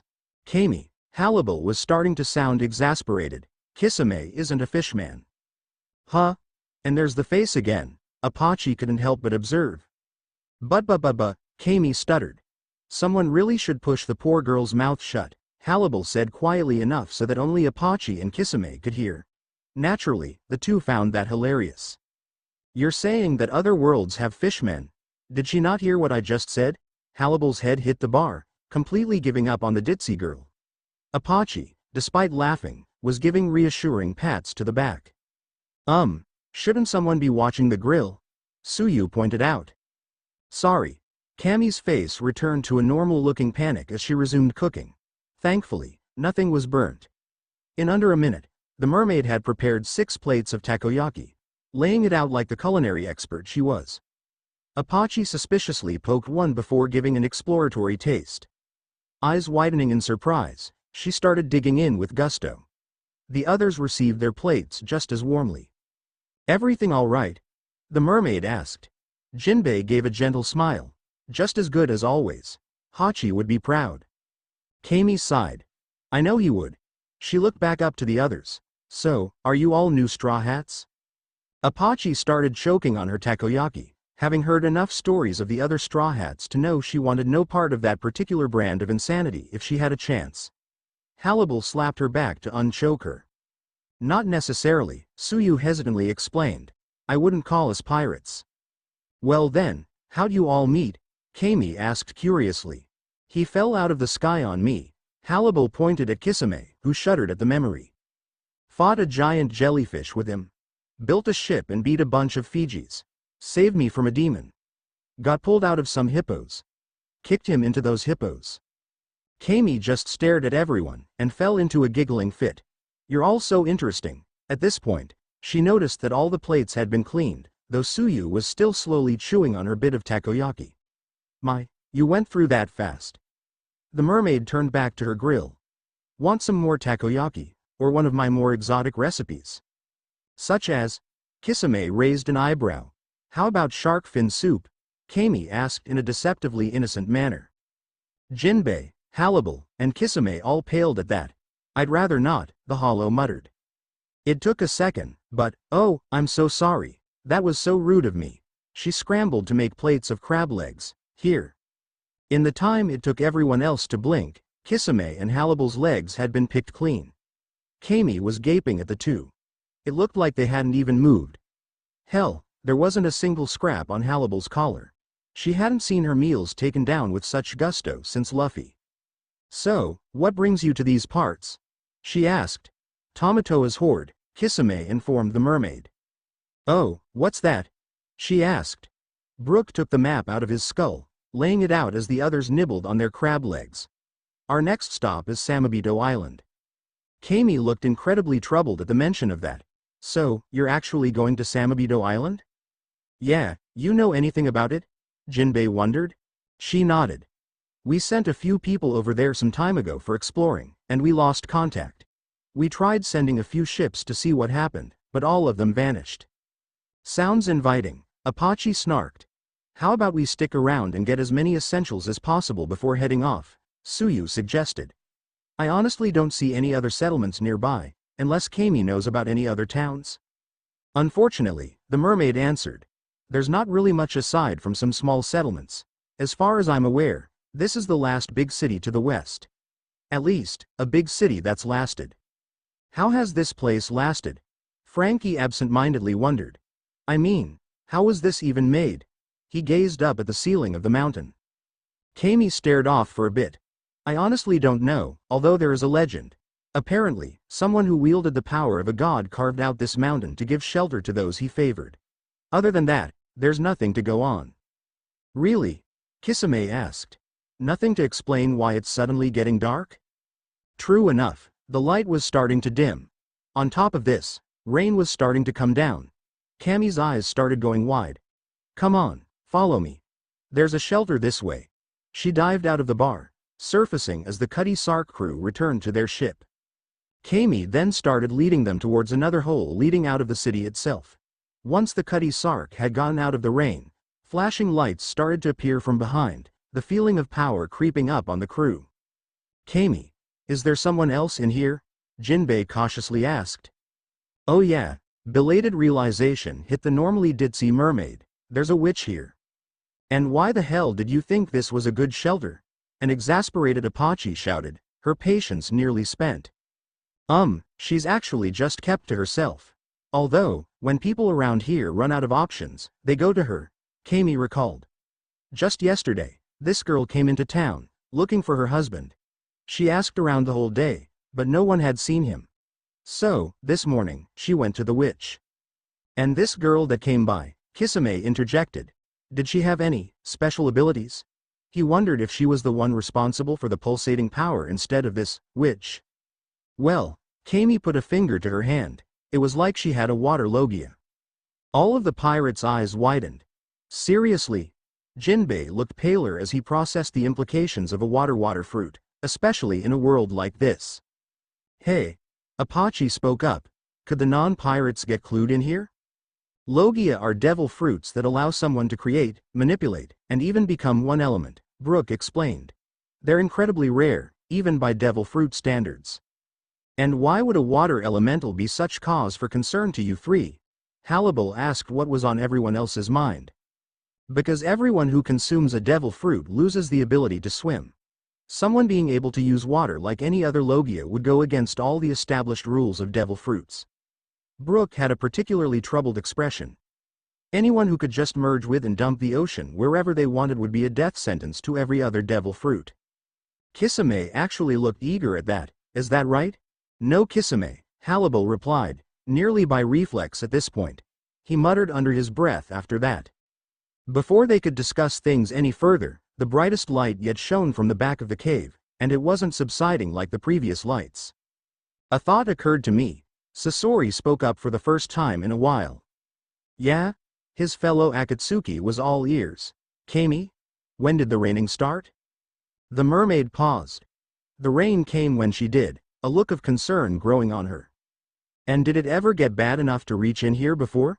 The puppet questioned. Not until after she went to the witch, Kami informed them. Hearing that, everyone on the Cutty Sark reached out with their senses. The power itself was wild and uncontrolled. It was unmistakably a sort of water ability, given how much it resonated with Kisame, Halibal, and Jinbei. The odd thing was the way the magic's feel was gradually changing. At the start, passion of the sword born of love was the predominant feel of the energy. Still, it had been tainted with despair, probably due to the loss of the loved one Kami mentioned. What was cause for concern was how a sense of malice and mania was seeping into the power. It was a slow but sure process. We have to investigate, Jinbei commanded, clearly concerned. With no arguments, Sasori adjusted the ship to go deeper into the cave. After a few minutes, the crew saw what lay at the end.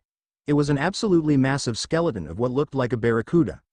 That is, if barracudas could swallow ships. It was half submerged, with purple coral growing through the ribcage, obscuring the inside from view. Only the emanating light could be seen. Then, a voice was heard. Beluga sevruga cum winds of the Caspian Sea. Laryngex glaucitis. Et max laryngitis. La agua to me. The voice was that of a woman's. A deep and resonating voice filled with magic power.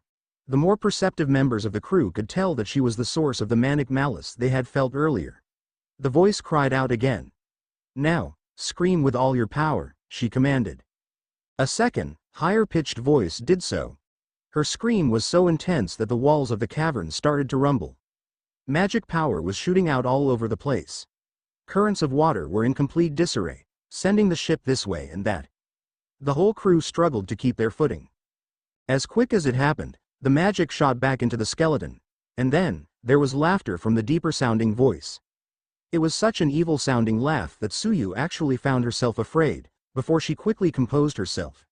Taking advantage of the calm waters, Jinbei, Halibal, and Kisame all leapt out of the ship. They dashed towards the mouth of the barracuda. In the distance, they saw a girl with long, wavy blue hair, on her knees at the edge of the rock. She was panting from the effort of that last burst of magic. She wore a blue dress coat with fur trimmings, and was completely soaked. Then, another figure revealed themselves. She was far larger than the other girl. She had a faint lavender skin. At least, the top half of her did. Her bottom half was that of an octopus, black tentacles covered in violet suckers that treaded the water. The woman's plump face had twisted into a psychotic smile as she laughed in a deep, booming voice. Her arms shot into the air, the water current following the movement. Ursula, we had a deal, the younger girl exclaimed. By this point, Jinbei, Halibal, and Kisame had stopped, making sure to stay out of sight. All three were listening intently, and were particularly focused on this Ursula. They had all realized who the greater threat was. Ah yes. The witch recalled as she pulled out a golden, glowing contract. In return for telling you where your darling Gray was, I shall receive your powers for a day. Ursula pretended to give it some thought, before smirking. Your darling Gray is nowhere in this sea of second chances, never has been. The girl's eyes widened, starting to glisten. No, was all she could manage. Then, Ursula started to laugh again as she vanished the contract. True love, she scoffed in the middle of her maniacal guffaw. Such a useful thing to take advantage of. She managed to calm down. Still, we've both fulfilled our end of the bargain. Enjoy living with the fact that all your searching has been for nothing. Ursula turned to leave. Flotsam, jetsam, we have what we need. Two massive eels slithered out of the shadows, two golden eyes glowing. What of the girl? One asked. Ursula shrugged. It doesn't matter to me. I'll still have her powers even if she dies. The eels bared their teeth. Well, it's been a long time since we've had human. Yes, indeed. Just as the two eels got close to the girl, a massive figure jumped in front of her. Arabesque brick fist. Yah! Both eels screamed in pain, before righting themselves, glaring at the fishman. Before Ursula could intervene, Kisame leapt at her, Samahata raised. The witch swam back with a burst from her tentacles. right into Hannibal. She cleaved through Ursula with Tiburon. At least, she would have if Ursula hadn't turned into water right before the blade hit. The witch smirked as she looked at her uninjured body. She then raised an arm. Water slicer. Blades of water came hurtling at Hannibal and Kisame. The two managed to block with their blades, but were still pushed back by the sheer force. As this was going on, Jinbei stared down the two eels. Then, Kami and Suyu surfaced from the water. The fishman picked up the girl, handing her off to the two swimmers. "Get her back to the ship," he commanded. Just as quick as when they arrived, the two left with the girl in tow. Flotsam and Jetsam charged. Jinbei quickly went to the left, nailing Jetsam with a 1,000-brick fist. As the eel staggered from the blow, its twin made a sharp turn to take a bite from the fishman. He managed to briefly sink his teeth into Jinbei's arm, before getting a 1,000-brick roundhouse kick to the face. Ursula noticed her eels struggling, before returning her attention to the swordsman charging at her. Before he got close again, Kisame went through hand signs. Water style. Water shark bomb. The witch had assumed that since it was an attack made of water, it wouldn't hurt her, so she just stood in place. She was wrong. It was still a tremendous amount of force that sent her crashing into a wall, earning a shout of pain. Hannibal quickly followed up with an Ola Azul that blasted Ursula into a shower of water drops. In a few seconds, all the water was converging. Just like the Hazuka, Kisame muttered. Hannibal, who had fallen back to his side, gave a quizzical look. What? There was a clan back in my world that could turn into water. Slippery bastards, the lot of them, the ninja explained. I assume you learned how to get the better of them. Oh yeah, Kisame gave a bloodthirsty smirk. They were still human at the end of the day, and they still needed chakra. Okay. Hannibal turned back to Ursula, who had almost reformed. Let's switch out, I'll give you an opening for Samahata. The instant Ursula had completely reformed, Hannibal zoomed forward with Sonido. Water jigsaw. Ursula charged forward at the hollow, a swirling cone propelling her at comparable speeds.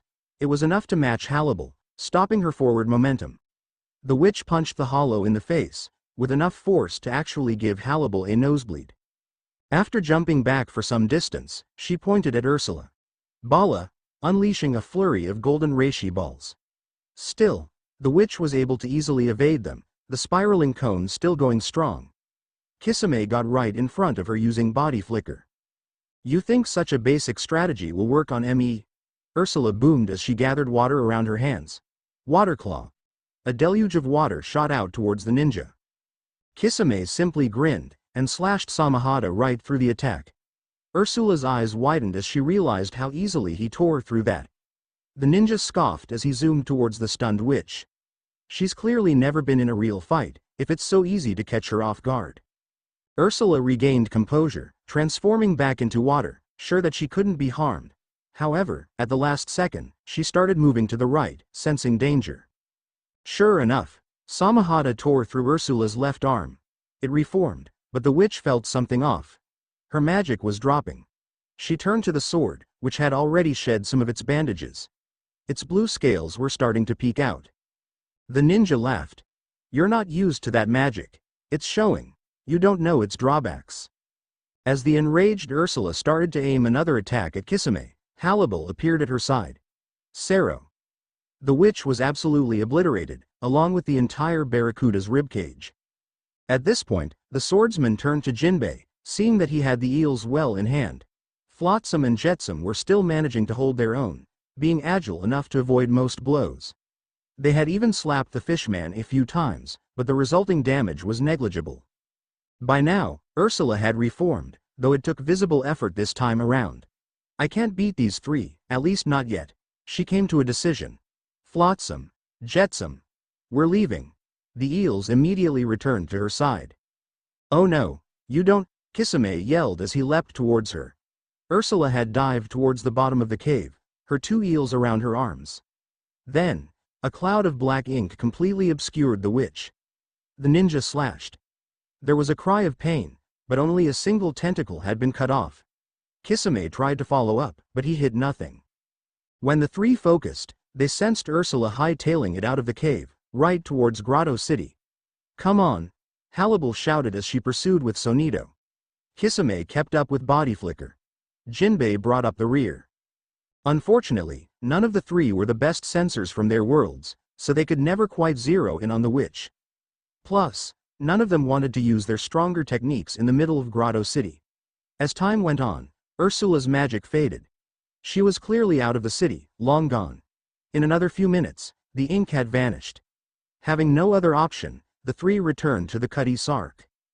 By now, the girl was back on her feet, thanks to Suyu and Kami. She turned to the three. "Thank you," she managed to get out to them.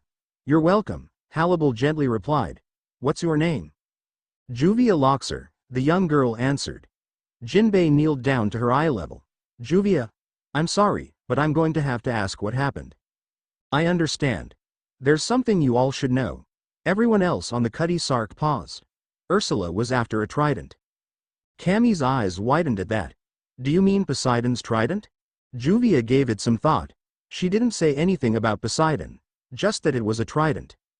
"And why would she need your powers?" Kisame pointedly asked.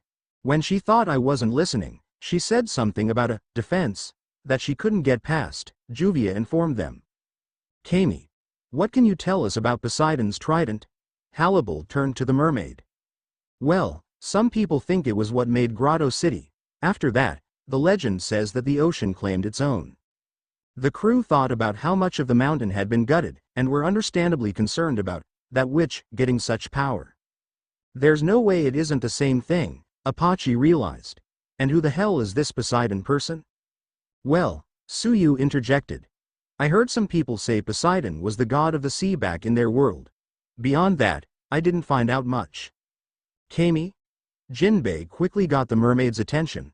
"Have you heard anything about where the trident is?" "Nothing specific." She paused as she recalled something. "But if it is nearby, there's only one place."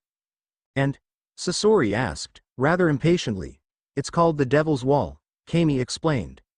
"The currents there are so strong that even I can't get past them. Every other mermaid I know couldn't make any progress when they tried." "So that's why your magic was needed," Kisame concluded. "If she could turn into water, she'd be able to actually get on the other side of that current." Juvia had a dawning look of horror. "What have I done?" she quietly asked of herself. Hannibal put on a hand on the trembling girl's shoulder. "There's absolutely nothing wrong with wanting to find your friends." That actually got Juvia to stop shaking. "Unless it gives an utter psychopath a chance at more power," Sasori hissed under his breath.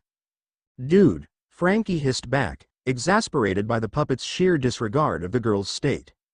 "All right," Jinbei called out, getting everyone's attention. "We're going to have to put our hunt for Tamatoa's horde on hold." He and Hannibal were pissed off, to say the least, after seeing the tail end of Ursula working her magic on Juvia. It was sickening to them. Plus, there was the trident to consider. "Which way is the Devil's Wall?" Hannibal asked Kami. "Half a day's swim due north." "Well, if we don't want that witch to get the trident, I suggest we get moving," Kisame threw in his 2 cents. "Okay."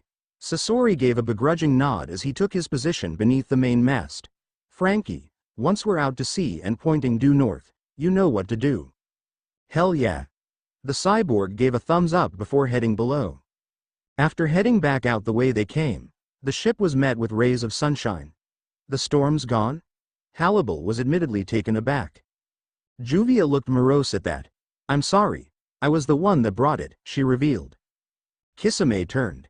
"You were actually strong enough to affect the weather?" "When particularly down," the wizard put it simply. "In my world, everyone's magic is fueled by emotions, hence the rain you saw." The ninja quickly patted Juvia on the back. "Try to look on the bright side. At least, you'll get to see that liar torn limb from limb." While the wizard blanched at that, Hannibal lightly smacked Kisame on the head. "Not helping," she muttered. Wanting to change the topic, Juvia looked back at the two. What did Mr. Sasori mean when he sent Mr. Frankie below? Almost as if on cue, the puppet's voice echoed throughout the ship. "Find something to hold onto. We lift off in 10 seconds. Both Kisame and Hannibal wrapped their arms around Juvia and the railing, on top of rooting their feet as much as possible. "I think it's something you should see for yourself," he decided. Hannibal simply shrugged, content to let Juvia be surprised. Coup de burst. The Cutty Sark unleashed a burst of energy from its stern, sending it flying. If it wasn't for Kisame and Hannibal holding onto her, Juvia would have been sent hurtling back to the sea. Ah! In the blink of an eye, the Cutty Sark had departed Grotto City. Uomake 1. Tests.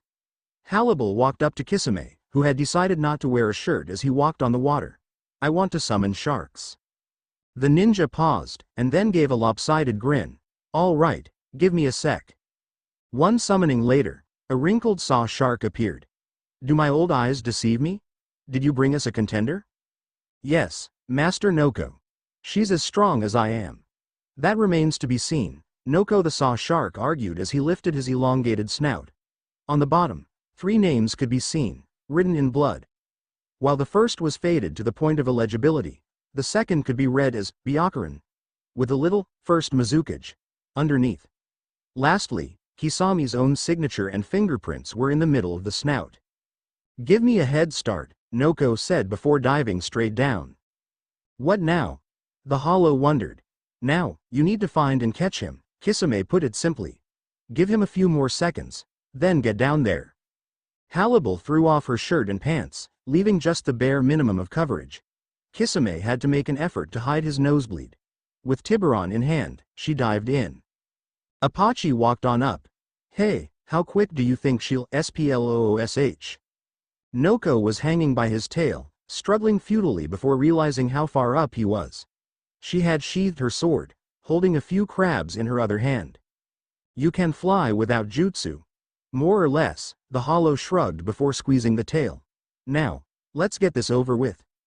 Fine, Noko conceded. Just get me back in the water, losing my breath here. As Hannibal let the shark back to the water, he held his snout up. She bit her finger, wrote her name, and put all her fingertips on Noko. HMPH, I promise the other tests won't be nearly as easy.